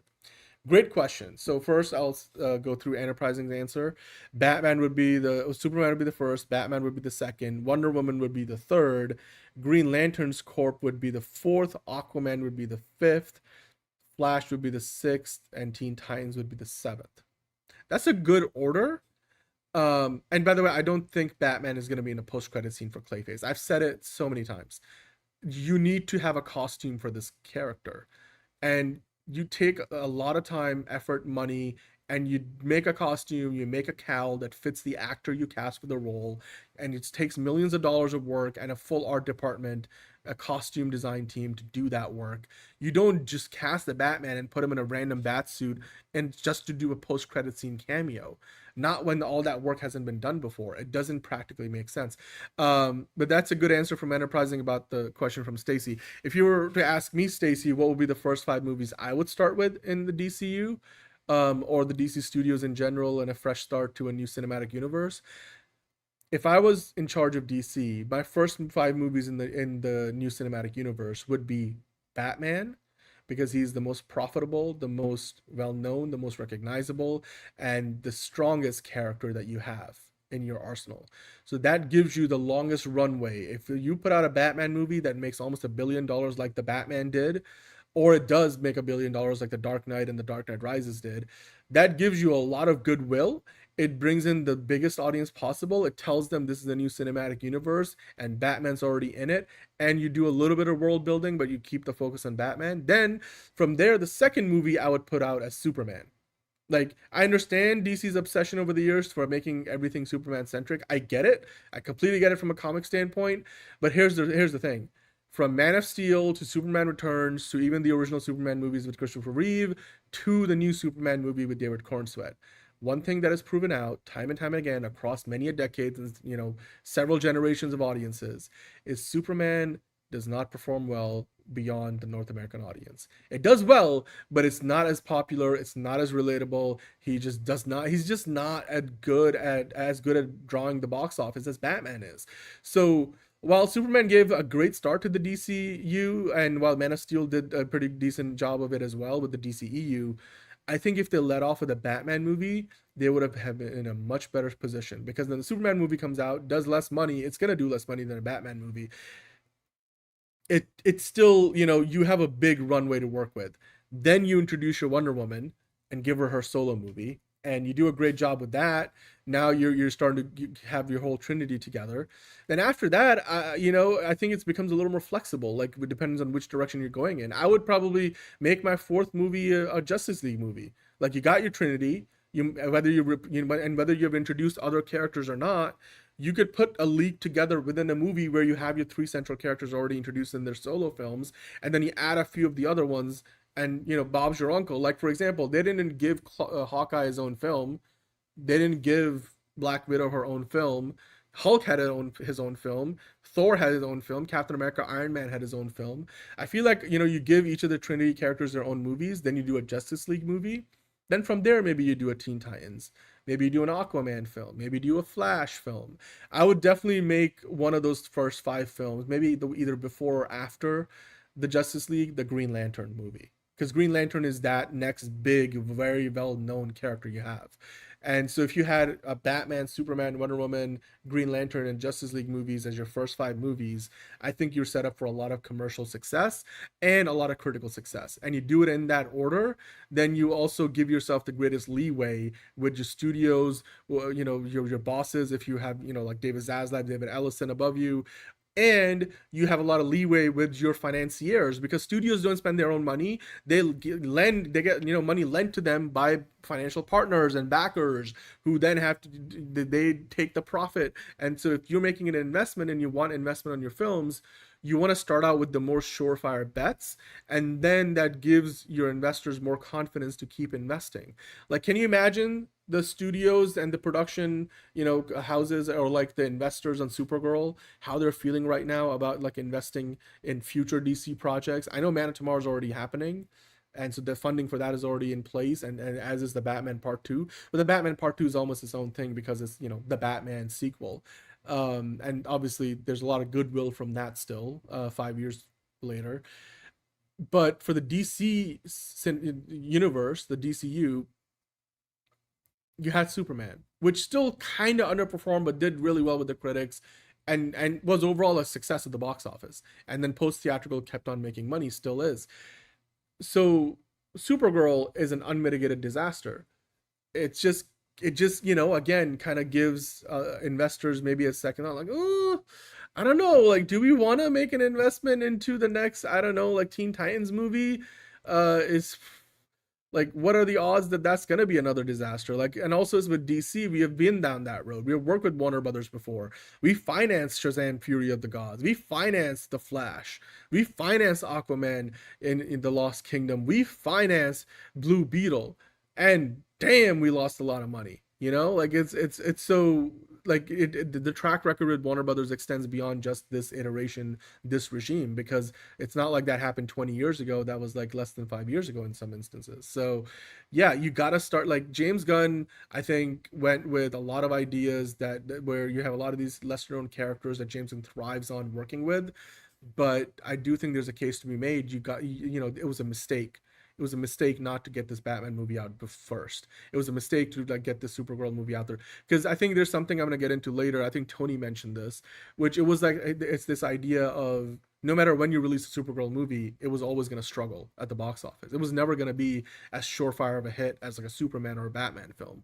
So doing it early on just gives you, a tighter noose that you have to work with, because from financiers to general audience sentiment, everything tightens up when you put out an absolute dud at the box office, and obviously a movie that has been very divisive amongst the fans.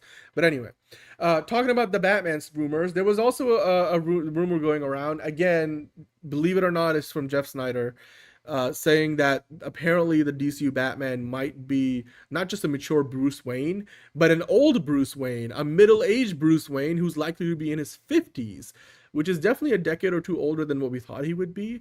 Because like, you could be in your 30s and have a teenage son, like, if you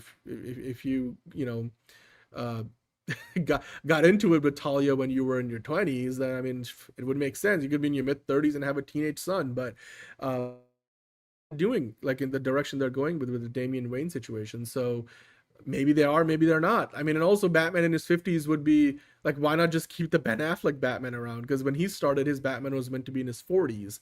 So like, and then I also don't understand why Batman has to be older. Like, just why not make him roughly the same age as Superman? I just don't get, I'm tired of this old Batman bullshit. Like, in a cinematic universe, you start your Batman young. Why is this Batman already got to be in his 50s? Because like, it doesn't make any sense. I don't get it. Like 30s, maybe 40s, still okay, but 50s is way, way, way, way too old. And I hope James Gunn debunked it. I really do hope James Gunn debunked it. Like, these rumors are terrible. Like, I'll have to find it and maybe we'll address it later. But yeah, like, I don't really believe Jeff Snyder on this. And if they do go in this direction, that would be a terrible direction to go in. Like, it just doesn't, like, why jump ahead to Batman Beyond? And I'm glad James Gunn debunked it. I haven't looked on his timeline yet, but yeah, well, let's move on from that. This is another rumor. Again, we love rumors apparently on this show sometimes.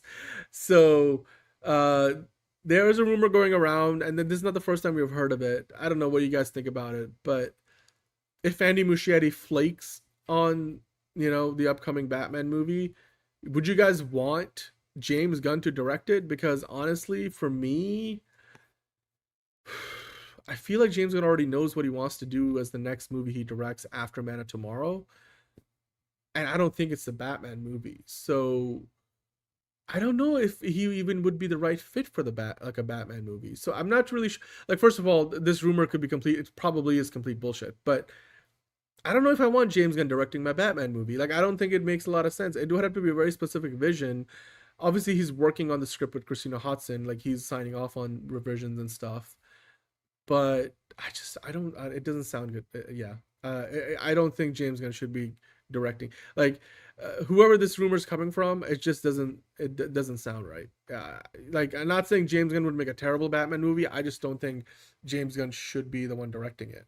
Like, you need to find a different honestly, I think the best thing they could have done with the DC Batman, it was, instead of doing what they're doing now, which is have like a like a writer come in, write the movie, and then do a director for hire, like what they did with Supergirl. I think they need to have the approach that they're doing with Matt Reeves the Batman. Like, Matt Reeves didn't want his Batman to be tied into a cinematic universe. I get it. But I'm like, go find a director who is also willing to write the movie, and then have them do that. You're gonna have more, like, more synergy when you have a movie that's being written and directed by more of an auteur, and he's gonna really be able to exercise his vision. And you can give him some restrictions on, like, you can't do this, you can't do that, because for DCU continuity.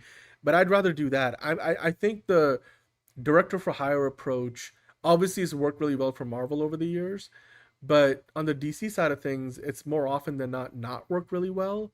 I mean, there's examples of it working well, but not all the time. And I'm not saying the director has to be a writer as well, but like, if you bring in a writer-director team, like Zack Snyder didn't write his movies, but like, he had the writer. Like, in fact, I think Man of Steel was written by David Goyer before Zack Snyder even got hired to do the movie.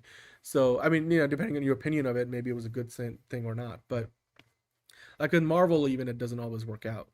But more often than not, it works out. And I think the reason why it works out is because most of the time, Kevin Feige takes a very heavy-handed approach. And then the years when he was not able to do that, you could see like the quality takes a nosedive, because Marvel produces their movies like a big TV show, where Kevin Feige is the executive producer, showrunner, and then the individual directors are your episodic directors of movies. So Kevin Feige still exercises the greatest level of creative control. Whereas I don't think James Gunn and Peter Safran have the same way of working. They let the directors do their thing, like Craig Gillespie with Supergirl. But you see how that kind of can blow up in your face, because Craig Gillespie was like, "Fuck the comic book, I'm gonna do my own thing based on the script I read." And then I think that was the wrong approach in hindsight. But that will happen if you do a director for hire and then let them run amok with the script, and rather than having a hands-on approach. I think people get a lot wrong about, like, Kevin Feige, like the studio interference angle. Kevin Feige, like, if you're talking about the studio influence on movies, Marvel Studios have like the greatest level of like control, where the directors had the least level of impact ultimately on the final product in most instances. Even the Russo brothers, like, the fact that the Russo brothers have sucked ass outside of Marvel and do well within Marvel, that's pointing right to the idea that Kevin Feige is the one that's the secret sauce. Like, without Kevin Feige's producing on those Marvel movies the Russo brothers direct, they would suck just as badly as every single other ones they've done, where they were the producers and the directors. So I think, like, this is something where it's more of a long term, and then this may be something they'll just learn as they go. But I don't know if it's a good idea to do what they did with Craig Gillespie coming in and being like, "You do your graphic novel as a movie. Don't worry about the actual comic book." And yeah. I feel like they need to probably hire directors who are also working with the writers directly, rather than just being handed a script they need to direct. And if you're going to do that, then you need to really exercise a lot of creative control, like, quality control, like that Kevin Feige does, because that's how it works for them. So it's early goings right now. But we'll see. But speaking of Mike Flanagan, yeah, M2G. I know, like, Kevin Feige, there's a lot of mistakes in Supergirl with, like, the heavy-handed approach Kevin Feige has. I don't know if it would have fixed the movie completely, but I think there's a lot of things that would have been better. And I'm not saying that, James Gunn and Peter Safran don't have any influence on. I mean, obviously they made clear to Anna Neguera there's certain things you can't do with the script, and I'm sure they had some notes for Craig Gillespie and stuff, but I don't think they're as heavy-handed as Kevin Feige is. And I just think, like, when you're doing a director for hire in a cinematic universe who's just working with a script that he or she were given to work with, you need to, because then it just becomes more like a big TV show. Like I was just explaining, that whole analogy very much holds true. So Yeah. Anyway, I digress. Let's talk about Clayface. So there are a lot of reports going around recently. Of course, if you have been following, they already did a test screening for Clayface a while ago. So we talked about it. Things were, pretty good. The opinions coming out of it, take it with a grain of salt. But, whether it was true or not, it sounded like early reports were a good indicator that the movie was coming along well. Then we got a trailer. The trailer looked fantastic. Looks like a true horror movie, not a superhero horror movie, just a horror movie in general. And now there was a report from Cryptic 4K Qual saying that apparently, and one of you guys were asking about this earlier in the show, Clayface will fully transform into like the comic book, the animated version of Clayface, or looking like that animated version of Clayface from Creature Commandos multiple times in the new film. And then we move on from there. This is this article just kind of like talking about more of that in a more extended version of what Cryptic 4K Qual said. Contrary to early reports, they say Clayface transforms multiple times, including a full transformation later on. Multiple sources rate the film around 7.5 to 8 out of 10, once again praising his body horror, high emotional stakes, and Tom's acting in the film. The insider later added one more tidbit: the design of Clayface is set to look similar to that of his counterpart in Batman, the animated series. Interesting. We know in the trailer there's like a shot of like in the shadow on the wall where he turns his hand into a mace, which is very similar to like the animated version of the character in Creature Commandos. So I think this is not too far off the mark in terms of we will see Clayface transform into his monstrous, iteration or version of the character in the movie. I definitely think that's going to happen. But as far as the rest of the report, again, it's a scooper, so take it with a grain of salt. MTG saying, I fear that recent comic movies have done too much to edit down to 2-ish hours. That was an issue with the editing of Fantastic Four, but it wasn't as hacked up as Supergirl's first act. Yeah, well, I think they did cut out a lot of stuff in the first act of Fantastic Four, and John will tell you he could feel it. And I could kind of feel it too. It's like you don't let certain dramatic moments breathe. They move on to the next thing too quickly. This obsession with trying to make a movie 2 hours. Like, I think it's also like some people are like, oh, I don't want to go see a 2.5-hour superhero movie. But I'm like, nobody's going to care about the runtime if the movie doesn't feel like it drags.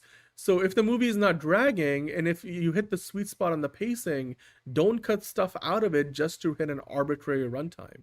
I'm not saying they do that with every movie, but it definitely feels like with Fantastic Four and Supergirl, they cut out too much, and to the detriment of the film. Enterprising saying, if Clayface does well, see if Watkins would be willing to stick around for Brave and the Bold, assuming Andy flakes. Yeah, I mean, it's still, doing a body horror movie, I don't know if that necessarily qualifies you to take on Batman, but, like, maybe I'll be singing a different tune after Clayface comes out, so we'll see. We will see. MTG saying maybe the studios want extra showings. That's always the theory, and I know that's proven out to be true, but certainly with like the Justice League and that era of Warner Brothers executives who are not there anymore. They wanted their, they wanted their movie out by a certain date so they can get their bonus. They also wanted, the movie to be shorter so that, there could be more show times. That's definitely been true over the years, but I think like it's just not worth the risk. Like, and if I'm talking about it now, I bet you the studios also have the same information and realize this, because think about it this way: Supergirl's barely gonna make $150 million, and if it was just a matter of like keep it 15-20 minutes longer, and the movie would have been received better and would have made twice as much money, which of those two options do you pick? The version that you can screen a few times more to fewer people in each of those screenings versus the version that's going to have more packed houses and is going to make twice as much money. Studios want to make money. So I just think in this particular case with Fantastic Four and Supergirl, while maybe it was a part of the decision, I don't think it was entirely motivated by we need to make this movie under 2 hours simply so we can fit in more screenings. Otherwise, these same studios wouldn't be making 2.5-hour, 3-hour long Batman movies and Avengers films, right? Like, clearly they know like there's a balance to be struck here. Dude, the Clayface popcorn bug, I can't wait for that. I mean, they gotta get creative with that shit. Like, that's gonna be fantastic. Yeah. I mean, Superman could have been longer too. That movie felt a little overstuffed at times. Yeah. It might just be like, studios. I think what may be happening more so with like cutting these movies within an inch of their life is it's almost this idea of like, Hollywood got into this zone of people have really short attention spans, so we need to keep their attention, so we need to maybe up the pace of the edit so that people don't get bored. But I think now we're seeing a reversal of that trend, especially with Gen Z, which is starting to consume, while yes, short form content and vertical video is still really popular, the younger audiences, especially the very well sought after Gen Zers, they're enjoying and they prefer more long form content. Podcasting is popular because of that. We wouldn't be doing this if that wasn't the case. So I think the trend has started to kind of go in the other direction, and I hope Hollywood catches on. There's always going to be a bit of a lag there, so I think if more people are willing to go see longer movies, then the Hollywood would make longer movies. But obviously, I think like you will still have at the commercial scale some movies that will get cut down because they were just like, I don't know, maybe we need to keep the audience's attention. Maybe we can't hang on to seeing Creme for an extra 10 seconds because the audience will get bored, even though it's meant to kind of like create a greater sense of dread that Ruth is feeling in the moment. No, just cut away fast. I don't know. I mean, Dune hasn't been hurt, like, again, but I think like with Dune, Denis Villeneuve calls the shots. With the Odyssey, Christopher Nolan calls the shots. So I think we see less of that with movies where the filmmakers have more of a say, which goes back to my point of doing just a director for hire who has very little control of them.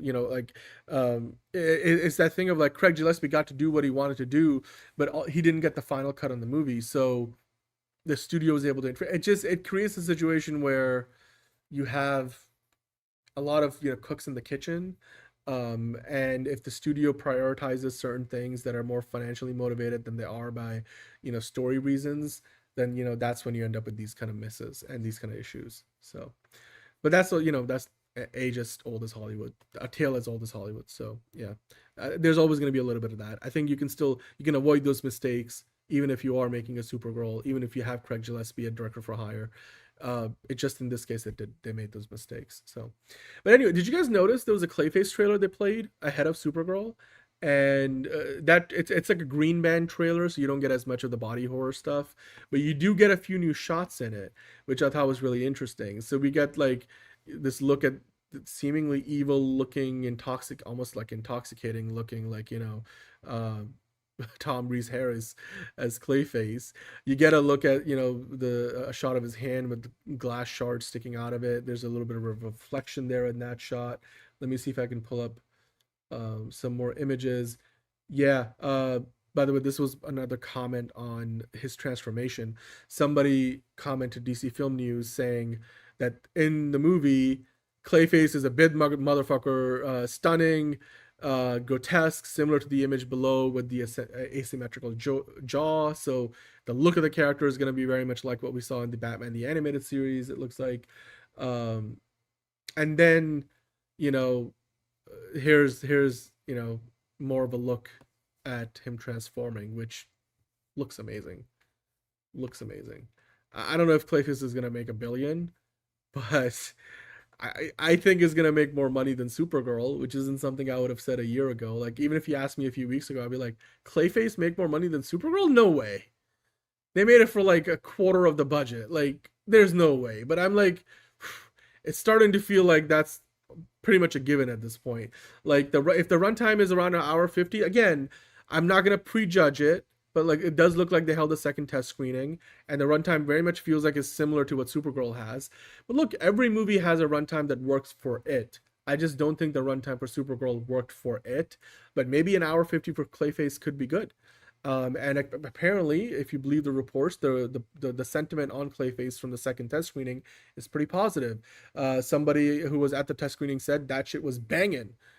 Who uses that word anymore? It felt just like a film, as in like not like a superhero movie, but like a real movie. It felt like a real film.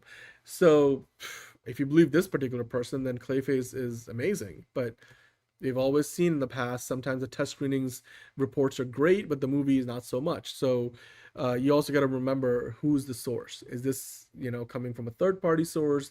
Did they talk to somebody who was actually there themselves? So yeah, we'll see, how much of this is actually true.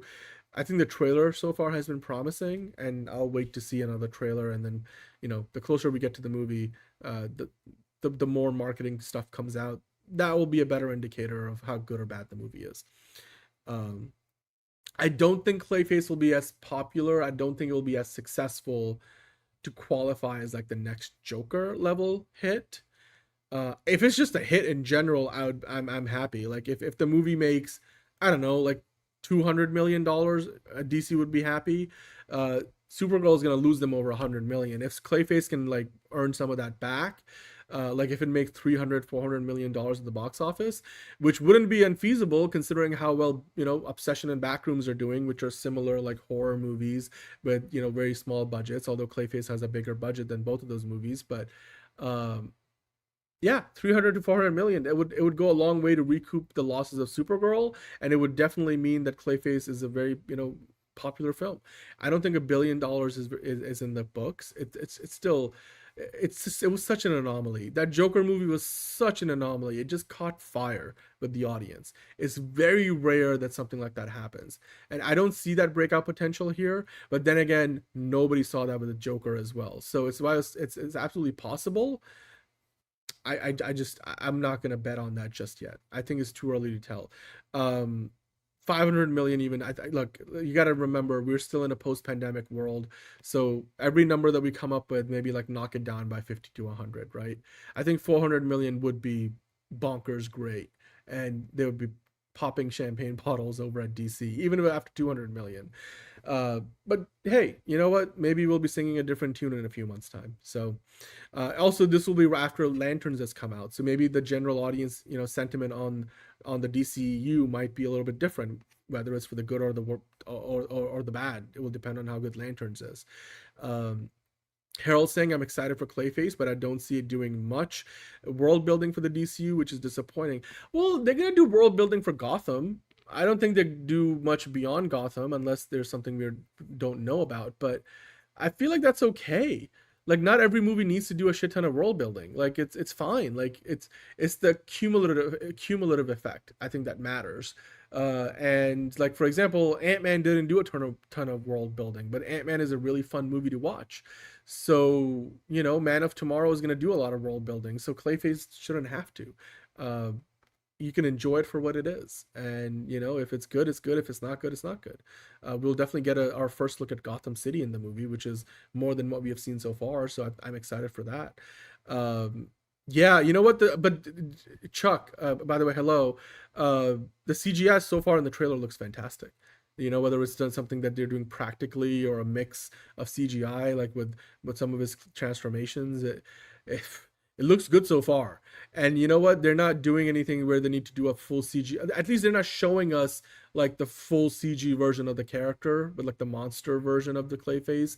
That's going to be the part where the CGI has to be really good. So when we get to that point, that will be the real test of how good the CGI is. I thought I was going to watch a Batman movie when Joker came out. Oh, you're probably not the only one, MTG, but I'm sure you were happily surprised by the end. Marvel Cuphead saying 100 million, I'm happy if Clayface makes. Yeah, but I mean, I think 100 million is probably the break-even point if they spend 40 on it. Maybe a little higher because they're going to market the movie, so they're going to probably spend some money on that. I would imagine 200 million is probably where they're going to want to be, like, and that would be a good number. 150 to 200, let's say. Yeah, 90% are high on Rotten Tomatoes. Yeah, I think it could. What I like about Clayface is the scope of the story is very limited, and oftentimes that leads to better outcomes, because with Supergirl it was limited. She wasn't saving the universe, but it was still like, they're going to these different planets. You got to like introduce a whole new like 5 different cultures and different languages. You got to include Superman in it. Lobo's in there. Like, it's not even a movie that like focuses on Supergirl. Sometimes it's like you're focusing on Ruthie for several sequences. So there's a lot going on. And I think the narrative focus was a little diluted as a result of that. But with Clayface, it's firmly a story about Clayface. There's no Batman. It's just his story. So I think that's usually leads to better results. Hey, Anawak Beatbox saying some Snyder fans say Clayface will flop. Well, I'm sure those Snyder bros think that, but like, what do they know, right? I wouldn't believe them. I think that's a very biased opinion. I can't tell you if it's gonna flop or be a hit just yet. It's too early. All I can say is so far the marketing has looked fantastic. So just going off that, the initial sentiment is good, but we don't know. It's too early. We don't have long-term box office projections. So yeah, I think we'll have to just wait and find out. Yeah. I mean, if you just want the DCU to die, you're gonna say every movie's gonna suck, right? It's in your best interest to spread the bad word. So exactly, I don't think it's worth believing them. And I keep telling people, like, don't put all your time and energy into focusing on like that small vocal minority and what they think.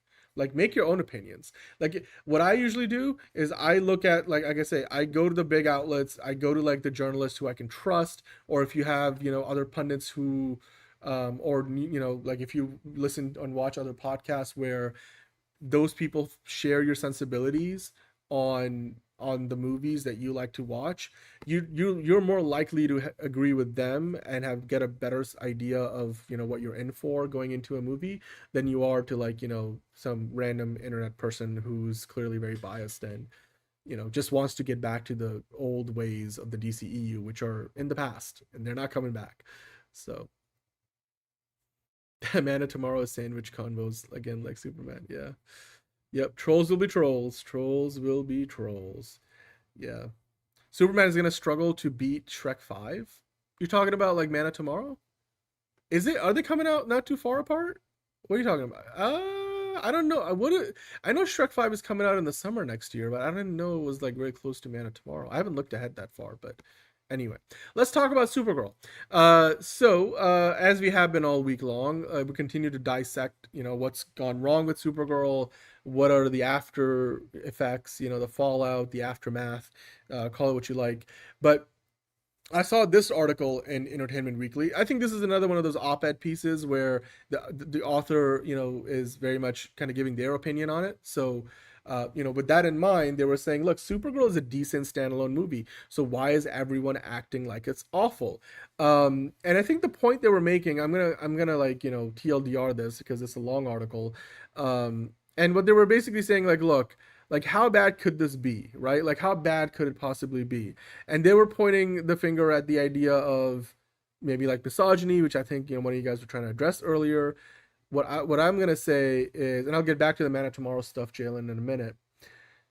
There is one point they make in this article which makes a lot of sense to me, which is when a female-led superhero movie flops, like Supergirl has, it seems like everybody piles on, and seemingly, according to this author, more than when a male-led superhero movie shits the bed.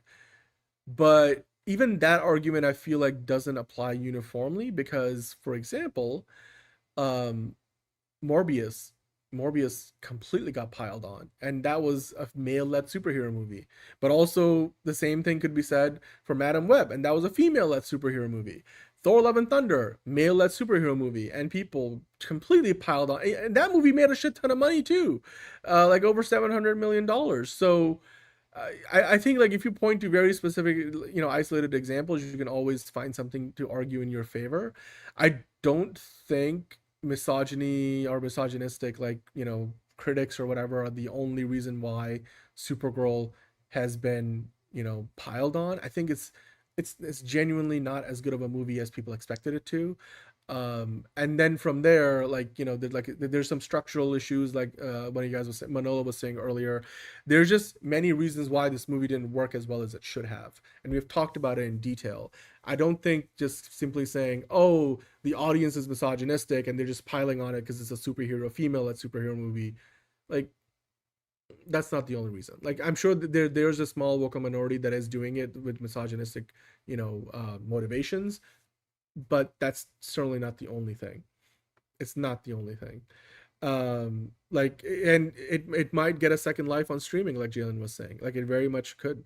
Harold saying once the reviews came in, a lot of people definitely opted to go watch something else in theaters. That's the thing. Yeah, it's very much true, and that has happened with other movies as well, which is why they didn't lift. It's always a little troubling when the studio doesn't lift the review embargo till the day before the movie comes out, because they know that those reviews are not going to reflect well on the movie, and fewer people will book their tickets ahead of time to go see it. And that happens with any other movie. I bashed the shit out of Disclosure Day to begin the show today, and that movie hasn't done all that well either. I thought at one point that would be $1 billion movie. I think it would be impossible for it to get even to half that amount at the box office now. Maybe even a quarter would be great. So yeah, I mean, it's not just Supergirl. Like, reviews can tank a movie, and certainly for Supergirl, the reviews have not been kind. MTG saying same, Jalen, that streaming Second Life could be good marketing for Man of Tomorrow. Yeah, although I don't know how much of a Second Life a movie gets on HBO Max. It does not. It has a big audience, but generally speaking, like, you see that happen much more so on Disney Plus, because it's got a much bigger subscriber base, or Netflix, which has got the biggest subscriber base, or even Amazon Prime, which is the second biggest. HBO is much smaller, even to a certain degree a more niche streaming service, because it's more for mature audiences. They kicked off all the kids content from there. So a Second Life on streaming would be good. I just wouldn't expect like bonkers numbers or meaningful lift the same way that a movie might get from Pixar or Disney Plus, or a movie that hits Netflix, for example. It's by the way, it would be good, but I'm not saying it's going to be life changing for the movie. It would be good marketing for Man of Tomorrow for sure, because it's the movie before more closely tied to Man of Tomorrow's events than Clayface will be. Hey D Ross, how you doing, Marco? How are you doing? Would it be crazy if End of Oak Street outperforms Disclosure Day? It would be crazy, but also very possible. Very possible. I wouldn't be surprised. So let's kind of talk about the upcoming weekend for Supergirl at the box office, right? Because it'll be interesting. It opened to $37 million, which was well below any of the metrics. I think the high mark had been going into the weekend. I think a couple of weeks before the movie came out, we were thinking as high as 77 million. Then going into the weekend, we were thinking 40 to 50 million. And then the number kept on dropping as the weekend went on, and Supergirl ended up making just 37 million, which is just, again, that was just a troubling sign. Now, in this article, talk about how during the week Supergirl did from like Monday through Friday. So they were saying on Monday, Supergirl earned $3 million, and then it bounced back on Tuesday. That a lot of theaters do Discount Tuesday, saying 4.4 million. So did a little better on Tuesday. Then on Wednesday, it dipped to 2.1 million. Wednesday and Thursday generally are the Tuesday and Wednesday are the slowest days of the movies. So it's not surprising that Wednesday had a big dip. And its current domestic cume is 46.4 million going into this weekend. So after 6 days in release, Supergirl had just hit, it hadn't even hit its $55 million opening weekend projection, which is pretty bad. And according to the current projections for this upcoming weekend, it's not even gonna maybe hit 70 million total by the end of a second weekend, which was, I remember, the high mark of what they were predicting for its opening weekend. So that's definitely, again, I think calling Supergirl an unmitigated disaster at the box office is not underselling it. It's a decent movie. It probably deserves better at the box office. It's just, nowadays, if a superhero movie has the stink on it, like this one does with the reviews and the B- cinema score, people are just gonna not go see it. And that just exacerbates the effects. And superhero movies already are front loaded, with a lot of the audiences going to see it in its first weekend, because it's usually they want to go see it. They want to go see it as early as possible. So superhero movies have to do really well in its opening weekend, because that has a direct impact on how much money its lifetime run is going to bring in. And with Supergirl coming out to such a mediocre number in its opening weekend, and the bad reviews and the less than stellar word of mouth, it just kills the movie in its tracks. I mean, Fallout Guy is an example of that, and Supergirl is another one. I mean, Fallout Guy wasn't a superhero movie, but it was a summer blockbuster that completely shit the bed. So yeah. I mean, one of the reviews here I thought was kind of interesting. The comicbookmovie.com said bad writing, gratuitous cameos, and uninspired visuals take us back to the old days of the DCEU, which I very much think I did feel that a little bit. Like this movie kind of felt like one of the 2023 DC EU movies, less like what we got from Superman. Yeah. By the way, this was interesting. Let's talk about Man of Tomorrow for a moment. Yeah, DCU should have started with the big three, Jalen. I keep saying it. Start with Batman. Do Superman. Do Wonder Woman. Supergirl wouldn't be like even the 6th or 7th movie I would do in the DCU. Unless it was madly successful up until that point. It's just Supergirl's just not that known of a character. It just doesn't have that box office draw. And, you know, this movie shows that to a certain degree. I mean, a better written Supergirl movie would do better, but I think the ceiling is still much lower than that of those other characters. Like Wonder Woman has a way higher ceiling, and we've seen that proven out in the DCEU. So yeah, and I hope that Millie Alcock has a better movie for her to be in. I mean, Man of Tomorrow will be a better opportunity, and then I hope eventually we get to see another Supergirl movie, hopefully better written and better directed, with Millie Alcock in the role. I know they would have made a Batman movie if the script was ready. I get the whole script thing, but I feel like they should have made that a bigger priority. Or just don't do a Supergirl movie. It's that thing of like, you know, like if you thought this, because like clearly Warner Brothers and DC knew this movie was gonna be an uphill climb before it came out, so they were probably regretting the idea that they pushed this through this early. Like maybe they should have held on to it. It's like I'd rather not put out a mediocre movie. You know, I'd rather put out no movie than a mediocre movie. And Supergirl was, you know, decidedly, you know, the former. Yeah, the script wasn't ready, which is what, you know, John was saying the other day. Like James Gunn keeps saying, we're not going to make a movie until the script is ready. And the results here tell us otherwise. So Jalen was saying, I think Disney Plus has like 10 million plus than HBO. It's more than that. It's way more than that. Like if you, let me just do even just a quick search to Disney Plus subscriber subs, because they don't actually share their numbers as often as they do with their public reporting now. They've all the streaming services stopped doing that. They only share it when they hit big milestones. But Disney Plus, according to their recent financial estimates, according to independent estimates, by the end of 2025, they were sitting at 131.6 million, with projections to grow to around 138 million subscribers. HBO Max, on the other hand, I don't even think is close to that. I don't think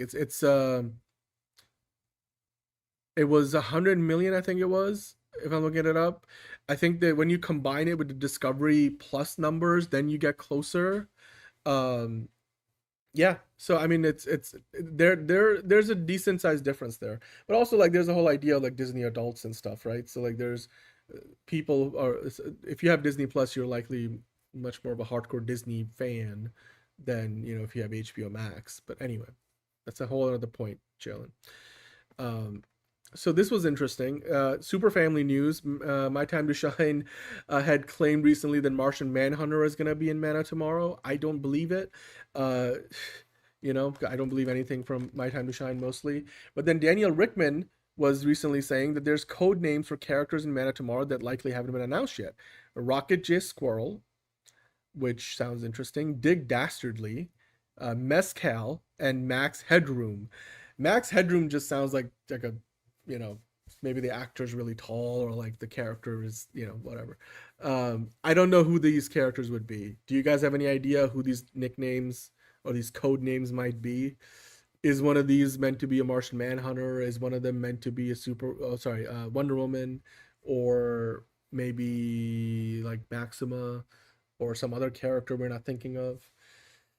It's interesting. It might just be you know, other characters that aren't meta-human characters, but Rocket J. Squirrel definitely sounds like something James Gunn would use as a code name. Dig Dastardly sounds like a character from the Looney Tunes. Mezcal, interesting. Max Headroom just sounds like, you know, you're poking fun at somebody's height. Or maybe, yeah, somebody's height, whether they're super short or super tall. Anyway. Marvel Cuphead saying, when do they have a 4K release of Clayface, or when they do a Clayface 4K release, Clayface head that holds the CD of the movie Clayface, is that a good idea? Well, sure. I think you're thinking too far ahead. I'm sure they will get creative with it. I don't know if they'll get that creative with the packaging of the Blu-ray, but I don't know. Again, it's too early. It's too early. If Clayface is good, let's just hope that Clayface is good. Yeah, I know there's rumors been going around, Harold, that a lot of people think Maxima is the code name for Wonder Woman, which would make sense. Like, that's a simpler solution to the rumors, or like I believe that more than those other code names being relevant. So yeah, but James Gunn has denied it. Then again, James Gunn has denied stuff before that has then turned out to be true, that he then said that I had to deny it because I didn't want to get it out there in the world. Like, I don't want to give everything away. So I get it.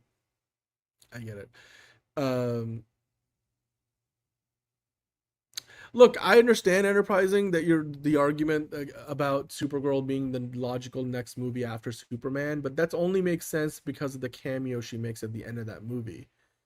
Like, that cameo was clearly done knowing that the Supergirl movie is up next, right? So if they didn't have a Supergirl movie coming up next, that Fortress of Solitude scene could have played out largely the same, minus the Supergirl cameo. So it's almost like a, you know, what you're talking about is kind of like a self-fulfilling prophecy. Like, that Supergirl cameo at the end of Superman exists because they were making a Supergirl film.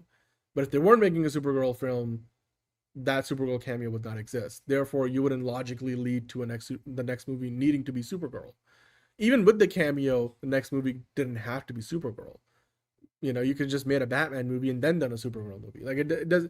Like, I understand where you're coming from, but like it wasn't like, you know, those two things, they're not completely exclusive of each other. That Supergirl cameo doesn't happen if they weren't doing a Supergirl movie coming up. That's just as simple as that. But yeah, we talked about this earlier. Helen Slater supports Millie Alcock. She liked the movie. I think I actually went through this quote already, so I don't know if you need to go through this again. Yeah, she said that I thought Millie Alcock was astonishing, fierce, strong, great comic timing. We want reinterpretations that keeps it alive, keeps it going. It echoes what's happening in the culture right now. It's fun and it evolves and keeps developing. So yeah, I mean, look, this is certainly a step up. The Supergirl we got this year is a big step up from the 1984 film. And I'm glad we got one. I just wish that the movie was better than it was. And it's not a bad movie. It's just a decent movie. It's not a great film. And I think it deserves better at the box office than it got. But, you know, we've already talked about it at length. This here, I think, is something that I really wanted to discuss for a moment, because this to me is very interesting. Ana Nogueira talked about some of the changes from the comics to the movie, which were really, I think this is where I start to worry about her writing Teen Titans and Wonder Woman. Because what she said is about you know, Krem got a changed quite a bit from the comic to the movie. Like, he's not even a brigand in the comic. And she's like, we had to kind of, you know, bring a few ideas together because there's only so much you could do in a 2-hour movie, which I understand. I think that part is solid. Like, that logic to me, that makes sense. Like, that adds up. I'm okay with what she's saying there. She didn't want Krem to be a world destroyer because he wanted to keep it all within the same story.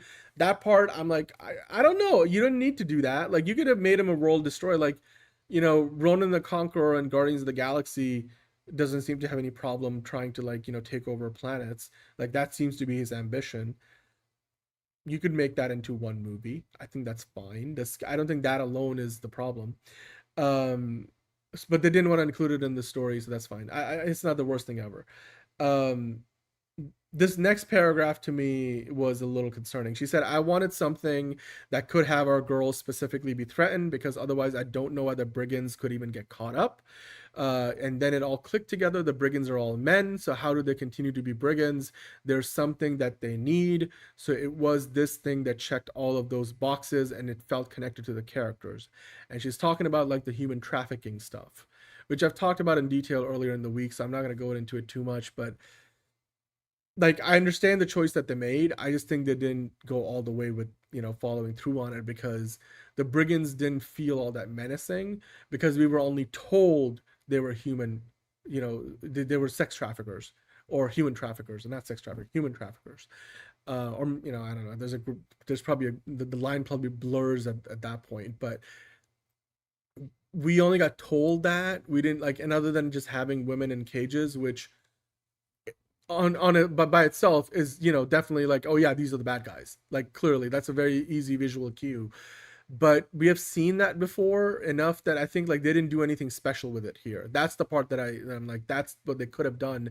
They could have done something specific to why the brigands, what they specifically are doing as human traffickers, is very much the problem. And I think that would have made for a stronger script. And again, not saying what they did was bad. I'm just saying they could have been a lot stronger. And then the ending. Let's talk about the ending of Supergirl, right? And everybody watching here have probably seen the movie already. Let's talk about the ending of Supergirl, because that's what Ana Nogueira addresses here in this interview, which I think is very important. Yeah, World Destroyer would have worked well, Harold, in a way, but I'm it's not a deal breaker for me personally, so I didn't mind it. I'm okay, it's fine, I get it. Yeah, I'm not sure about the comic and the Brigands Enterprising. You'll have to ask some John, since he read the comic all the way. I never finished it. But this is what Ana Nogueira said about the ending of the movie, specifically about how in the book they don't kill Krem. They put him in the Phantom Zone for 300 years. They come back. Ruthie bops him on the head, but then Krem is left to kind of repent, and he's already been repenting. So in the movie though, Kara kills Krem with Ruthie's sword after convincing Ruthie that revenge is not good for you. It's not going to do anything good for you. Don't kill him. It's not going to make your pain go away. Goodbye, Marvel Cuphead. We'll see you next time. Thank you for checking in, and of course, please do hit the like button. We appreciate that very, very much. But Ana Nogueira was saying Millie Alcock read that ending and was never why did she do this? Why does she do it? Millie was she has to do this. She has to define herself differently from Superman, which to me, that alone right there becomes a problem, because I'm you're trying to establish Supergirl as her own character. So why have her character be so defined by her relation to Superman? Because that's counter to the idea that you want to establish her as her own character.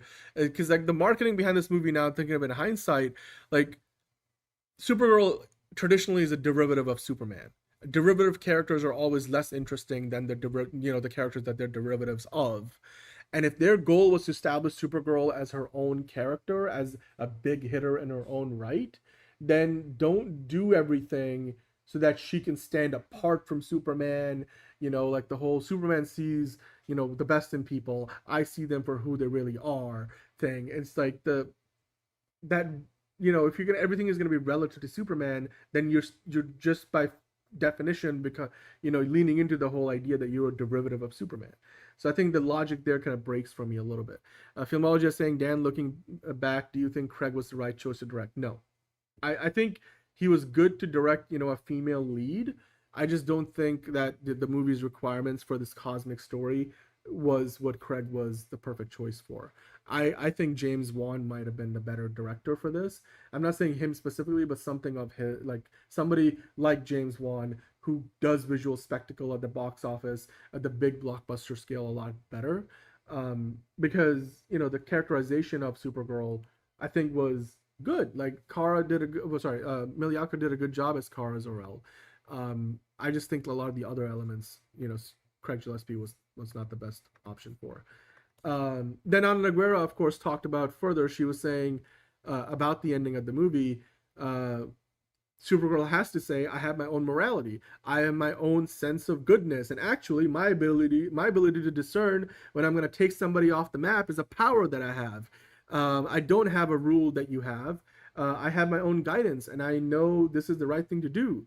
And the fact that I've been through it all gives me the ability to do this. And I'm okay, you had me until, and the fact that I've been through it all gives me the ability to do this. Oh, hi, Georgie, you looking at yourself? That to me is problematic, because I'm okay, so if I came from a dying planet where I saw my family die to kryptonite poisoning, your trauma is the excuse you're gonna use for killing a defenseless, beaten adversary in cold blood? Like, what kind of moral compass is that? Like, it doesn't make any logical sense to me. Not to mention, I mentioned the other day, I was going through it in a lot of detail about like how this felt like a very similar situation to what we see in the Batman when Robert Pattinson's Batman stops Catwoman, Selena Kyle, from killing Carmine Falcone. He's like, no, don't do it. Like, there's no coming back from this. It's not gonna take care of the pain that you're suffering from just because you're gonna kill the man that has wronged you your entire life. And he was right. But you know what he didn't do after? He didn't take the gun out of Selena Kyle's hand and then shoot Carmine Falcone himself. He handcuffed him and was trying to bring him to justice, and the Riddler is the one who shoots him after. So yes, Carmine Falcone ends up dying, but not because Batman chose to shoot him, because Batman was like, oh yes, somebody shot my parents in an alley before, and the fact that I've been through it all gives me the ability to do this. Bang, Carmine Falcone. That's what the logic here completely misses the mark. Completely misses the mark. And to me, that is fundamentally flawed. And to me, this kind of thing right here is worrying, because this to me is problematic for Ana Nogueira writing Wonder Woman and Teen Titans. Because if this is the caliber of writer she is, and how she misunderstands thematic, like themes and just like writing conventions and all that stuff, I'm like, this to me is more worrying about about her prospect of writing a good Wonder Woman movie, a good Teen Titans movie, and dealing with any ethical dilemmas in the script the right way, because there's just the logic is completely flawed. Like, how can you empathize with Supergirl after you realize that she's like, oh, I'm not gonna like Ruthie, waste her, like give up her innocence because just to get revenge, but I've been through it myself, like Argo City. And by the way, it wasn't like somebody shot Supergirl's parents in an alley in cold blood just to steal their diamonds or whatever. They died from kryptonite poisoning. That's like, oh, my family died because of COVID-19, so now that gives me the right to kill somebody in cold blood after I've defeated them in battle. That doesn't make you a good person. That doesn't make you a hero. It doesn't make you an anti-hero. You're just not somebody you can empathize with. So it just, the logic is flawed, and it really makes you wonder, like, and to me, that's the biggest thing that bothered me about, like, then afterwards she shows up on Earth and is like, I've done my, space hopping, bar hopping ways. I want to help you, and I want to be on Earth, Clark. And I'm like, she just murdered a dude. I don't think Clark would appreciate that. I feel like at this point they need to have like that big blow up of a scene, in Man of Tomorrow, where Clark is like, you killed a man in cold blood. Like, what the fuck, Kara? That's not who we are. You had the crest on and the suit on. We're a big and colorful suit because we're the good guys. And then you do that, pull that shit. That ain't it. Like, we need a reckoning, because it doesn't make any sense to me.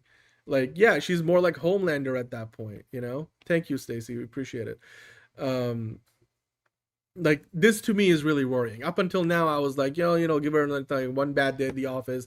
Maybe this wasn't the right fit, whatever. But like, if this is the kind, like, it's just, like at this point, I'm a bit concerned. Like, I'm a bit concerned. Like, if Ana Nogueira is writing 2 more of these movies for DC, I don't know if she's like, this is just, these are all signs of like a bad writer, or certainly a mediocre one. Like, it's like, yeah, like there's some big thematic misses here. Just doesn't make sense to me. Yeah. I mean, and James Gunn is, already super busy. So the quality control, like, is also a bit of a concern, like you're saying, filmology. I like this. But I mean, Kevin Feige, like, he has pulled back on the Marvel production because he got to a point where he wasn't able to keep an eye on everything. And we saw the result of that, and the quality took a nosedive. So maybe DC will have to kind of pull back a little bit in some ways too, because, and Kevin Feige doesn't direct movies. Like, and that's worse, like, because James Gunn directing a movie means he can't really, like, when he's shooting Man of Tomorrow, he can't really focus on much of anything else, like, in the little time he has. And when he does have that time, he's probably not able to give as much quality time to those other projects while he's got a whole feature movie that he's, directing and trying to keep up with. So yeah, I don't know. This isn't like a good sign for the future of the DCU if like Ana Noguera, this is the way she understands the moral compass of a character.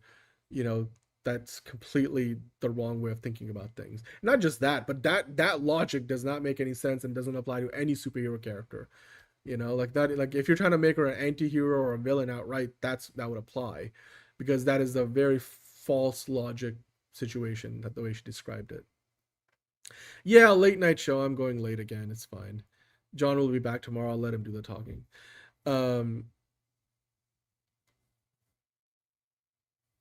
Yeah, nobody actually wronged her. I mean, that's the thing. I'm like, if you really think about it, Harold, like if you really think about it, like it's her. If I just told you, like, let me just take away the Supergirl part of it all. Let me describe to you Supergirl's origin story, right? Let me describe to you this random character's origin story. She was born on a dying city floating in space. She saw her parents die from, some kind of like pandemic, like in kryptonite poisoning, or like call it some kind of pandemic natural disaster, a biological like outbreak of some kind. Her parents died from that. And the other people she knew died from that. She got sent away from that, and so she survived, but the rest of her family, everybody she knew ever, died. And so she's kind of messed up from it, as one would be. And now, she's trying to do better. She's trying to do better, but she's her moral compass is that she's not afraid to, kill where necessary, even in cold blood, because she's been through a lot. The world has never given her a fair shot. And so she feels that's enough for her to be able to, be the executioner of somebody else, because she deems that it's the right thing to do. To me, that at the very most is an anti-hero or a straight up villain. The most menacing villains are the ones who believe they're doing the right thing, and when they're not. Like that, if I told you that same story without the Supergirl context of it, you'd be like, oh yeah, that's more of a really anti-hero / villain character than it is Supergirl. Like the logic doesn't add up. Like I really hope Red Lantern Supergirl isn't coming, because like I feel like that's where this is meant to be going. Yeah, I mean, Supergirl, we've talked about it before, Steven. Like, they shouldn't have released it where they did. It completely got bowled over by Toy Story 5 and Minions. The release timing also didn't help the film. I feel like this movie would have made more money despite the bad reviews and the middling audience reception if it was released in a different part of the calendar.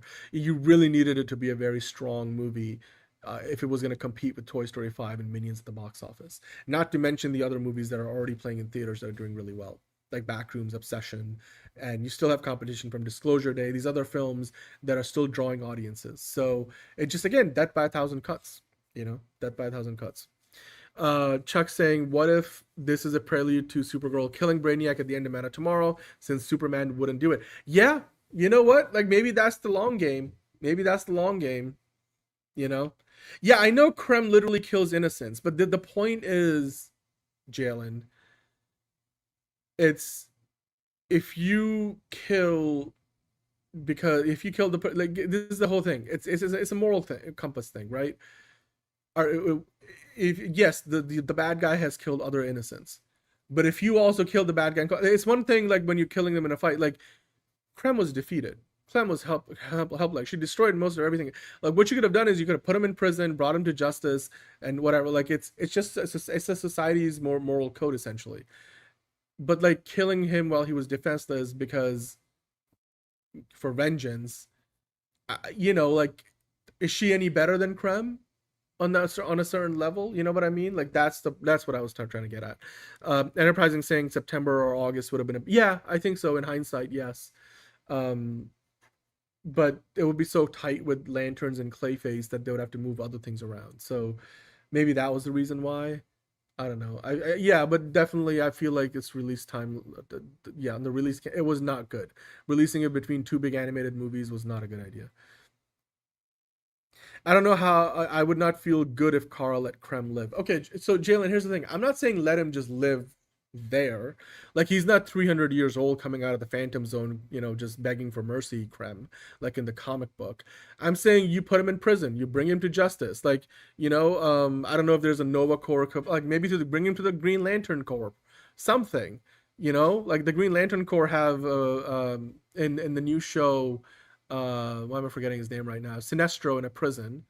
Why don't they do that? Like, put Krem in prison. Let the space cops take care of it. Like, or bring him to some kind of justice, like a trial, like whatever. I don't know. It's like killing him in cold blood just felt like it's very anti-Superman, but it's also like if your simple reason to do it is because, because I went through this trauma, so therefore I am able to justify killing somebody else. And also because I do things differently than Superman. It's like, that it just like it just feels just poorly written.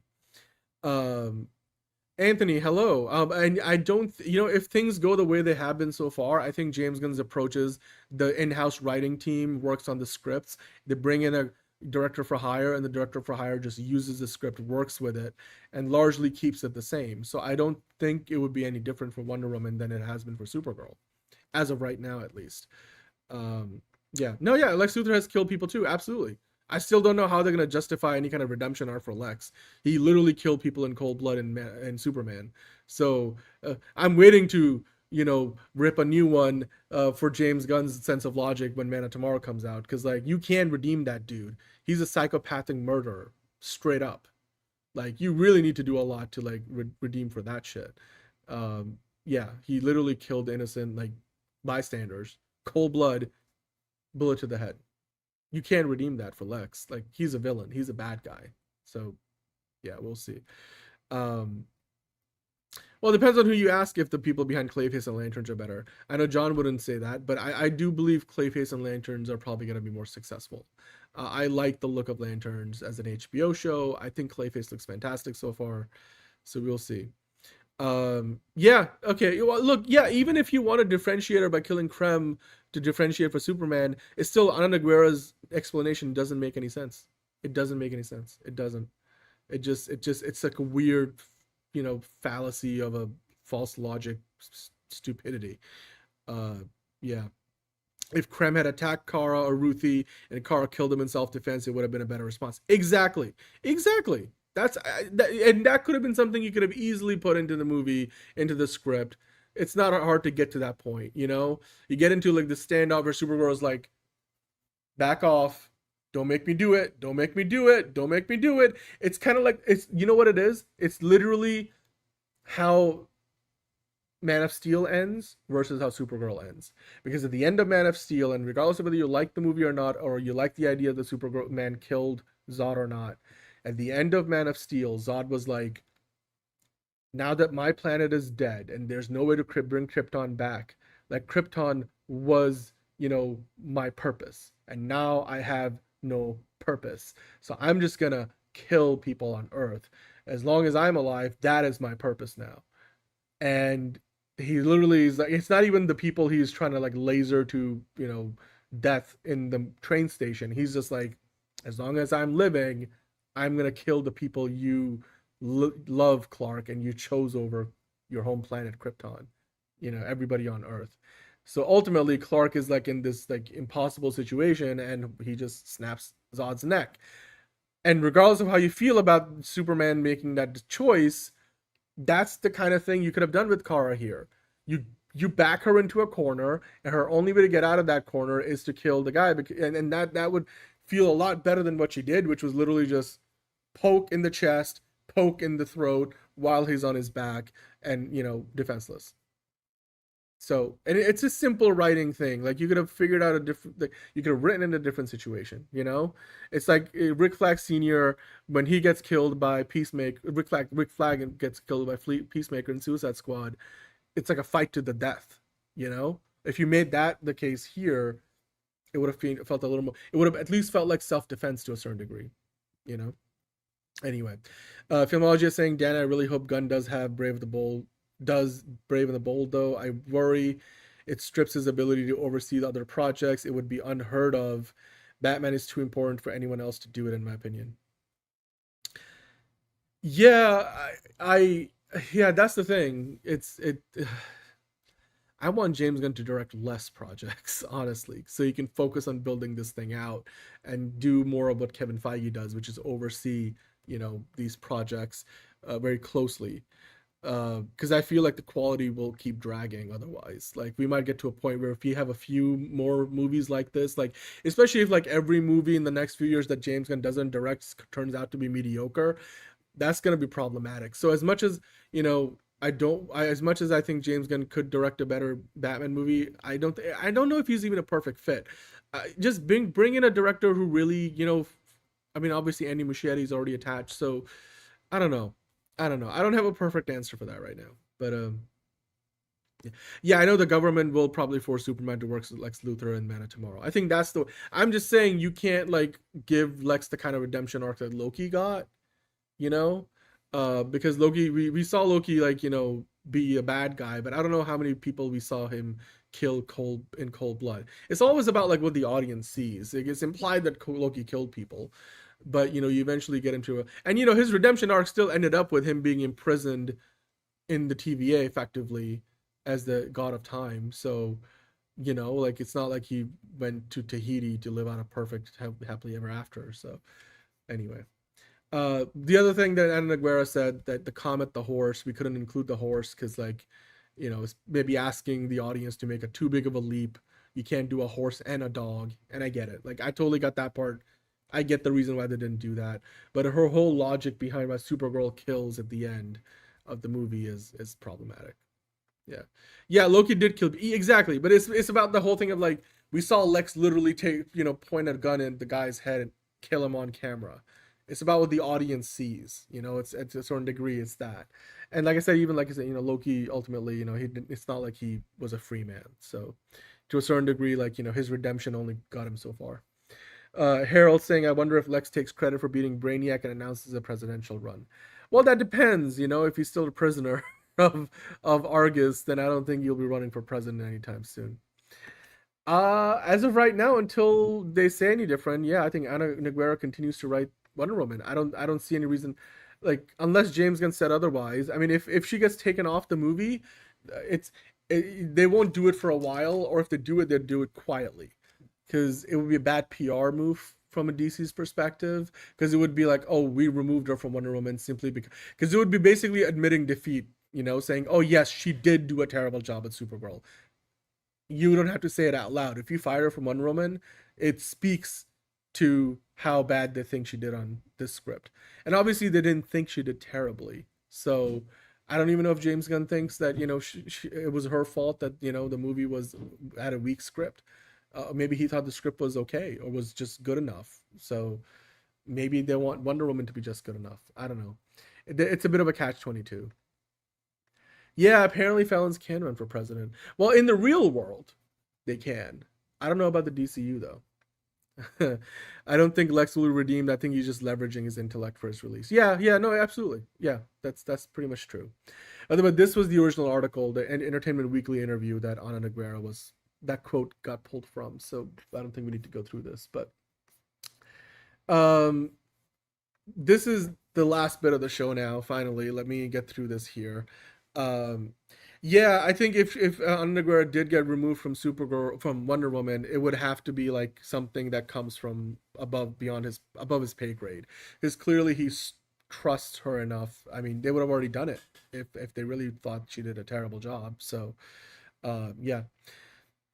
But this here I read, I think this is from a Rap article originally that we talked about earlier in the week, where a WB insider was quoted as saying that, they don't think Peter Safran and James Gunn's long-term, future at the DC studios is in any kind of risk, because David Ellison seems to trust them and is going to more or less let them do their thing. We'll see if it actually turns out to be this way once he's in charge. But as of right now, WB insiders seem to think that Peter Safran and James Gunn are okay. They have an 8 to 10 year plan, and Supergirl they're just looking at it as one setback. So do I believe that? Yes, I do think that, in the long run, if you take the 1,000-foot bird's eye view, it is just one flop. and you could definitely, come back from this. If the next two projects do well, you're already back on track. And if then 2027 is a big hit overall, then you're good. Like, but if it becomes a pattern, that's when this will become an issue, because a newer ownership that is incredibly debt laden and has to service that debt can't afford the kind of box office disaster Supergirl was. You cannot afford to have movies flop and lose $100+ million when you need to make debt payments on over $100 billion in debt. So the margin for error will reduce significantly. So while this was a big setback, they can't have more like this, especially like more in a row, or like if the next 3 out of 5, like if it becomes a pattern, that's when, people's jobs, get put on the line, and people get fired. So yeah, right now would be really dumb to remove. They're not going to do it. I think, again, being very reactionary after one flop is the wrong thing. That's why I keep saying it will have to be a pattern. Like if it's multiple movies, like if Clayface flops, if Lanterns is underwhelming, is Man of Tomorrow, a mixed bag, and the next thing after that, or like, the next 3 out of 5 things, then you start to really wonder. But the other thing I wanted to point out, this, Tony's usually not in the live chat these days because we go live a little bit later than we used to, but he does leave a comment on every show, and I thought he said something really interesting the other day. He was saying back when the DCU was first starting out, during Creature Commandos, Superman, and Peacemaker Season 2, I said I am rooting for it and James Gunn, but being fresh and making gambles, you aren't always going to have a hit. It doesn't matter when Supergirl was released, it wasn't going to be big box office. Clayface now has to be a hit. And then he talks about the Odyssey, but that's not relevant to the conversation, although I do agree with his predictions there. But what he's saying about like Supergirl, I think is very true. He makes a great point. I think no matter when you release a Supergirl movie, whether it was the 10th film or the second film in the cinematic universe, it was always going to have like a certain ceiling, simply because it was the first Supergirl movie in several decades, and Supergirl isn't as well known a character. There's not as much general awareness. You only had one cameo in a movie that came out a year before, and it wasn't a very consequential cameo. So it's not like we had her play a significant supporting role in Superman like, Black Panther did in Civil War before you got a Black Panther movie. And Supergirl is just, again, it feels like a derivative character. She's not as well known. She's not as popular. So there was always going to be a ceiling on that first movie.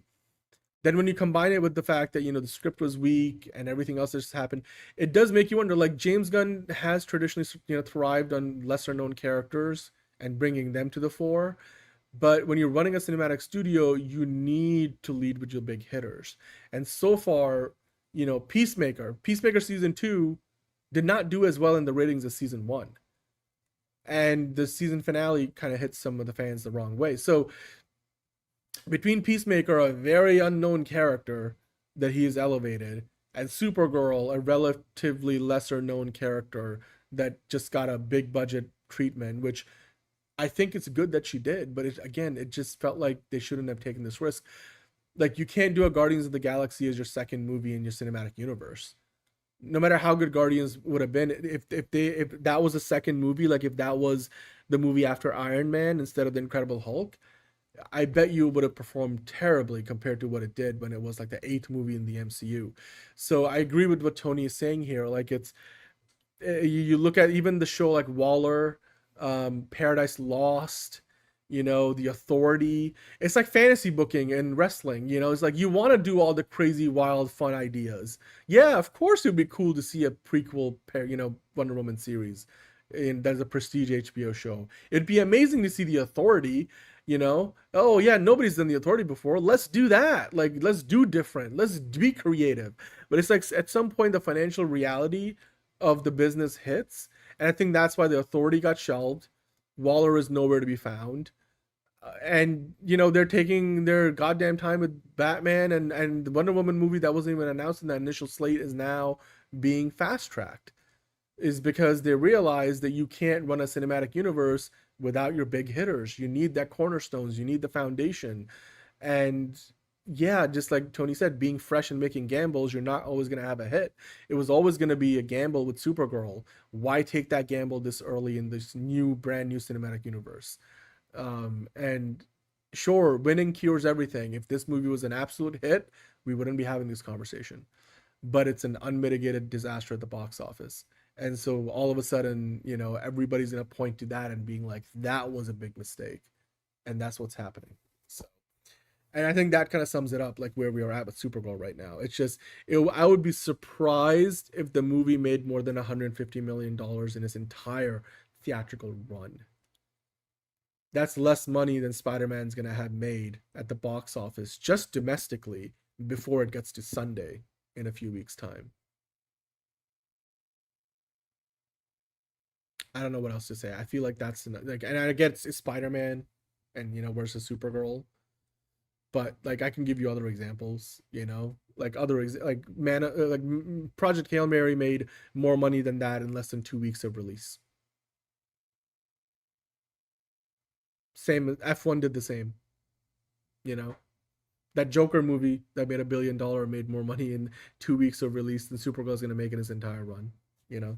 It's just Wonder Woman made more money in its first 2 weeks of release than Supergirl. Just bad, unfortunately bad comparisons. It's like this movie is becoming as big of a box office disaster as the 2023 DCEU movies, especially The Flash. And The Flash made $271 million. This is not even going to get anywhere close to that. So it feels like it's worse. And I understand, like, you know, it's not an enviable position to be in with the pressure that they have on them and the very thin margin for error. But that's where I think they should be making some safer bets. Like, you shouldn't be taking creative risks that are this big, this early. And because, like, you know, if it works really well, you'll be a hero. But if it blows up in your face, it could cost you your job. And that's why I said earlier when I was like, if I were to start my cinematic universe, I'm going to walk out the door with Batman, then do Superman, then do Wonder Woman, you do the Lanterns, then you do a Justice League movie, and then maybe you think about Supergirl. But not right after the Superman movie. So, I mean, I feel like we've been doom and gloom all week. Trust me, the mood will improve. It just happens to be right now the one thing DC has put out has completely shit the bed. So, you know, things will get better. It is still ultimately just one movie. And until this starts to become a pattern, I think we should still be excited for Man of Tomorrow, the Batman Part 2. You got Clayface coming up. There's a lot of good, you know, vibes around that. And, you know, as much as John might be, you know, pessimistic about Lanterns, I think Lanterns could still be a really good show. Like, it could really work well for HBO, and they've already got a new showrunner for season 2, which means they're confident that it's going to continue past this one season. So there's a lot of other good stuff going on with DC. It just happens to be like Supergirl is just really, you know, the absolute worst case scenario has played out for Supergirl, which is just really unfortunate. But let's hope that this is like one stumble, like Peter Safran was saying, and then, you know, they have a whole plan here for 8 to 10 years, and then, you know, that will go much, much better. So, yeah. Yep. I hope DC can, you know, catch a break soon. I think it will too. You know, with Lanterns, Clayface, we could be, you know, singing a very different tune by the end of the year with DC. You know, we'll have more Man of Tomorrow set photos coming up in a few weeks, I'm sure. So, guys, just like, you know, I feel tired of talking negatively about Supergirl. So I think after this week we'll probably like try to steer away a little bit more, because at this point we're just beating the you know, a dead horse. So even though Comet was not in the movie, so yeah.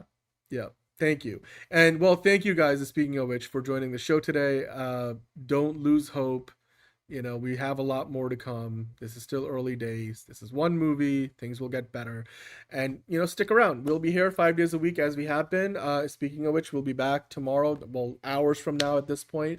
And we'll do DCU Daily. We'll have a Fancast Friday. You guys have voted for DCU Batman for Fancast Friday. So I'm sure there'll be, you know, some new names in the mix there. John will be back. So it's going to be a fun double header on Friday. So come back for that. Hit the like button while you're here. Hit subscribe. And then hit the notification bell so you know when we go live. And with that, I'm gonna let you guys go. It's been a long, damn near 4-hour long show, so don't forget to look up. And as always, James Gunn will tell you, stay blessed from the beginning. It's another project that's been blessed from the beginning. There's the shot right there. That. Okay, we don't need to see Right there. Hey, buddy. Eyes up here. Now you want to get nuts? Let's get nuts. Here we go. Victory mine. Ask me how am I doing? I'm telling you, really, I'm doing sublime. I never wait in the stewardess line. I just go do it. I'm moving my time. Really had nothing to do with it. How am I moving? I'm moving like you wanna shine. Follow my lead. Don't listen to lies. I had to put me all in the line. That's why I know that victory's mine. I prefer Jared Leto. Hunka hunka.